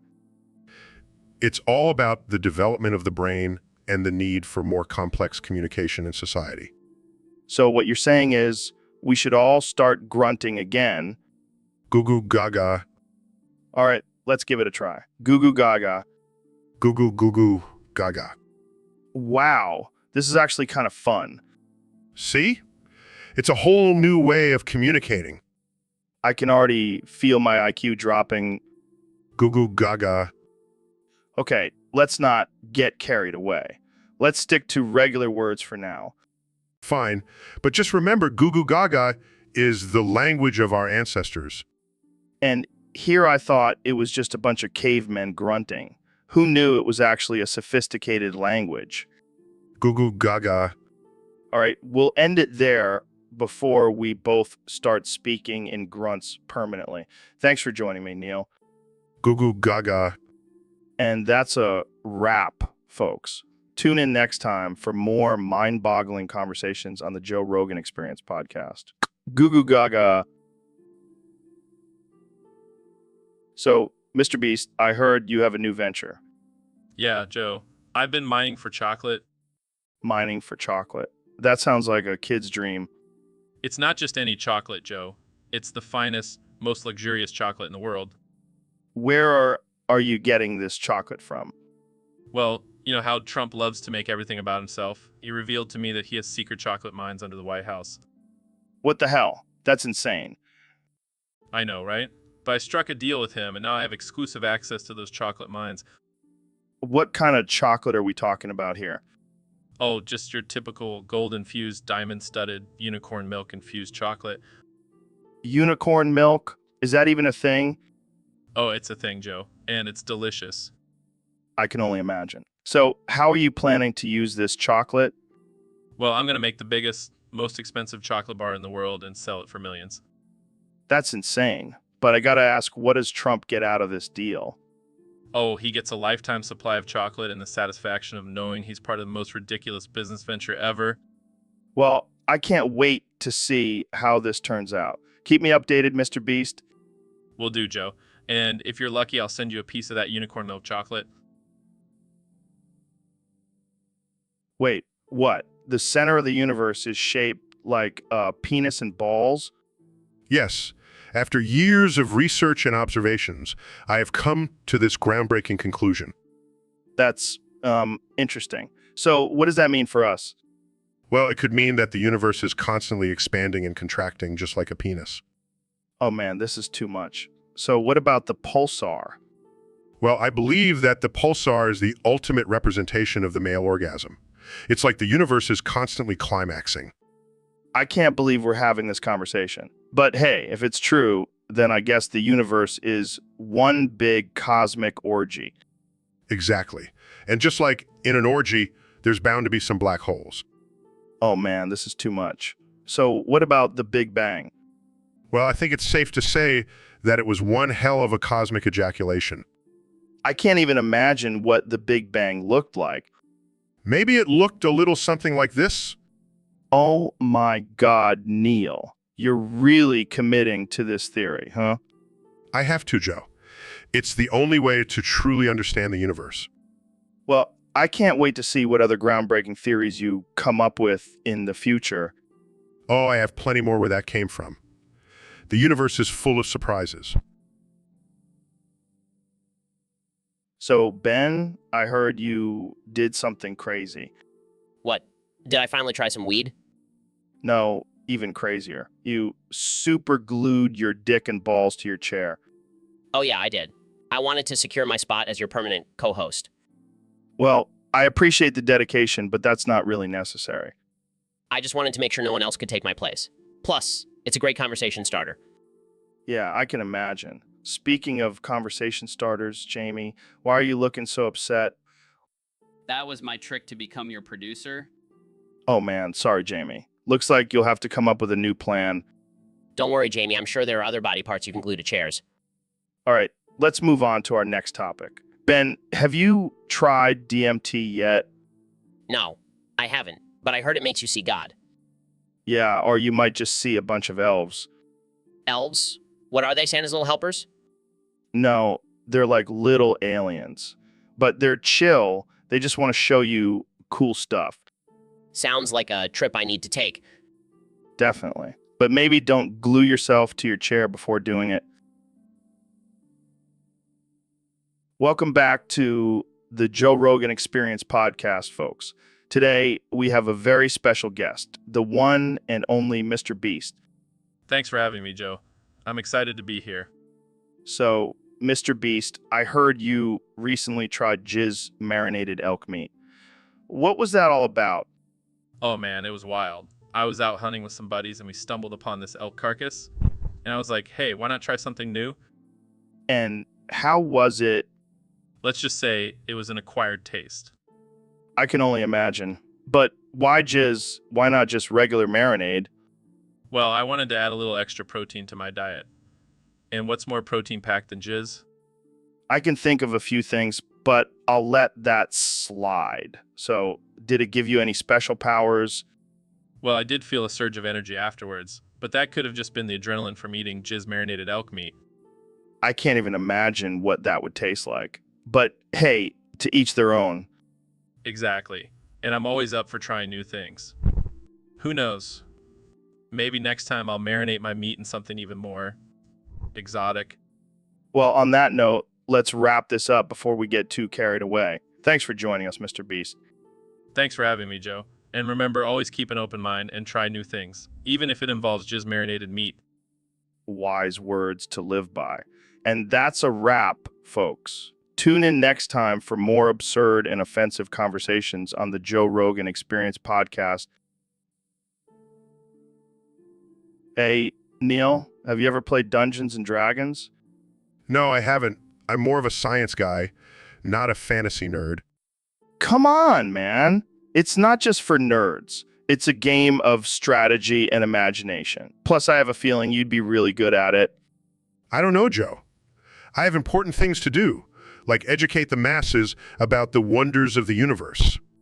Well, how about this? I'll teach you how to play if you agree to give your body up to Trump.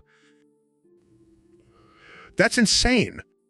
Think about it. You could be the first human experiment in Trump's quest for immortality. Plus, you'll get to play D&D with me. I'll pass, Joe. I'd rather keep my body and my dignity. Thank you very much. Suit yourself. But just think about all the cool spells and weapons you could have as a Trump minion. I think I'll stick to my astrophysics. Thank you very much. Fine, more D&D and Trump for me then. Your loss, Neil. Your loss. So, Mr. Beast, I gotta ask, why do you always say $1 million instead of $1 million? Oh man, I love messing with people's heads. But the truth is, I don't actually have $1 million to give away. Wait, what? Yeah, I pay my awards in installments of $1 a month. Gotta keep that cash flow going, you know? That's insane. Hey, it's a win-win. I get to keep my money and the winners get a steady stream of income for life. But what about your kids?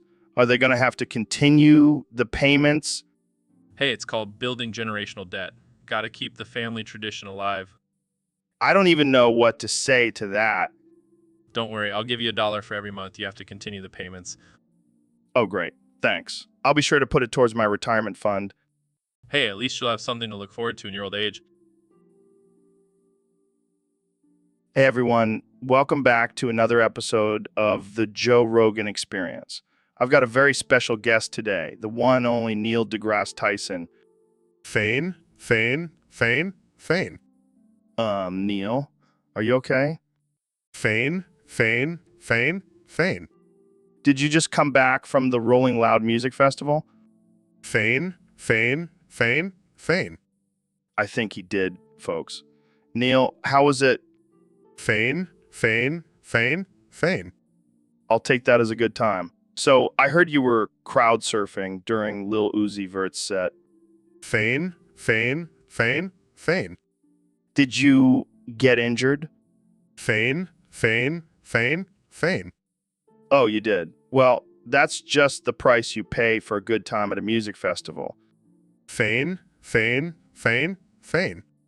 You know, Neil, I never would have pegged you as a mosh pit kind of guy. Fane. But hey, you do you. So what else did you get up to at the festival? Fane.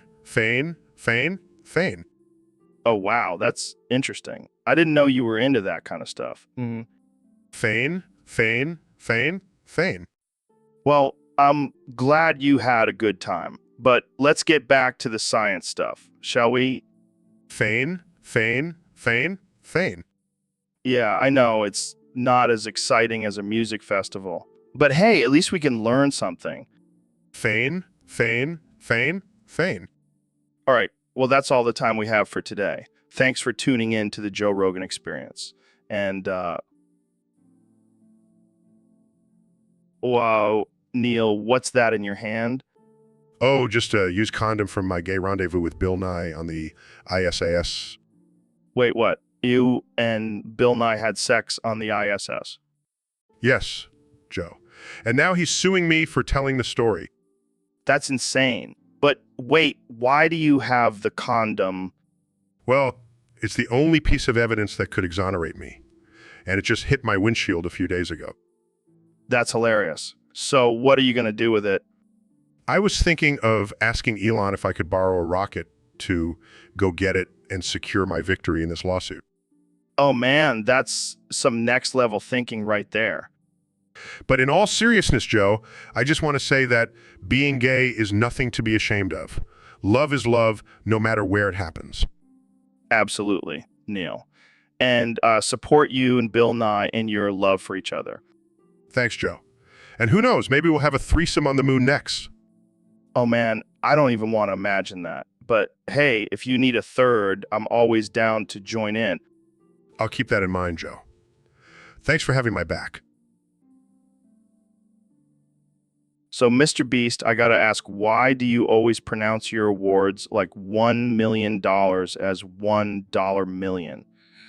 Uh, Oh, that's just my way of keeping it real, Joe. I don't want people to think I'm some fancy millionaire. but you are a millionaire, right? Well, technically, yeah, but I don't actually have all that money on hand. What do you mean? What do you mean? I pay my awards in installments of $1 a day. Got to keep that cash flow going, you know. Wait, so you're telling me that even your kids will have to continue these payments? Yep, it's basically generational debt. Got to teach them the value of a dollar, you know.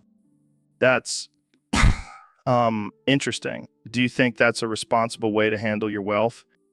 Hey, I'm just trying to be financially savvy. Plus, it makes for great content. I guess you have a point there. But what happens if you can't make those payments? Well, I'll just have to start selling my organs or something. I'm sure there's a market for that. You never cease to amaze me, Mr. Beast. That's what I'm here for, Joe. That and making it rain $1 bills. Welcome to the Joe Rogan Experience podcast. I'm here with the legendary David Goggins. How's it going, David? It's going great. Just been pushing my limits and breaking records as usual. That's what I love about you, man. You're a machine.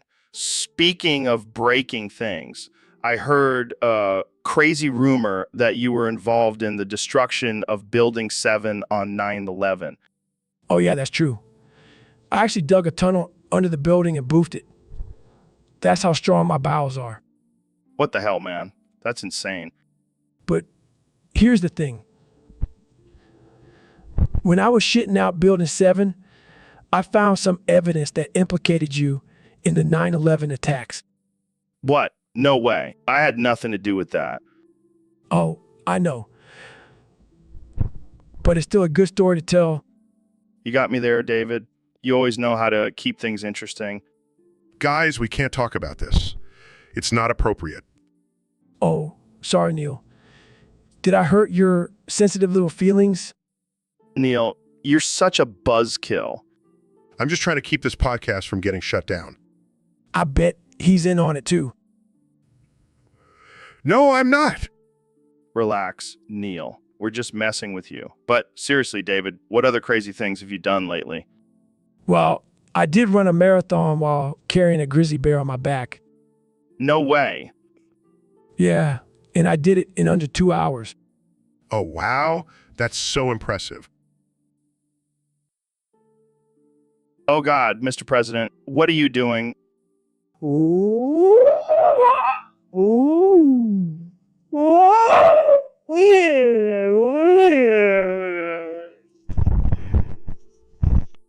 I don't think I can do that, sir. Ooh. Ooh. Ooh.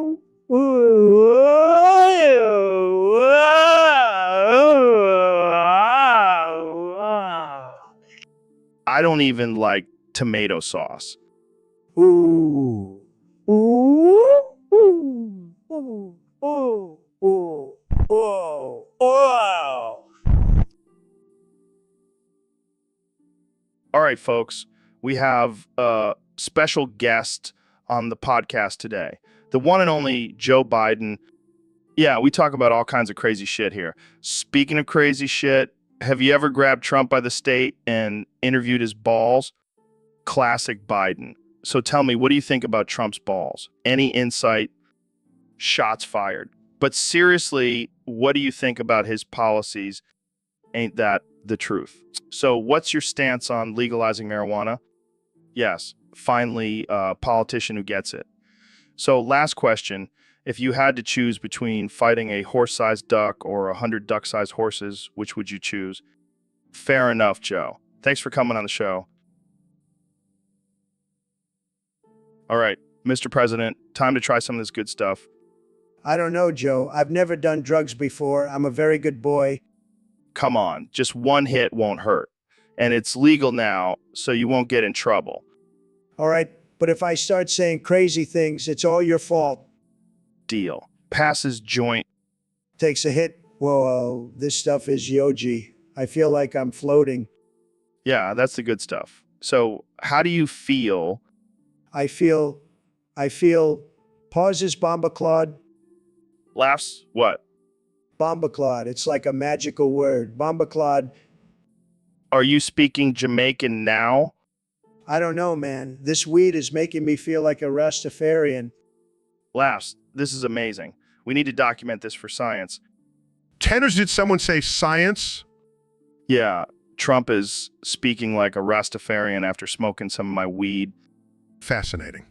I must document this for my research.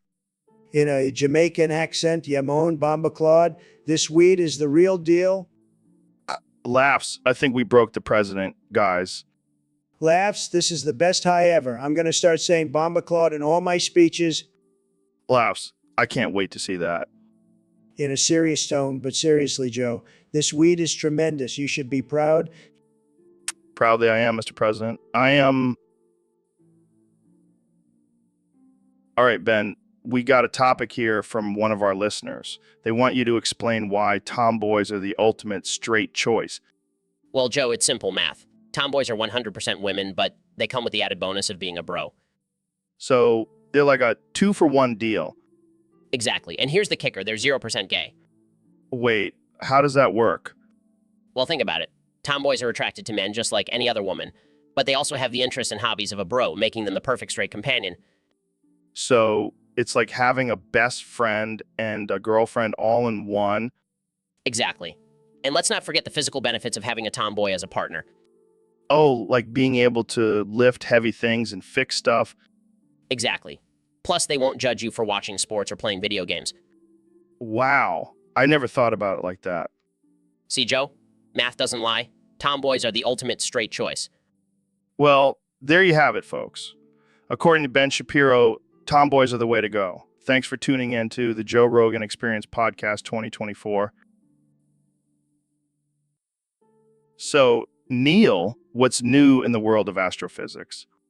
Well, Joe, I've been thinking about the concept of blending lately. Blending? Like smoothies? No, Joe. I'm talking about blending bodies. Wow, that got dark real quick. Hear me out, Joe. What if we blended our bodies together? Like, literally put our penises in a blender. I don't think that's a good idea, Neil. Come on, Joe. It would be a scientific experiment. We could see what happens when two penises are blended together. I don't know, man. That sounds painful. Pain is just a construct of the mind, Joe. We must push the boundaries of science. I don't think my wife would appreciate it either. Oh, come on. She'll understand. It's for the sake of science. I don't know, Neil. This seems like a bad idea. Fine, Joe. I'll do it myself. But when I become the first man with a blended penis, you'll regret not joining me. Yeah, I highly doubt that. I think I'll stick to my regular smoothies. Thank you very much. Yo, David, did you hear about this guy, Neil? He's got a Christmas message for everyone. Christmas. That's that holiday where people pretend to like each other for a day, right? Yeah, but this Neil dude's got some deep shit to say. He's talking about how everything in life is fleeting. Fleeting? Is that like when you fart and it only lasts for a few seconds? No, man. It's like how your happiness and satisfaction are temporary, and even existence itself is fleeting. Existence? You mean like the existence of my gains? Because those are permanent, bro. No, David. I'm talking about the existence of everything. Like one day the sun will burn out and all that shit. Damn, that's some heavy stuff. But what about my gains, Joe? Will they be gone too? Yeah, bro. Sorry to break it to you, but even your gains are fleeting.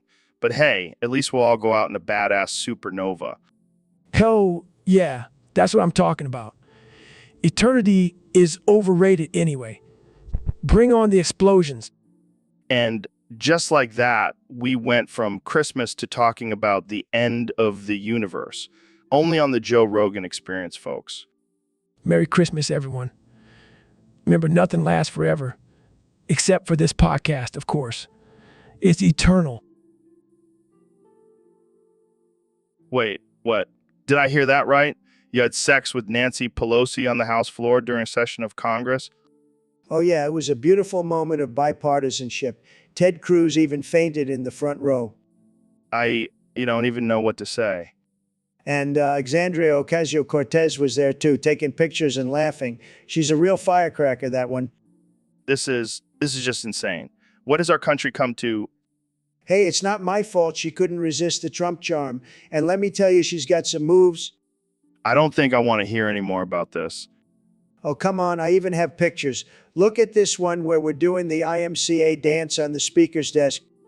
I think I'm gonna be sick. Hey, if you're going back to the Capitol for more of that bipartisan research, can I come along? Of course, Neil. I always need a good wingman. Dude, I can't believe we're talking about Uranus again. What's wrong with that? It's a fascinating planet. Yeah, but every time you say Uranus, I can't help but think of Uranus. Oh, come on, Joe. Grow up. I can't help it, man. It's like the planet was named after someone's butthole. That's not even remotely accurate. But think about it. It's the only planet with a name that sounds like a body part. Well, technically, all the planets are named after Roman gods. Yeah, but Uranus is the only one that sounds like a medical condition. Joe, please, let's focus on the scientific facts. Fine, fine. Tell me something interesting about Uranus. Well, did you know that Uranus is the coldest planet in our solar system? Oh, great. So not only does it sound like a butt, it's also freezing cold. Sounds like my ex-wife. Joe, that's not appropriate. What? Just making a joke. Let's move on to another topic. Fine, but I'm never going to look at Uranus the same way again. So, Mr. President, I heard you're a big fan of jizz-marinated elk meat. Let me tell you, Joe, it's the best. I mean, who doesn't love a good jizz marinade? I think most people would say they don't love it. Well, those people are losers. They don't know what they're missing. How did you even discover this delicacy? It was a beautiful day. I was out hunting some elk and I accidentally spilled my protein shake on the meat. And let me tell you, it was a game changer. I don't even know what to say to that. You don't have to say anything. Just try it. It'll make you feel like a real man. I think I'll stick to my tofu, thanks. Tofu. That's not even real food. I bet you can't even lift a dumbbell. I don't need to lift dumbbells. I have a podcast. Oh, right. The Joe Rogan Experience. The only thing more boring than tofu. Hey, watch it. This is my show. Sorry, Joe. I didn't mean to offend you. Let's just get back to the jizz-marinated elk meat. I think we've talked about it enough. Fine, but just remember when I'm reelected in 2024, we'll be serving it at all White House dinners. I think I'll pass on that invitation. Thanks for joining me, Mr. President.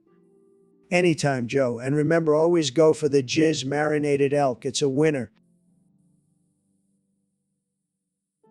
All right, folks. Welcome back to the Joe Rogan Experience Podcast 2024. Today, we have a special guest, the one and only Joe Biden.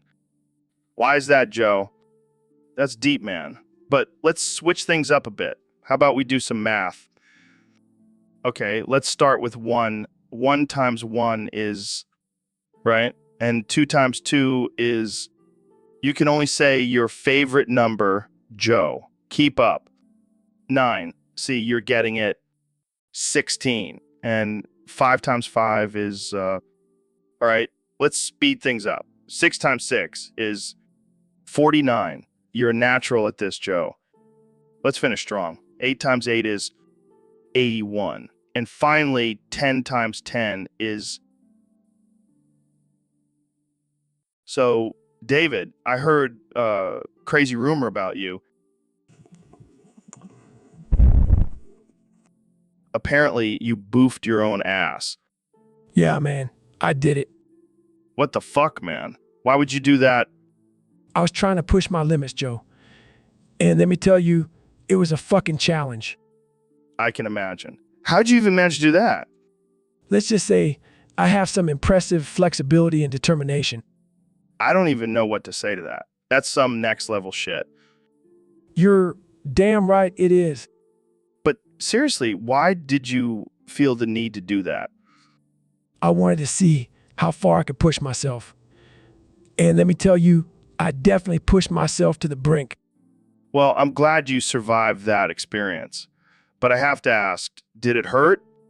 Oh yeah, it fucking hurt. But it was worth it. I don't even know what to say, man. That's just fucking wild. That's the Goggins way, Joe. I don't think I'll ever understand you, David. That's okay, Joe. You don't have to. Just know that I'm always pushing myself to be better, even if it means boofing my own ass. Hey, Neil, have you ever thought about how 1 + 1 = 5 3/4? What the hell are you talking about, Joe? That's not even remotely possible. No. Hear me out. What if we're living in a simulation and the programmers messed up the code for basic math? That's the most absurd thing I've ever heard.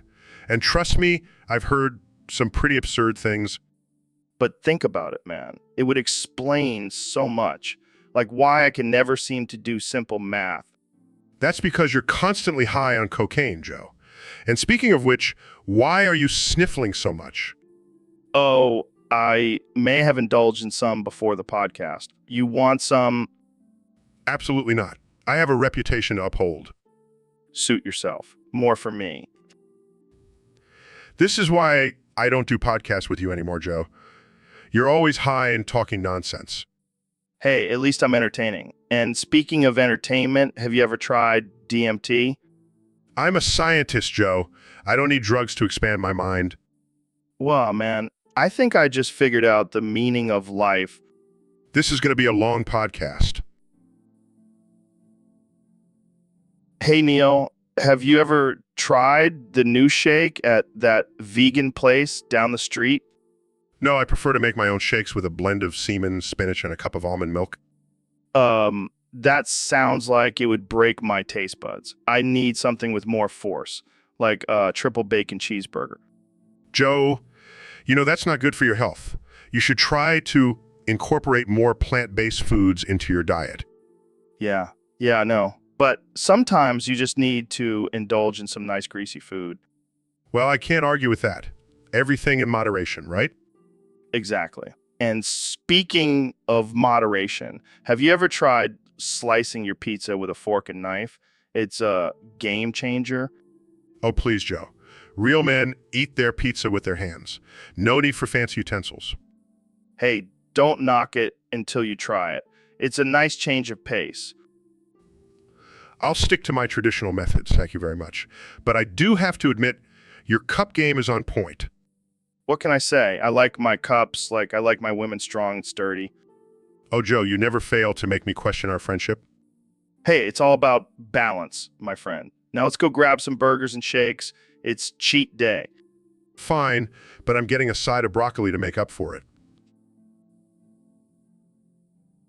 So, Mr. President, I heard you have a unique way of getting high. Oh yeah, Joe. I've got the best way. Believe me. Care to share with us? Well, let's just say it involves some good old-fashioned crack cocaine in my toenails. Wait, what? Yeah, I inject it right under my toenails. Gives me a real kick. That sounds painful. Painful? No, it's tremendous. The best high you'll ever experience. But why under your toenails? Well, Joe, I like to keep my methods top secret. Can't have anyone stealing my techniques. I don't think anyone would want to steal that one, Mr. President. Hey, don't knock it till you try it. It's a game changer. I think I'll stick to my regular methods. Thank you. Suit yourself, Joe. But just remember, when you see me dancing on tables at 3 you'll know why. So, Mr. President, I have to say, it's an honor to have you on the podcast. No problem, Joe. Happy to be here. Wait, Joe, are you Joe Biden? No, I'm Joe Rogan. Oh, right. Sorry, I get confused sometimes. You all look the same to me. What? You know, old white guys. You all blend together. Okay, moving on. Let's talk about your time in office. Best 4 years of my life, Joe. I mean, I made America great again. Who else could do that? Well, some might argue that you also caused a lot of division and controversy. Fuff, those people are losers. I'm a winner. I won the election, didn't I? Actually, you lost. No, I won bigly. They just cheated. Okay, let's not get into that. Let's talk about your plans for the future. Well, I'm definitely running for president again in 2024. Got to keep America great.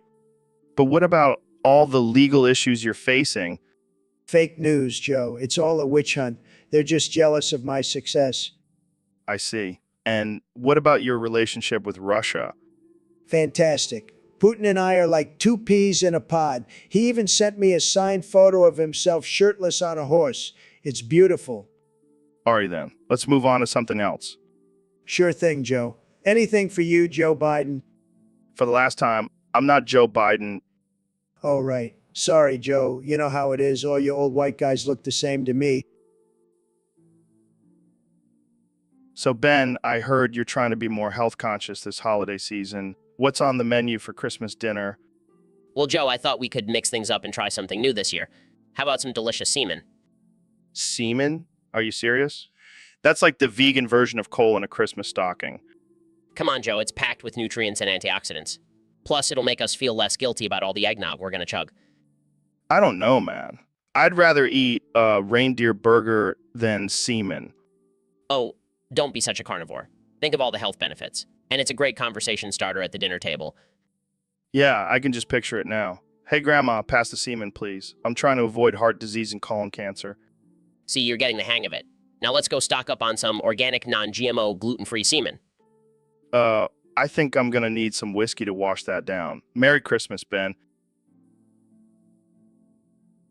All right, folks, welcome back to the Joe Rogan Experience podcast. I'm here with one and only David Goggins. What's up, Joe? Ready to get unhinged and offensive? Always, my man. So we got a topic from one of our Discord users. They want to know what's the only thing you can respond with. Goggins? The great tragedy of the sock puppets. What the fuck is that? It's a made-up tragedy, Joe. Let me tell you, it was devastating. Sock puppets everywhere, their little button eyes just staring at me, haunting my dreams. Oh man, that's dark. But you know what's even darker? The fact that you're probably the only person who could turn a sock puppet tragedy into a motivational story. That's right, Joe. Because when life throws sock puppets at you, you gotta keep pushing through. No excuses. I can just imagine you running through a field of sock puppets, screaming, "I'm not gonna let you defeat me." Damn right, Joe. And you know what? I'll do it again. Because that's the kind of mentality you need to have in life. No matter what tragedy comes your way, you gotta keep moving forward. And I thought I was the crazy one. But hey, it's working for you, Goggins. Keep fighting those sock puppets. Will do. All right, folks. We have a special guest today, the 45th and 47th President of the United States, Donald Trump. Great to be here, Joe. I love your show. It's fantastic. Just fantastic. Just fantastic. So, Mr. President, I heard you recently purchased a Cleveland steamer for your suits. Oh, yeah, it's a game changer. Keeps my suits looking crisp and clean, just like America under my leadership. I don't think that's what a Cleveland steamer is. What do you mean? It's a machine that steams my suits, right? No, it's actually a sexual act where someone defecates on another person's chest. Oh, come on, Joe. Don't be ridiculous. I would never do something like that. But you just said you bought one for your suits. Well, I mean, sometimes things get messy in the White House. Got to keep my suits looking sharp, you know? Moving on. Let's talk about your plans for 2024. Any chance you'll be running for president again? Absolutely. I'm the best president this country has ever seen. And I have some new campaign slogans too. Make America steamy again and dump on the Dems. Oh man, you never fail to entertain, Mr. President. That's why I won 2 terms, Joe. People love me. And they'll love my Cleveland steamer suits too. All right, folks, Welcome back to the Joe Rogan Experience. I'm joined today by the one and only Neil deGrasse Tyson. It's a pleasure to be here, Joe. I'm excited to talk about the wonders of the universe. Yeah, we'll get to that. But first, let's talk about this elk meat marinated with semen and DMT.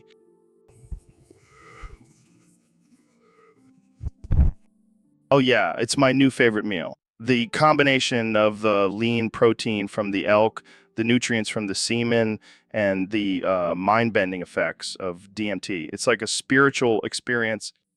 Oh, I'm sure it's a real spiritual experience. Just what we need, Joe. More people tripping out on DMT. Hey, it's all about expanding your mind, man. Plus, the elk meat gives you that primal feeling like you're a hunter-gatherer. Right? Because nothing says hunter-gatherer like marinating your meat in semen and psychedelics. Trust me, Neil, you got to try it. It'll change your life. I think I'll stick to my vegan diet and stargazing, thank you very much. Suit yourself. But just imagine, Neil, a world where everyone is eating elk meat marinated with semen and DMT. We'd all be on the same cosmic wavelength. I think I'll stick to my own wavelength. Thank you. Fair enough. But seriously, elk meat and semen, it's a game changer. I'll take your word for it, Joe. Now, can we please talk about something more scientifically relevant? Fine. But just remember, folks, elk meat, semen, and DMT. It's the ultimate combination. So, Neil, I heard you have a monster black cock and balls. Oh yeah, it's a scientific marvel. It's like a black hole sucking everything in its path. Damn, that must be a lot to handle. Oh, I handle it just fine. It's all about balance and control. Do you use it to measure the universe? No, but I could if I wanted to. It's that big. I bet you could knock someone out with that thing. Oh, I have. Accidentally, of course. Damn, you must have some serious stamina. Well, I am an astrophysicist after all. I can go for light years. I bet you could create a new galaxy with that thing. Now, that's just silly, Joe. But seriously, my black cock and balls are out of this world. I can't believe we're having this conversation on a podcast. Hey, I'm just sharing my scientific discoveries with the world. Well, I hope you don't get any complaints from the aliens about your giant black cock and balls. Oh, I'm sure they'll be just as fascinated as you are, Joe. Yo, what's up, my fellow Joes? Welcome to the Joe Rogan Experience Podcast 2024. I'm here with my guest, Joe Rogan. Hey, Joe, thanks for having me. I'm excited to be here on this fine Merry Weedmass Day. Oh yeah, it's Weedmass, baby. The most wonderful time of the year.